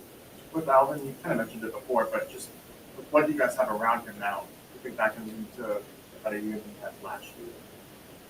Well, we'll see. You know what I mean? Like, I don't want to get into being a prognosticator and trying to fortune tell a little bit, but I do feel like, you know, his skill set and what we do offensively, I do think that can benefit him, which obviously benefits us as a team. So I'm excited to see where it goes. You had mentioned going into this one that which team adjusts best would effectively win the game. How much did that actually impact this game? Like, did they give you a lot of things that you had to adjust to? Yeah, look, there was a few things that we had to make some adjustments to, but it's that way kind of in every game. I would probably say that I don't know that we saw too many like really exotic things that we weren't maybe ready for. There's a couple of schematic things that they did that, you know, we had to make a little adjustment. But other than that, I felt like, you know, our guys were pretty much prepared for what they were doing. On the flip side of that, do you feel like you provided them with things that maybe they weren't expecting? Don't know. It's a better question for them. You know what I mean? Yeah. So I thought offensively, I thought we had a good game plan. With Lattimore tweaking his hamstring for the other game, was that more sort of a precautionary thing with him not playing that game? Yeah, look, I mean, with hamstrings, you never really know, but he did do something to his hamstring. We'll evaluate it and see what that means, see if that means missed time or not. Foster Moreau went out there, you know, late in the game with a concussion, so he'll have to be in the protocol. And then, you know, look, other than that, we'll evaluate where these guys are, you know, tomorrow and have a better idea of what we're dealing with. You see a lot of production out of your tight end room today. Foster Moreau, he went down towards the end there, like you said, but with him, Justin Johnson, and then I don't know if you can call him a tight end anymore, but Taysom Hill. Are you excited about that room this year? Yeah, I'm excited about what I think we can what I think we can do offensively. You know, so, but we got a long season ahead of us, and we've got, you know, a ton of things that we have to get better at. Thank you, Coach. All right, appreciate it, guys. Byron.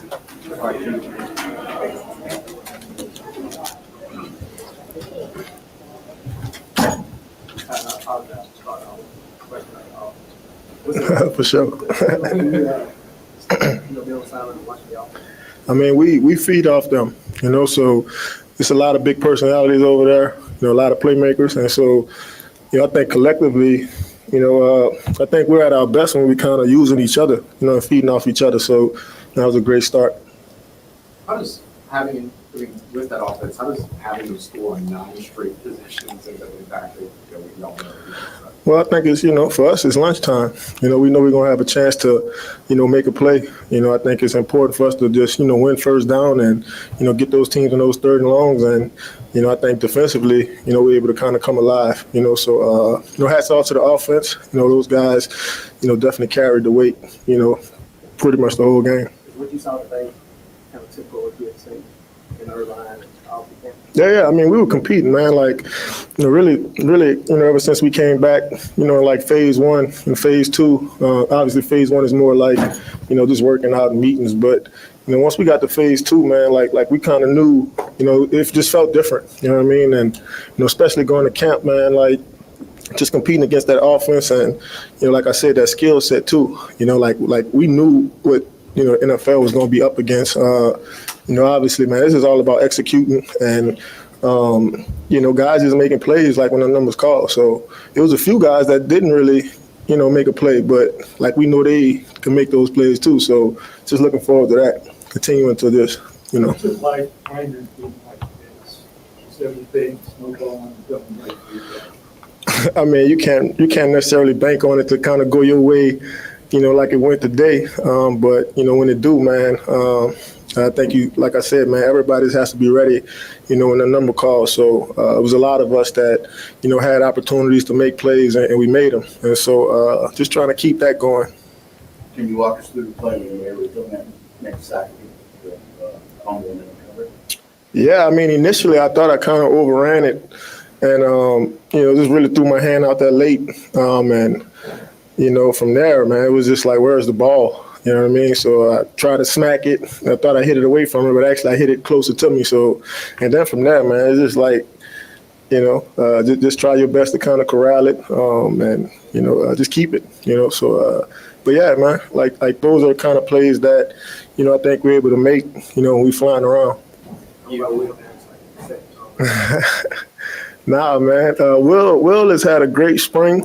He's a smart player. He's a player that can really play, 4 or 5 positions, in the back end. And so I think that versatility, along with, his mental capacity to kind of, really use information and take it to the field. Not every player is able to do that.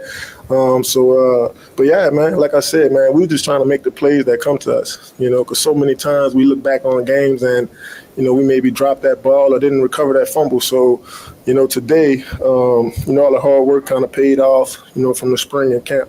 Can you talk about the growth that you've seen from Alonzo Taylor, first Saints sack in history and that first sack from the season year? Yeah, man. Like Taylor's taking this thing to another level. He's really, not saying that he wasn't serious about it, his first couple of years, but you can see the growth. He's kind of stepping into that leadership role, and he's one of those players defensively. Like he's a weapon, for us, and. He's not just a great cover guy. Like, he can blitz, too. He can tackle. So, like I said, man, we get those teams in those third and longs, and, now we can kind of weaponize the guys that we have on defense. And, just glad he didn't miss those, you know what I mean? Because those are like the hardest sacks, when you come through untouched. So, just glad he got him on the ground. And Bryce is shifty, too, you know what I mean? So, just glad he got him down. What makes those the hardest one? The big oftentimes we think untouched, it's easy. Yeah. It's just hard, man. I think as a defender, you understand that they have two-way goals. You know what I mean? And then some of these quarterbacks, well, most of them now, like that's what makes them special is their pocket awareness and escapability. You know what I mean? So, yeah, man. Like glad he got them down. With the defensive backs accounting for 3 turnovers and 3 sacks, does that seem like an unusual formula to you, or something that is very realistic on a regular basis? Well, I think it's realistic. We got guys that can cover on the outside. I think we have guys that play safety that's, opportunistic. Along with the scheme, like I think, obviously it won't happen every week, but When we feeling it, man, we executing at a high level. Like, we think that can happen, every time we go out there. Schematics-wise, you guys walk a lot of safeties down near that 5-tech. Is that something that's going to be a regular thing with safety blitzes or coming off the edge of that corner? We'll see. I think with this team, we had a couple nuggets. We had a couple beads on, when we can, pressure those guys or send a safety, send a defensive back. So, but every week it changes. I think, we have the ability to do whatever we want to do and be successful. So, maybe next week it won't be that. Who knows? Obviously, it's important. You guys have Dallas next week. Is there any areas of improvement? You hope that your team capitalizes on?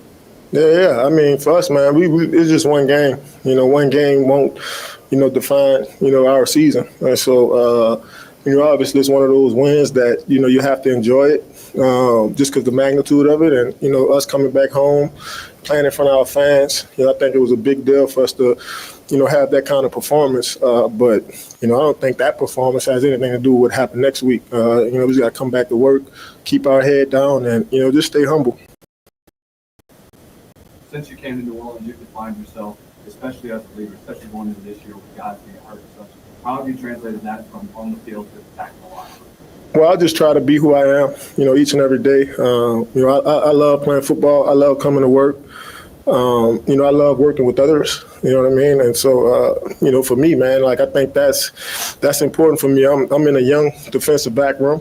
A lot of those guys don't have half the experience I have.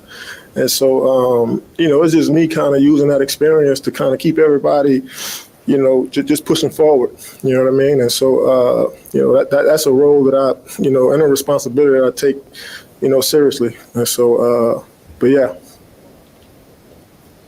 Appreciate it. Thank you. Sorry. Give Alvin.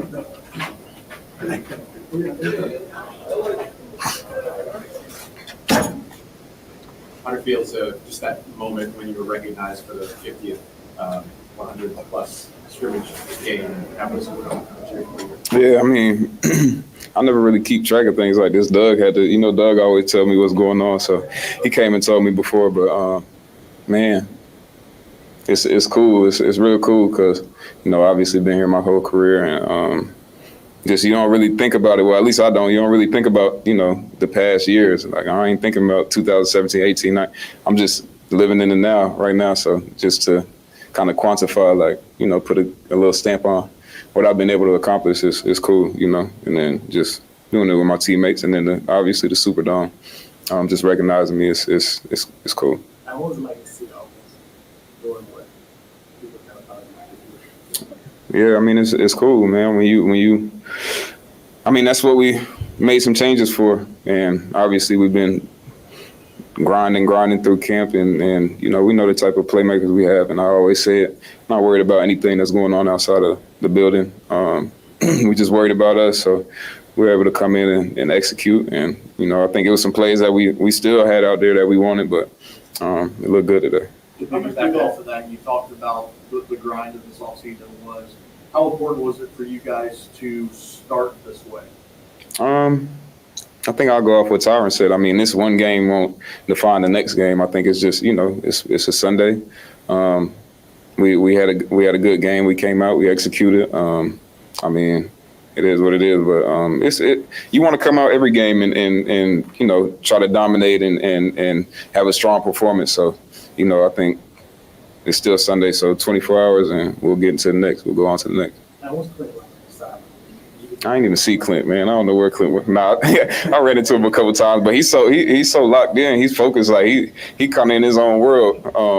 But I talked to him a couple times, just what I liked and what I saw, and he kind of got fired up because he's like, man, you know what? Yeah, you're right. So I like him down on the sideline. So hopefully he stay down there, but he locked in.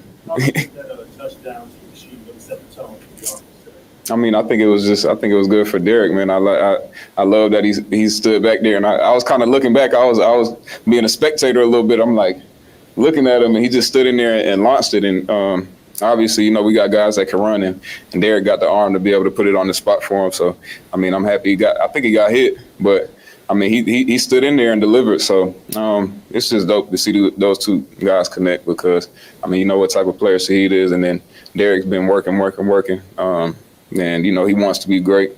He wants to execute, and you know, it's good to have these days like this where you kind of see what the future could look like. Yeah. I mean, I think we all want to see Derek ball because I mean we see it in practice, and then you know he put so much into it, and he wants to be great. He wants to be perfect. And as a quarterback, you know, and me looking at a quarterback, that's what you want your quarterback to embody, like perfection. So he takes a lot of pride in it, and to see him be able to go out there and you know get some of those shots that he wanted, and you know that he knows he can hit in front of everybody, it's like, okay, yeah, I got it. I told y'all without saying I told y'all. Did anything feel different about your role today? Man, I just employee number 41. I'm just showing up to work, man. I'm just showing up. When an offense scores on its first 9 possessions, and it's a new offense, I mean, I know you don't want to make too much out of one game, but what they do like that, I mean, how do you put that in perspective? Like I said, I mean, any game you want to come out and execute. I hope for the whole season we score on every possession that we get the ball. But you know that's far fetched. But you know I think we're gonna work like you know that's the goal. That's the standard. We're gonna always work and come out and hope that that's the outcome. But I mean for today, just speaking on today, it was good to see. It was good to feel. You know, man, I've been here a while, and I know what it's supposed to feel like, and that felt good today. So. It's definitely exciting. You had the rushing touchdown at one point, they got called back, Mm-hmm. and the offense just kind of kept going back to you. Yeah. Does that mean something to you, like in a moment like that, where they keep going back? Yeah. I mean, Clint said it. He like, man, I'm gonna give it to you. I don't care. And I told him, I'm like, man, I told him. I was telling Jawan and Taysom on the sideline. I'm like, you know, sometimes you might get down there and then, like, for instance, like I know people always talk about like, oh, Taysom steals your touchdowns or something, right? And I'm like, in those moments, you'd be like, dang, I wish I got it. But today, Clint went back to me. I'm like, damn, get that shit to somebody else. But I mean, obviously I got the win for it, and then Clint got the belief, and then the O-line and everybody just executed. So I was able to get in there. But you know, it's dope when you got a play caller that, you know, trusts in you and believes in you, and just got to go in there and make a play. Do your teammates say that, or do like fantasy players tweet that at you? I mean, it's just not just Taysom, but you know, Taysom obviously he get a lot of run down there on the goal line and stuff. But really, teammates say like, man, Taysom stole your touchdown again. I'm like, and then he'll come to me and be like, I'm sorry, AK. I'm like, bro, what are you apologizing to me for? But What if, like last year, y'all ended the season scoring 48 points, and a lot of y'all said, you know, you felt like you were playing your best football. When you have a new offense like this, is it possible to feel like you picked up where you left off? I don't know the answer to that, but Derek, I mean, he's been saying it all week, like, let's pick up where we left off last year, like them last 5. So, I mean, I guess that kind of resonated with the offense, you know, so. How's it good to be able to go to Clint and kind of talk to him listen to you, and maybe mention changes based on what It's good. Even if he don't listen to me, I'm going to keep talking to him. But, no, it's good. It's good because, I mean, going back, like I was kind of like that with Sean, you know, going, talking to him, kind of trying to be in his head and ask what he sees, and then, you know, kind of sharing what I see. So that's kind of what I'm aiming for with Clint. You know, today it was pretty light, but, you know, we talked a little bit, exchanged some ideas and some views, and, you know, he was receptive to it. So, I mean, it's good to have him down there. I'm not asking specifically Mm-hmm. about the contract situation. Yeah. I know that the contract situation has been such a conversation. Mm-hmm. With no deal done before week 1 or Yeah. before you still come out, you have a game like this. Yeah. Whatever. Contract aside, Mhm. what do you believe that a performance like this, you going out still performing in the team and everything like that, what do you believe that says about you, maybe also to younger players Yeah. in those similar situations? Yeah, you know, I think everybody always says I got I'm a mystery, right? So, you know, they don't know what I'm doing, what I'm thinking, but saying it without saying it.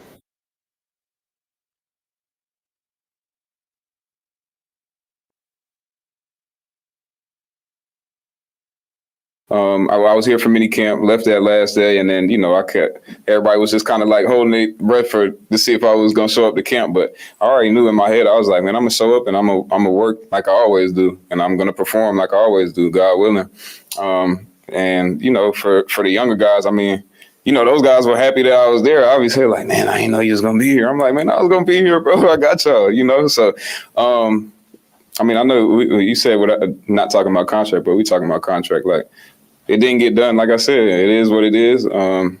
It may get done. It might not get done. I'm just focused on football right now, so I don't want to talk contract at all. Like, I just want to. I don't want to be. I've never wanted to be the center of attention on anything, on any front, right? So I don't want to be sitting here trying to negotiate a contract while we trying to win games or while we trying to get to a Super Bowl. And I meant it when I said it the other day. We'll talk about it after the season. So. Do you feel that it's an important showing that that's not holding you up? Oh yeah, man. It's not. Like I said, I meant it when I said it. Like, I'm not worried about it. I'm here to play. Like, I'm gonna play. I'm gonna perform. Like, it's not. I don't got no illness. I don't got no mystery injury. Nothing. Like, I'm here. You know what I'm saying? So I'm gonna play. I'm gonna perform. I'm gonna be here with my teammates, coaches. And then just outside of all that, I think the most important thing, I mean, I love this city, right? I love the fans. I love these people. They support me. They've been supporting me for years now, right? So, I mean, it would be kind of, for me, in my head, it would be kind of selfish to not go out there and, I mean, I interact with so many people every day. Like, these people, like, love me. Like, I'm family. And I feel the same way, vice versa. So, I don't know if I'll be doing myself a disservice if I didn't come out here and try to put on for those people, you know what I'm saying, that have been supporting me. Yeah, I wasn't like one more to the tone for presenting you got to me. How you this account. Yeah. Man, it's just it's love. Like, man, I love this city. Like, I truly, truly, truly love Who Dat Nation. As cliche as it may sound, everybody says that, but I'm for real. Like, this is like family, home. Like, and when I speak, I mean it. Like, when I say I want to be here, I mean it. So, I think you always see the fans and they talking about, he need to be here forever and this, that. Like, I don't want that to be the focus of, what's going on. I just want to come out here like it's a Sunday. We out here performing, playing. I get to interact with fans. I get to feel the love from them, and then we get to get a win. So it's cool for the city, cool for us, cool for me.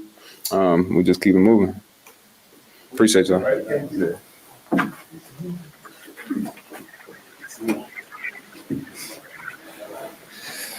All right. Derek, are you gonna get a new social media post for the Chief touchdown, or you just recycle the one? You talking about where he's down there somewhere? Yeah, I don't know. I'm not very creative, so it might be the same.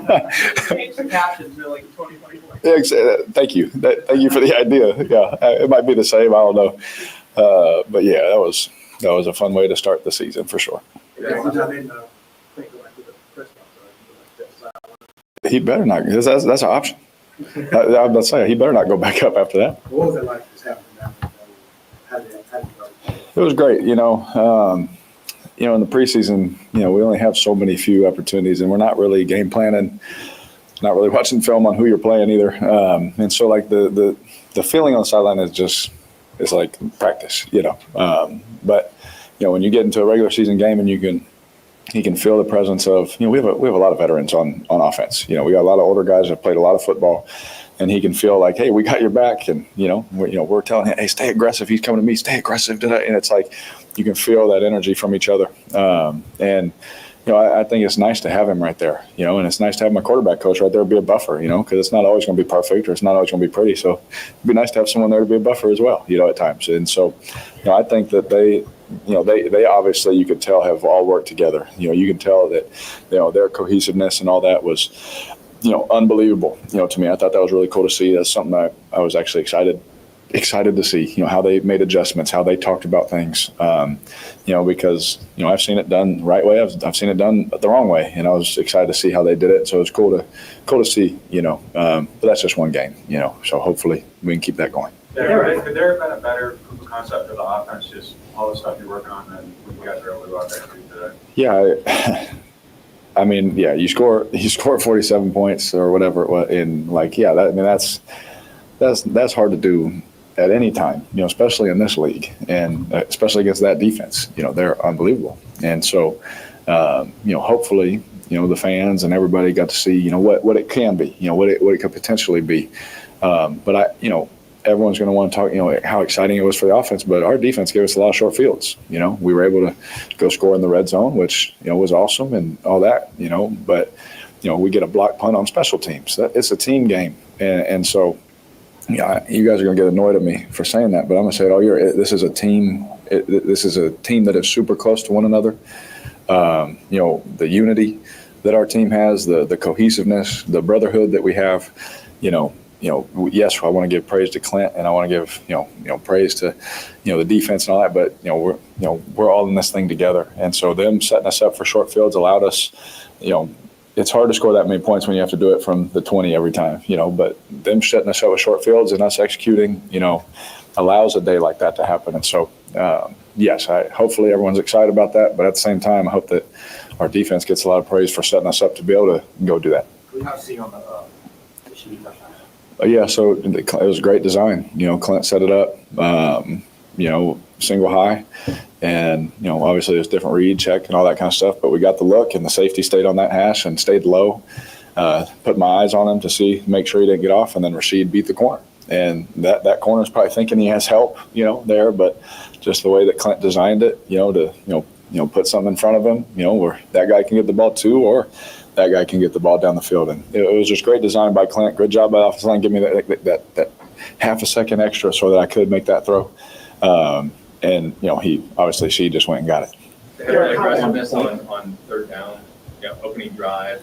They had to go let's go deep, Yeah. What was that say about Quinn and the kind of offense he does? It says that he's going to stay true to what he has on the call sheet and what we watched on film. There was an opportunity there that we felt that was there, and we talked about it throughout the week, and, he didn't shy away from it. He's like, that's why we practice, that's why we go through the film and all that. And when it came through the headset, I was like, oh, let's go. And so that one fired me up too, because he stayed true to what we thought we'd get in that moment. Yeah, how on point was Clint on third down? It was a 3rd and 7 pitch to Alvin. It seemed like you guys had him off balance on third down. I mean, I hope all this love continues all the time for Clint. Because this is a long year, and I'm going to remind y'all about everyone loving Clint than myself right now. But, I think, it was he had a great game. And again, anytime you can have a great game in this league, coaching or playing, you'll remember it forever, and he did. He had a great day. Our guys, had a great plan on certain situational stuff for us. We all believed in it. We executed it in practice, and we executed in the game. And so, I thought the game plan was awesome. I got to move around more out of the pocket than I ever have got to in my life. So I've been praying for these days. This was awesome. There are five different players which Mm-hmm. how gratifying. It's amazing. And, you try your best, to, highlight players. Everyone in the world knows Olave is our number one guy. Everyone in the world knows I want to throw it to him 30 times a game, and for us to still be able to stay balanced and be a balanced attack. And, there's things that he's doing to defenses, without him even touching the ball sometimes. And I know that's not fun for him or his fantasy owners, but it helps us as a team. And to get 5 different guys in the end zone, that just shows the versatility and, that we're not just going to be one-dimensional. We have to be a balanced team if we want to do what we want to do. And so, it's not always going to be, that way or that easy to do one or the other. And we just got to figure out a way to win. And like I told y'all last year when I came here, all I want to do is win. And so if that means throw it 10 times or throw it 50 times, I really couldn't care less. I just want to win. So that just shows me we found a way to get in the end zone. We found a way to win today, and that was what it took today. DA kept saying it takes what it takes, and that's just what it took today. Derek, you say you like to run the ball, but that criticism did already come for you on social media. It did. Just take the rushing touchdown. Why did you decide to throw it? Because Foster waved his hand. Anytime a receiver waves his hand as a quarterback's running this way and they wave their hand in the middle of the field, we just feel like we have to throw it. It's like a bug to one of those zapping lights. I don't know what it is. I was about to run it because to be honest with you, he wasn't even in the read. And so I was about to take off and just go in, but Foster waved his hand, so I have to throw it. Derek, what was the design on it? Like was Landon Young an option for that? I mean, what was that? Landon caught a touchdown in practice. Yeah, and so it sounds funny, but I mean, everyone that could have been a fun one to talk about too. Getting Landon involved in the pass game. But Landon was a for sure viable option. But yeah, I won't get too much into the read and scheme. But the third Juwan that you had, it looks like. Yeah. Did you see him early enough? No, did you see him late when he was? He's just a part of the read and a scramble draw opportunity. Okay. And so they sat low and outside on AK. Then I went to move, and for some reason I just felt like there was no edge to the defense, so I just went to extend the play in the red zone. Some of the best plays happen when you just extend them down there, and we had two of them today. So I just extended it, and we always talk about that route getting thrown on a scramble drill. And I just put my eyes there, and I heard Foster yelling from the sideline the corner route. So I'm just trying to give Foster all the credit I can. Let's take two more for Derek, please. Did you see different, do you feel a difference in the crowd today, or have you seen the super downs rocking like that? They liked us a lot today. That was nice, and that was a lot of fun. So, last year, towards the end of the year, it felt like how it should, but we didn't earn that at the beginning of the year last year. And so we're just trying to, show our city how much this means to us. And I was told not to lower my shoulder anymore because of that. I'm just trying to show my teammates, our city, our organization, I'll do whatever it takes for us, But DA cussed me out and said, don't do that again. So to us, we just try and win their heart. And I know that when we play well, because the standard is so high here that, we'll have their heart. And when we have their support like that, you see how they're taking timeouts on third downs. They're taking timeouts down the red zone. The fans, I don't know, they understand, when they, when they're behind us like that, it's such an advantage for us as a team. It is so hard to communicate. A lot of this game is communication. And if you can't communicate because of the fans, that is a distinct advantage. And so we're super thankful for them, having our back tonight. Derek, with the ups and downs of last year and the booing and things like that, did you feel like you personally, you needed a fast start to maybe get the fans on your side and, I was trying to pick off where we were last year. That was my mindset. So I hope that answers it. That's where my thoughts were, is we just got to keep playing, with that aggressiveness, with that mentality, as much as we can to come into the season. And I knew if we could do that and execute, then it was going to be great. Because at the end of the year, it was so fun. The fans have been great. All offseason, the fans were great. Every time I was around with my kids at baseball games, it was freaking awesome. I haven't had one bad experience since that one time in the Superdome. And so, but rightfully so, during that game, we started playing better, and they're like, hey, that's what we want, And so I was like, I'm trying. But, to have that atmosphere, to have that behind us, that's going to help us win here at home, for sure. But my thoughts were just trying to, based off of last year, just let's carry that over. Cool. Thank y'all. Thank you. Hey, are you leading the league, bro? Are you leading the league in sacks? Everybody. So how long until you change the position to defensive end?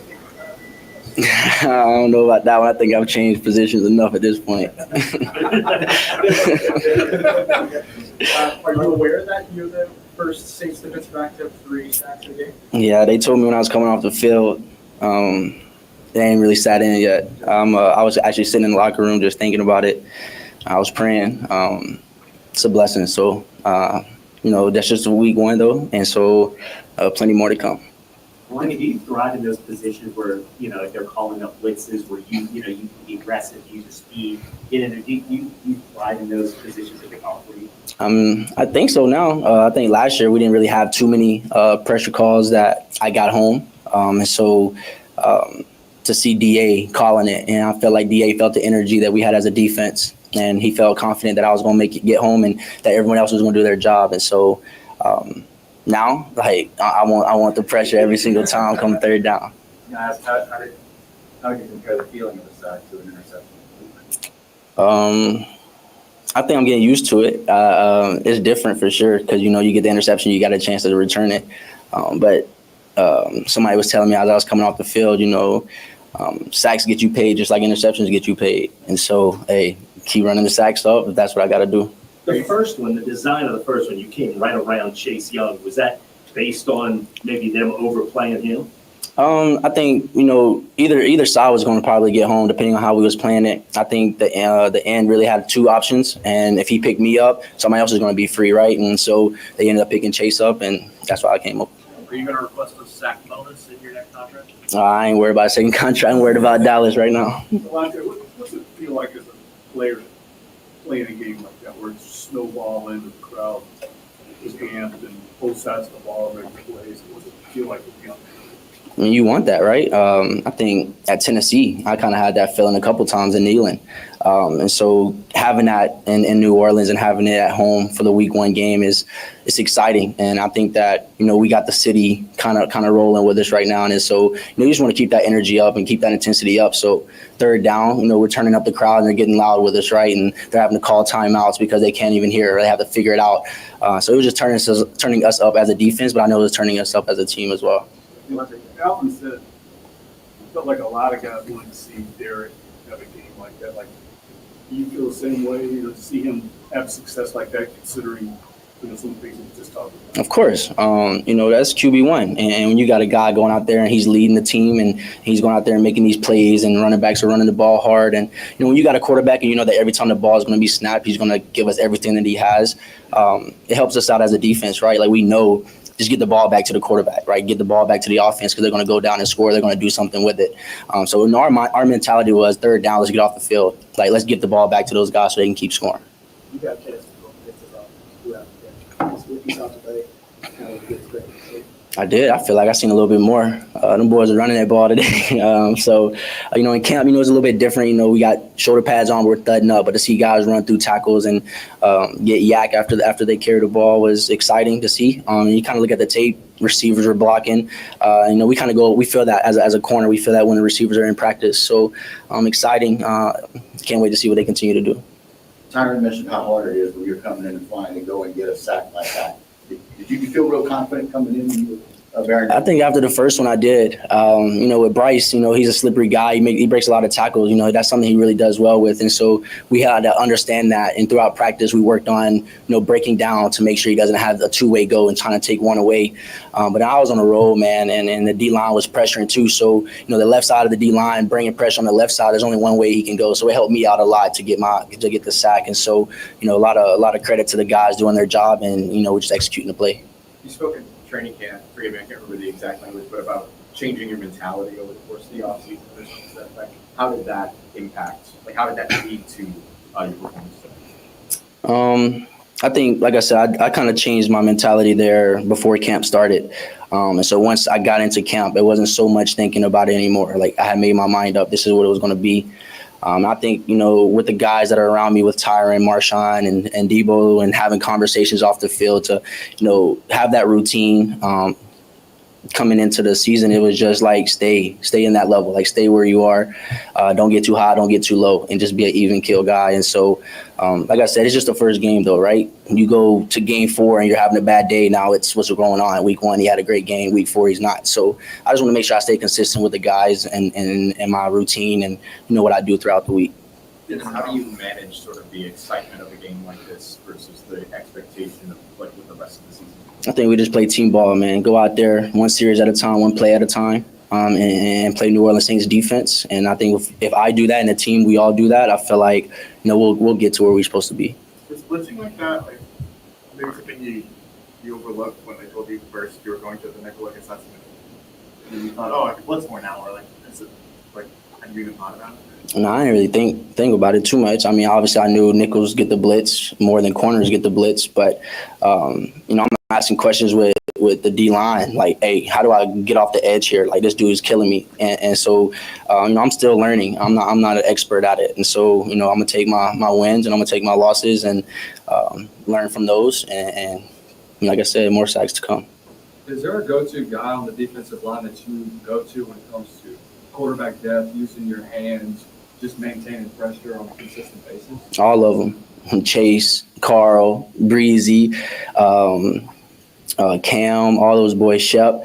And they all help me. They don't look at me like, why are you talking to me about doing this? They actually break it down to me, and it was exciting. I felt weird doing it, but hey, everything that they taught me is actually helping me, and so it's good to learn. Keep your foot into it.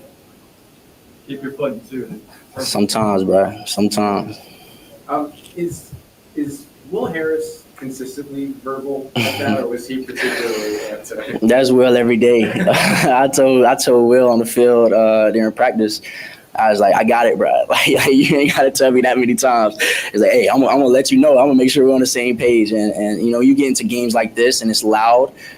It felt good getting that over communication, right? Like, Lante, make sure you do this. Like I'm right here. Like, don't do this. Like he's over communicating, and in practice it's kind of annoying. But then in the game, like today, and first game with him, so getting comfortable with him. So I won't tell him that anymore. I'm gonna tell him, hey, talk to me as much as you need to talk to me. And so. As kind of one of the younger players on this roster, it seems like there's a really solid mix of veteran players, young players, kind of up-and-coming players.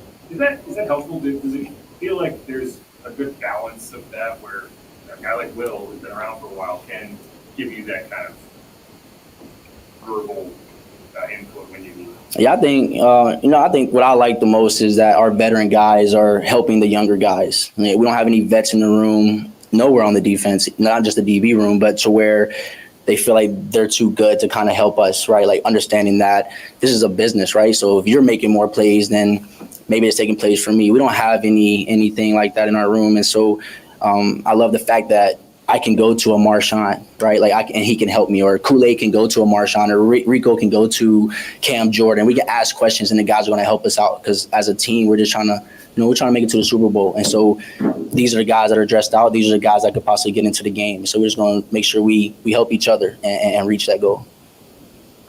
So next gen stats had you at like 20.64 miles per hour on your sack, just slightly faster than Rashid. So are y'all like in a competition for who's the fastest? Nah, we won't be competing, but she know I'm fast, and I know she fast. I know Chris fast, so you know who's fast, and we just, the goal isn't to play at 100 miles per hour throughout the game, right? And so whenever I can hit that speed, I will, but I'd rather not have to touch it if I don't have to. I didn't even see you standing over there, right? I didn't see you over there. Good. All right, appreciate you. Great game. All right,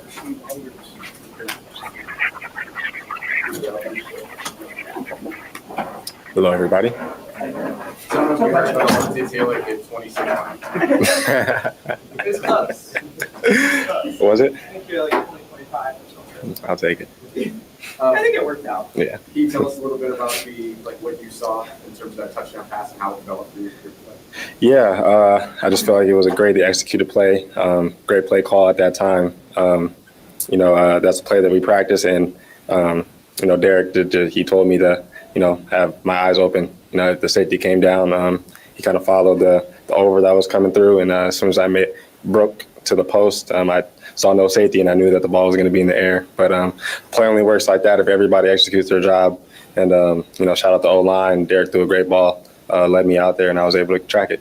I'm trying to feel having that play call come in that moment. It's early in the game. You're 5 plays in, and Yeah. all right, here you go. No, as an offense, we love it. We love aggressive, mindset. Any chance we get to, push the ball down the field and to give an offense a spark, especially early in the game like that, super important. And I feel like it was a big play to.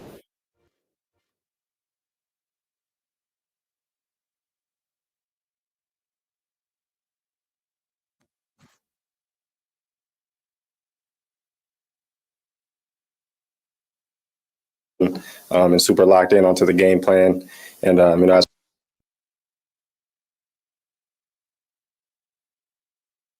offense as a whole, we just feel more confident about, just going out there and, executing our job. And when we do that, I feel like it showed up today. How bad do you feel like Derek needs to have a game like this? One more time. Sorry. How bad do you need to have a game like this? Or do you feel like you need a game like this?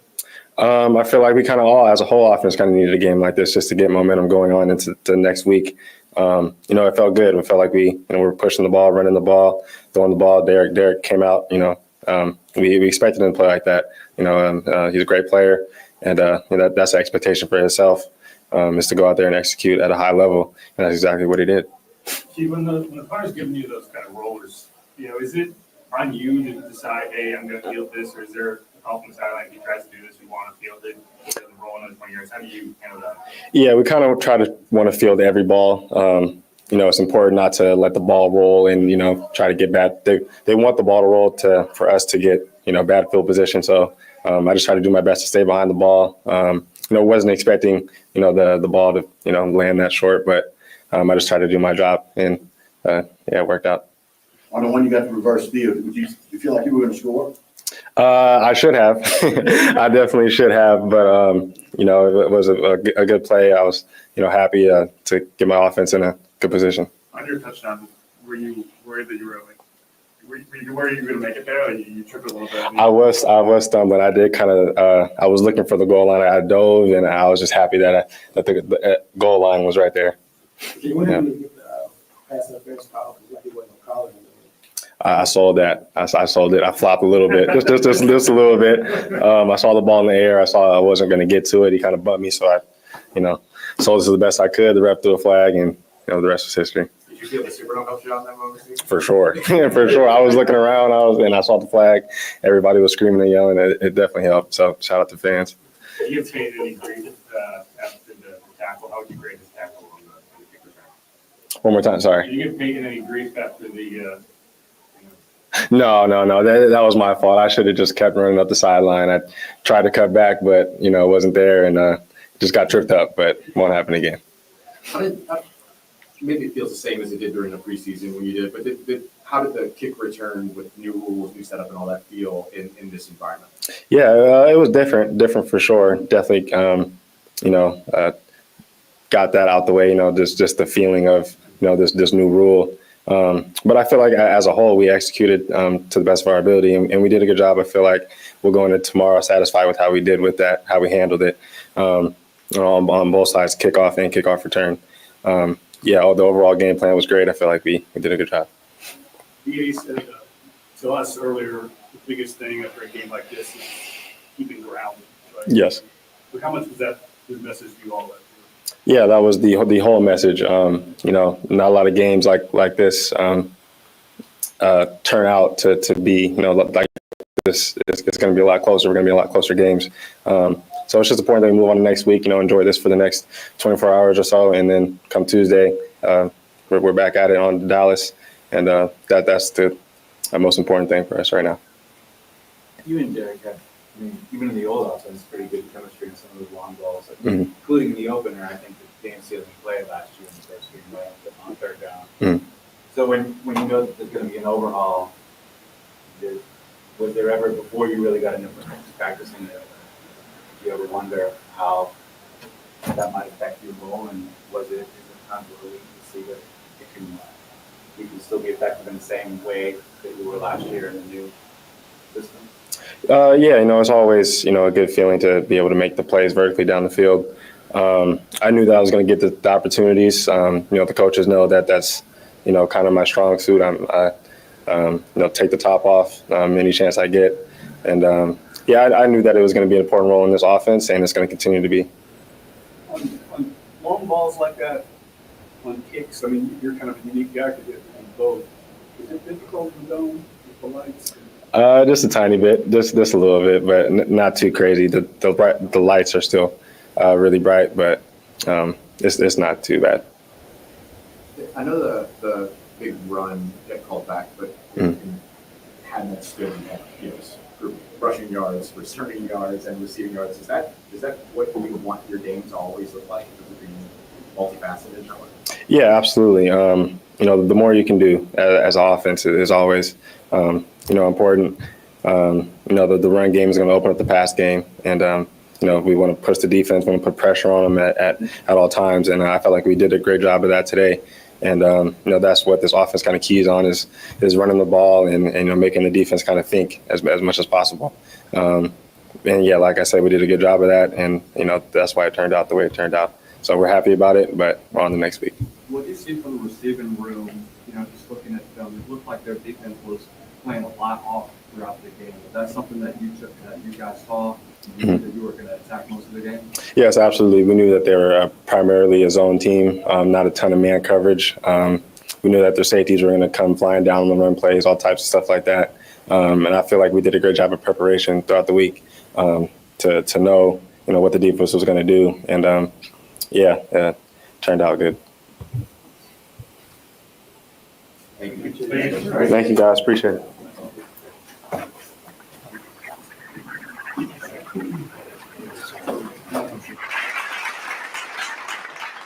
All right, shout out to the fam, man, and I think that'll be the last of all those guys, man. Listen, fantastic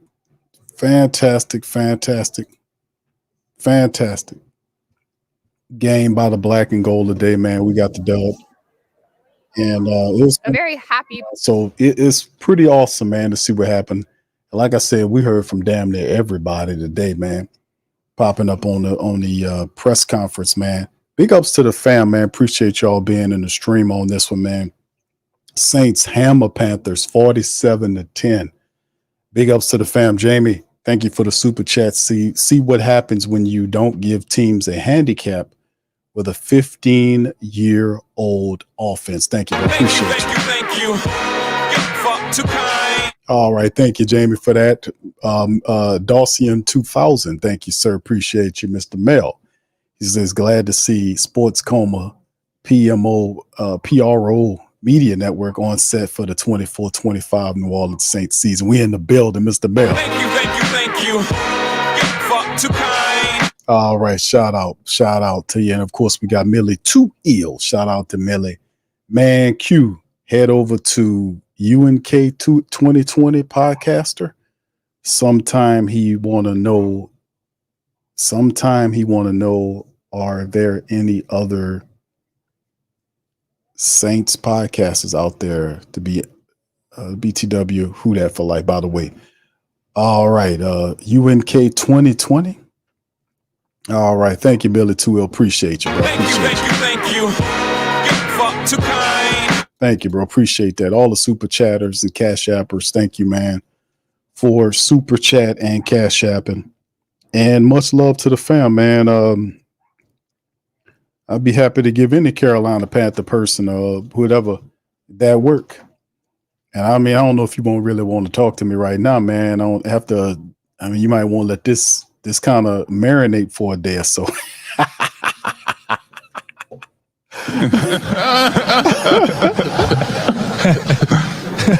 You won't probably let this marinate because I'm known to cook. He ain't lying. I'm gonna be honest with you. All right, but anyway, big ups to the fam, man. Listen, Saints hammer the hell out these people. Post-game analysis on the game. I thought Pops Q was gonna pop in. He is not able to pop in tonight, so that's okay. Listen, today was an excellent game by the Saints. All aspects played well. Let's start with the offense. The offense was awesome. Derek Carr got it going early, bombed that big touchdown throw to Rashid Shaheed. That really got it going early. That was awesome. Derek Carr had a very solid game. He was 19-23 for 200 yards, 3 touchdowns. But it wasn't just the statistics and the touchdowns he put up. It was the fact that Derek Carr was alive and flowing in the offense. You see what I'm saying? He was flowing and alive in offense. It wasn't robotic and computerized. It was all very organic and flowing. And that's in a large part of that because of his great performance. The running attack was absolutely awesome today. Alvin Kamar, 15 carries, over 80-something yards. He had a rushing touchdown. And Taysom Hill was big too. The Saints had $180 running the ball today. Because I know people want to talk about the Derek Carr factor in there. Derek Carr did well. You can't take none from Derek Carr today. But the Saints had 180 yards rushing the ball today. They almost had 200 yards. They were 20 yards off for 200 today. They averaged 5 yards a carry. My old term was 2 rushes, first down, the Saints every 2 plays was a first down. Carolina had no answer for what the Saints gave to them. No answer. The running attack and the passing attack were very alive and functioning at a high level. The defense were not only alive and fluent, they were getting sacks. Alontae Taylor broke out his ice today, and he was talking about getting money. You're a couple of years short on that. His contract's still going, but you'll get your paper, Playboy. You're gonna get it long. Just be patient. But at the end of the day, it was a splendid day by the defense. The defense forced multiple turnovers and given multiple turnovers to the Saints offense on short fields, in which the Saints, a couple of those, they were unable to convert to field goals. In some situations when that happened in the future, I would rather see us kind of convert those to touchdowns. But today, the Saints were so far ahead in many respects that it really didn't hurt what they had going on. It was an awesome day, to say the least, by the defense. They got multiple turnovers. They were able to sack the quarterback. They got after the quarterback. DeMario got 1. Alontae got 3. They were able to intercept the man. They got a partially blocked punt by Juwan Johnson, who caught a touchdown today. The tight ends for the Saints. How about the tight ends for the Saints? Give it up for the tight ends.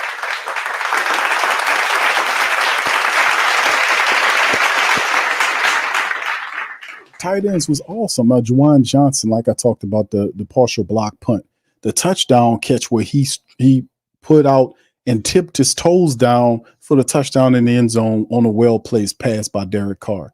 The Foster Moreau throwing his hand up and working his way back to the center of the field so Derek Carr placed a well ball there.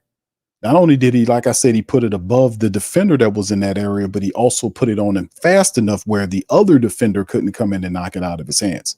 And Foster Moreau was able to bring that down. So the Saints tight ends, plus all of the blocking stuff that was going on, Taysom Hill was dictating the run as well. Fantastic. And then the special teams, man, were doing what they were doing as well. Blake Grupe, 4 field goals, 4 for 4 today from Blake Grupe. Saints had to cook in the day, man. All aspects of the team, and a very good energy starting win for the 24-25 season. You got the Dallas Cowboys that's currently winning. I got that on my screen over here. I'm watching that.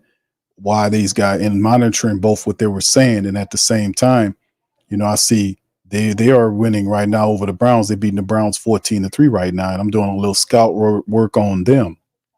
With CeeDee Lamb right now with 4 catches for 58 yards, and Zeke Elliott, he just got him a touchdown to push him up 14-3. So Prescott moving around. Browns hadn't really gotten going just yet, but you kind of monitoring and doing some scout work on them as we going over everything. But listen, got to give it to the Saints today. It was a full out effort. They hammered the hell out of this team, and that was the positive. Now, what was some of the negative? Not too much to talk about negatively. A few things they had to iron out wrinkle wise. The penalties was kind of high. They had 10 penalties in the game today. We were perfect in the red zone. A couple of the turnovers, you were like touchdowns there, but in the end, more positive than negative. The Saints hammered the hell out this team. They move on to 1-0, and we pack up our stuff and get ready to head to Dallas to be able to take on the Dallas Cowboys. And I know my girl Tasha is looking forward to that. She is looking forward to that. All right. Shout out to you, Tasha. Appreciate you on the Super Chat. Thank you. Fuck too kind. I see your Cowboys is up 14-3 right now, and they are marching. So yeah, Cowboys get a win, man. That's going to be pretty cool if the Cowboys can get a dub, because that means both teams will have wins and they have a collision in Texas up there in Jerry's world. Brother Scoop, thank you. Said the best game, #1 in recent Saints history. Great scheme, great execution, and great extra effort from everyone. Nice to see it. Thank you, Scoop. Appreciate you, brother. Thank you. Fuck too kind. Yes, sir. All right. Yeah, it was an awesome game by the Saints today, man. Like I said, for some of our family members who watched the game, be happy and for your team. Your team did really well. I know a lot of people are still hesitant, and it's just one win. One win does not make or break a team, but it does give you the momentum and the mindset going forward where it can make your season. I tell you what, it's a lot better than a loss. So the Saints hammered the hell out this team. We got to keep it pushing. We got to move it forward. All right, a few comments. If y'all have any questions or anything, please feel free to throw them in the chat as I'm getting ready to get on out of this joint. Yeah, any questions, man, please feel free to throw them in the chat. All right, any questions at all? All right, 504 Cole says, man, Carr got a preaching career. He got advanced word salad. The dude like to talk, man. Aid said, I hope we keep Alontae Taylor for the future. Hopefully we can extend him after this year. He's an excellent defensive back, and I feel like Tyron helped him a lot. He is very, very – the Saints have they have options. They have options in the secondary. Like, obviously, Marshawn Lattimore, I think he'll be gone next year. Kool-Aid McKinstry's here. He's a future project. Alontae, a future player in the system for the Saints. I think Paulson Debo needs to be his contract needs to be worked on so he could be here for the long term. And I think he will be the new person that heads the Saints' new secondary. When Laddie goes, you have Paulson, you'll have Alontae, you have Kool-Aid McKinstry, and you have Jordan Howden, who have an interception today. So you have the makings of a very young and good secondary. The Saints just had to have a few more pieces.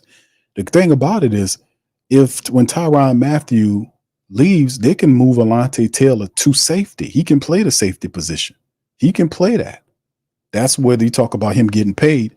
And that's the thing about Alontae Taylor. You don't have to worry about that. You don't have to worry about that at all. He can play corner and safety. He can make some money.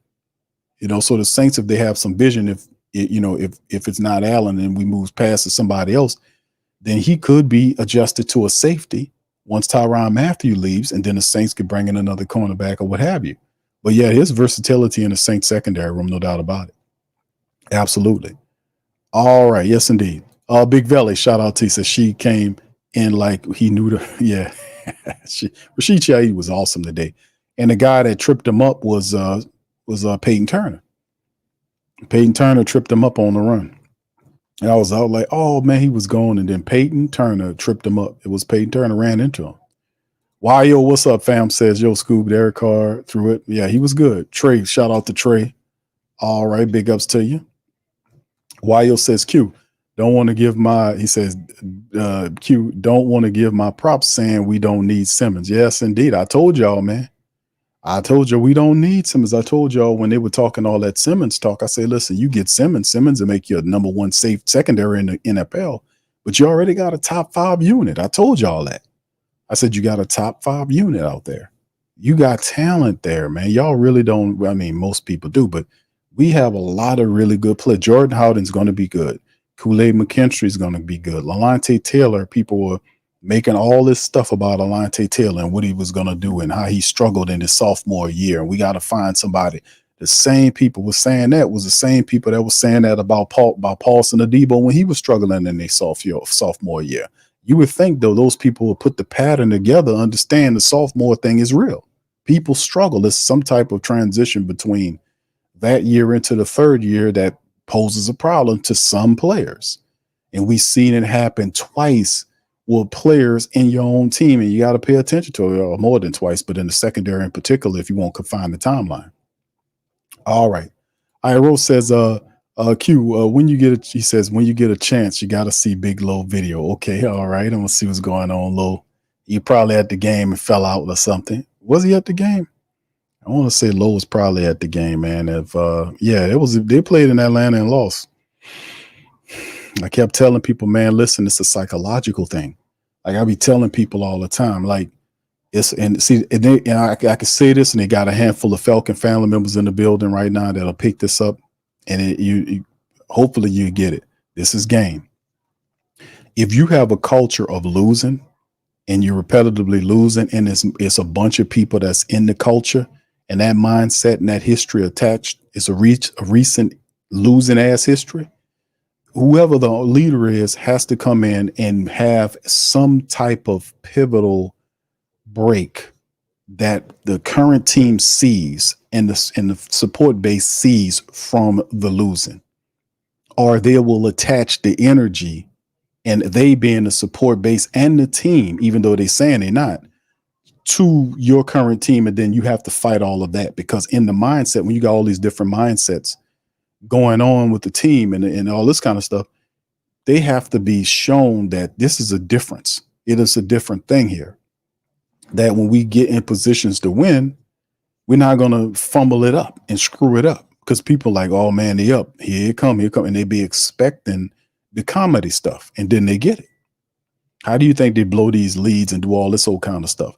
Because it's overall in the psychology of the support base as well as the team and even the leadership. They expect them to jumble and fumble it up.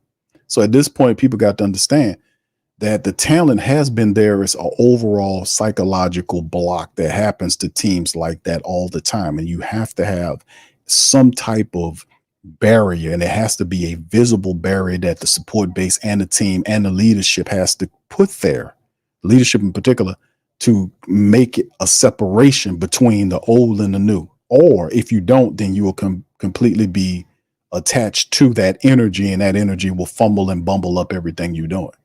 Because you're actually doing that to yourself. You're self-sabotaging as a whole.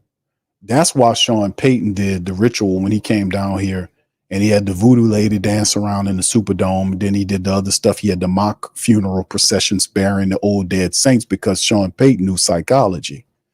That's game. In order to have something new or to start something new, you just can't say it. It has to be a routine or something that is created that is a new mindset, a new thought that separates from the old. And then because that's all a habit is, a habit or a routine is something you repetitively have done, you do over and over again because you condition your mind to do it. But how do you break a routine? You don't break a routine by itself. A routine has to be replaced by a routine because you are a person of habit. Habit means pattern. So you have to create a new pattern to replace the old. And eventually at some point, when we graduate to a higher level of consciousness, then we'll be able to understand another level of thinking. But in terms of that, and it can't be too complicated because everybody has to understand what you're doing. That's why Sean Payton did the mock funerals. That's why Sean Payton do all this stuff. They need to find their own version of that in some kind of way. They got to find their own kind of their own kind of stuff. And until they do that, they're gonna constantly be just destroyed by all these comedy errors and all this other stuff. They're gonna constantly be thrown down by that. You have to separate from what is old that is losing to what is new that is winning. You got to. It changes everything. Let me see if they get that. Just talking old black and gold, man. We know how it has been. We were losing like most people were losing until we knew what to do to separate from the losing. That's real. That's game. All right. A Scoop says Kubiak might just be the dude somewhere around week 8. Should let us know for sure. Brother Byron says Q, told you we're going to kick the kitty cat's ass. Dominated special teams. Did excellent. Jawan Johnson block punt, gave our offense sharp fields. Thank you, brother Byron. Much love, bro. Appreciate you as always. K-Man, what's up, bro? Says, how you feeling who that nation? Feeling pretty good, bro. All right, Scoop says, Q, I got a real question. How the hell we finna pay all these defensive backs? Well, Marshawn Lattimore's about to go. So you will have to tender an agreement for Paulson Adebo. He's the first priority now. I don't think Alontae Taylor's contract is not due after this year. His contract is done in 2 years, if I'm not mistaken. Let me pull up Alontae Taylor's deal. Because Alontae Taylor is what, in his third year? Yeah, he in his third year. So he has next year, and what is it, a second round pick? Yeah, Alontae Taylor's contract is not due this year. It's due after next year. So you got some time. You got some time on Alontae Taylor. So you can, my main thing is I want to tie up Paulson Adebo, get his deal done. Then eventually you're going to move on from Marshawn Lattimore. That's just what the Saints are going to do. That'll free up some cake where you can be able to then a year from now, or maybe a little bit earlier, not this year, but next year, start talking about Alontae Taylor, see how he matures after this year and see where you can go in that. And then you continue to watch Jordan Howden progress, and then you still be able to at least reach into the top 4 rounds and see if you can get you another defensive back or a safety that can aid your scheme. So it's a way where you could time up. It's just Alontae Taylor and Paulson Adebo. You still got Paulson Adebo now. Actually, it's Paulson Adebo now, Alontae Taylor next year, and you still got Kool-Aid McKinstry under his rookie contract. You got Jordan Howden with another few years left on his deal. So yeah, you can make it work. You can get it done. They're not bunched together. They separated in terms of years. So it's a way. It's a way.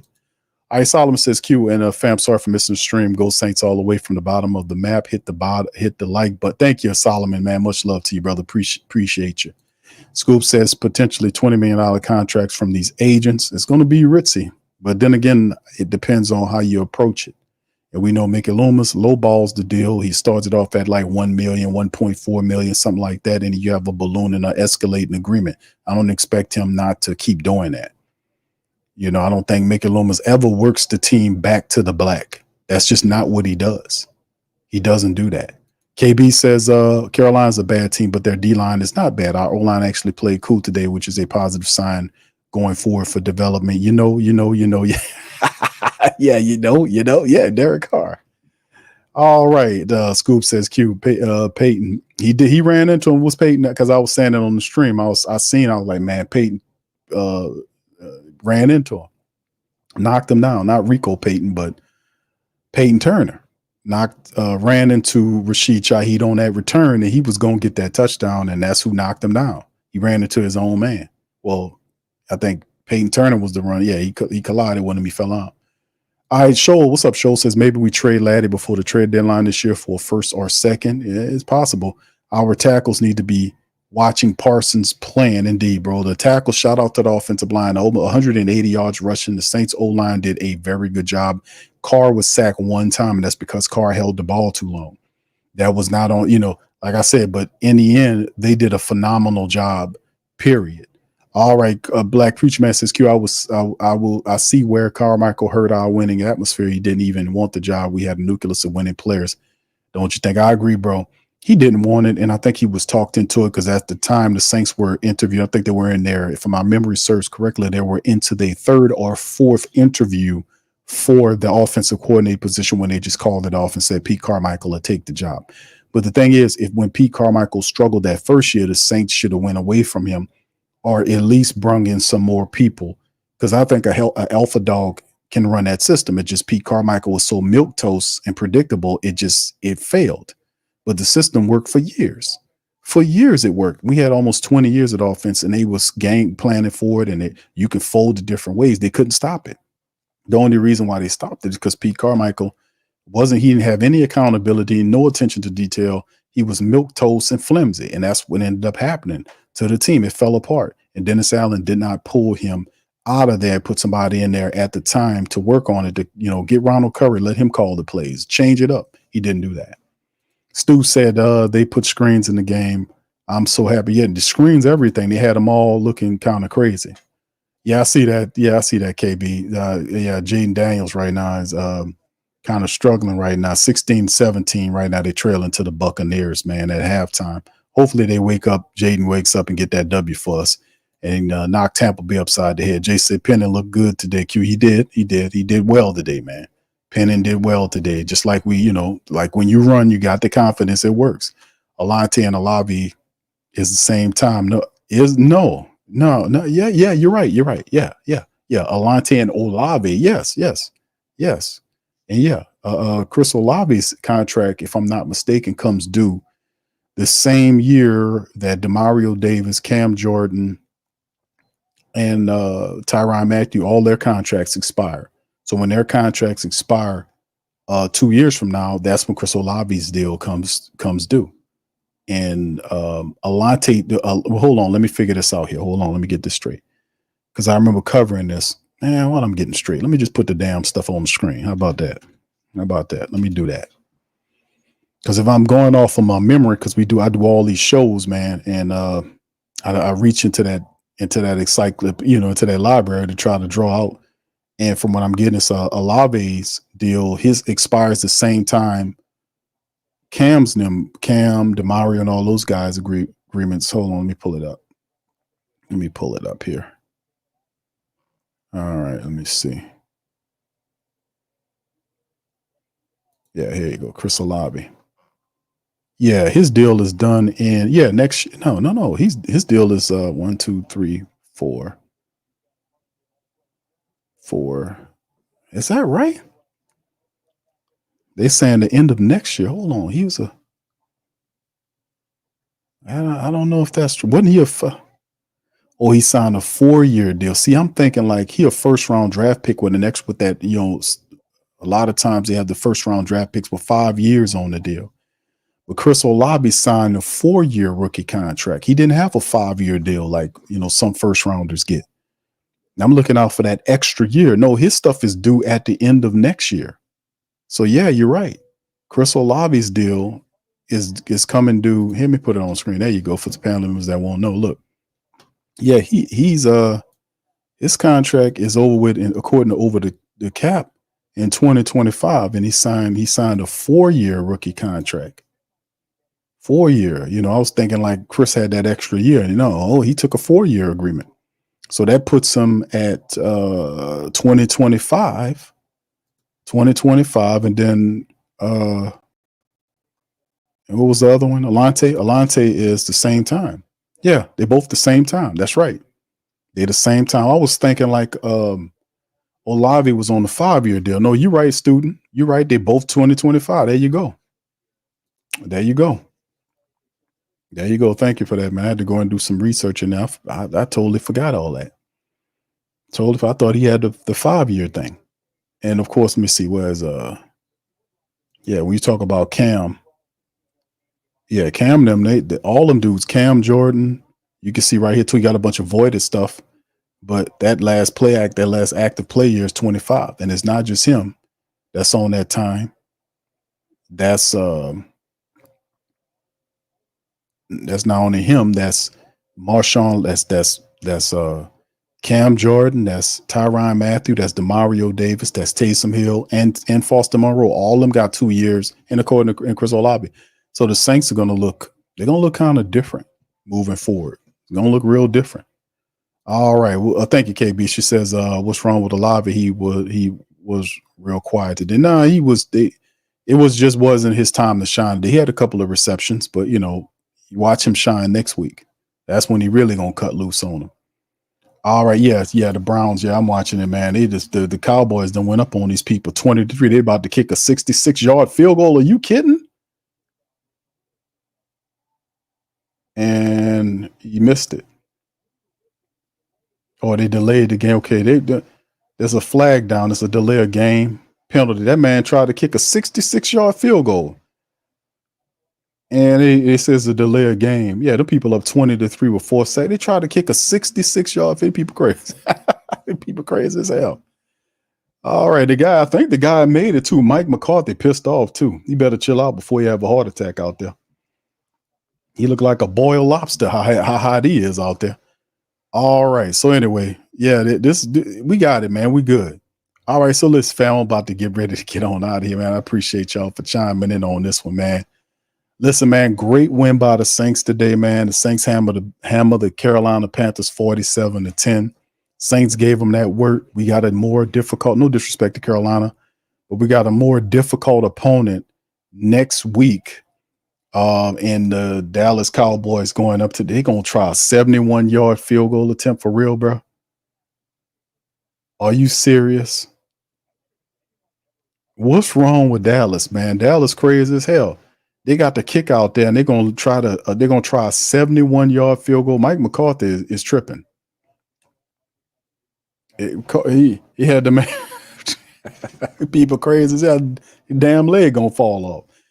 All right, so yeah, he traded. Yeah, he had him out there. They was gonna try. Now they're gonna run. They take him off there. He was gonna try to kick it. He kicked one from 66, and I think he hit it. But they had a delay of game or something happened. I want to say he hit that 66-yarder. Then you're like, man, let's try 71. He a bust opener, but the delay of game wiped it out. So I guess they're gonna do something else. Yeah, look like they're gonna run a play. Look like they put Dak out there to try to take another shot.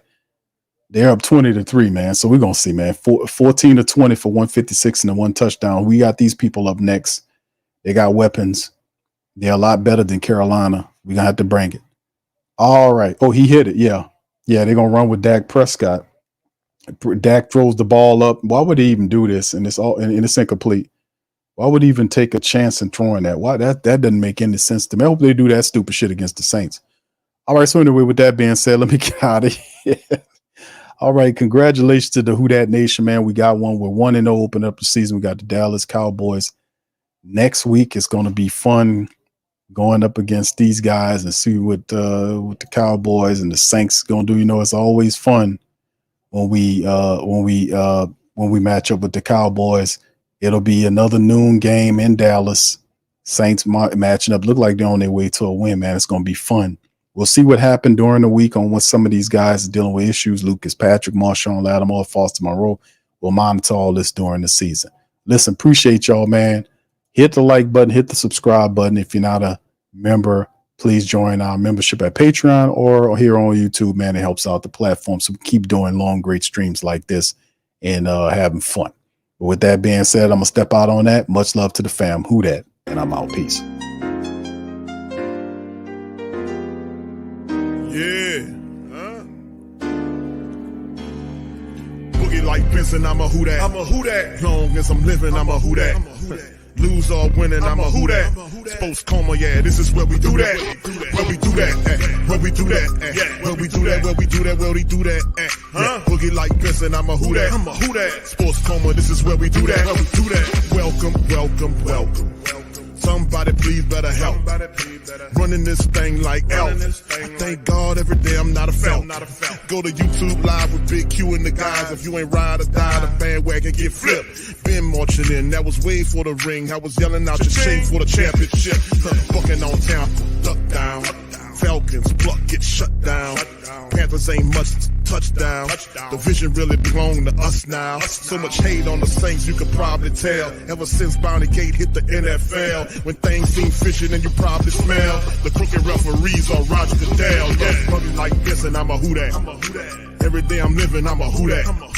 Lose or winning, I'm a who dat. It's the Sports Coma, this is where we do that. Where we do that, where we do that, where we do that, where we do that, where we do that. Boogie like Benson, I'm a who dat. It's the Sports Coma, this is where we do that. You're listening to the Sports Coma with Big Q and the guys on the PRO Media Network.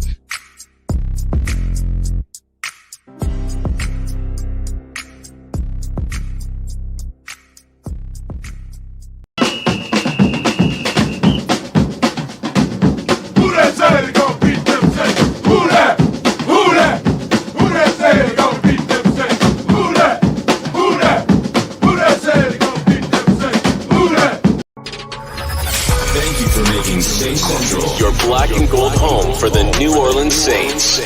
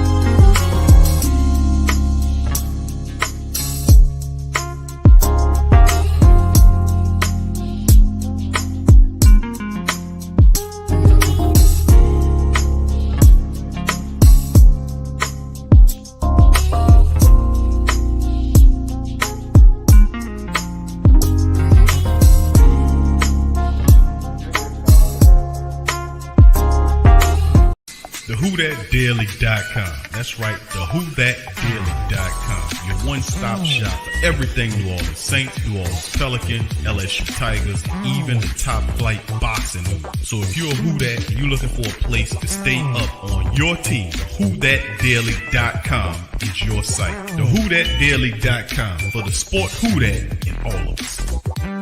That's right, the the Pro Shop is the platform store where you can go and buy all the latest merch to support the platform. Available at the Pro Shops, we have dozens of hundreds of products available for you and your family. Unisex tees for men and women, hoodies and sweatshirts, tank tops, kids and baby items, long sleeve tees, mugs, pillows, wall art, bath bedding, face masks, phone cases, stickers, bags, fanny packs, socks, hats, and many other items. Please feel free to check out the Pro Shops. The link is in the description section below. And remember, it helps the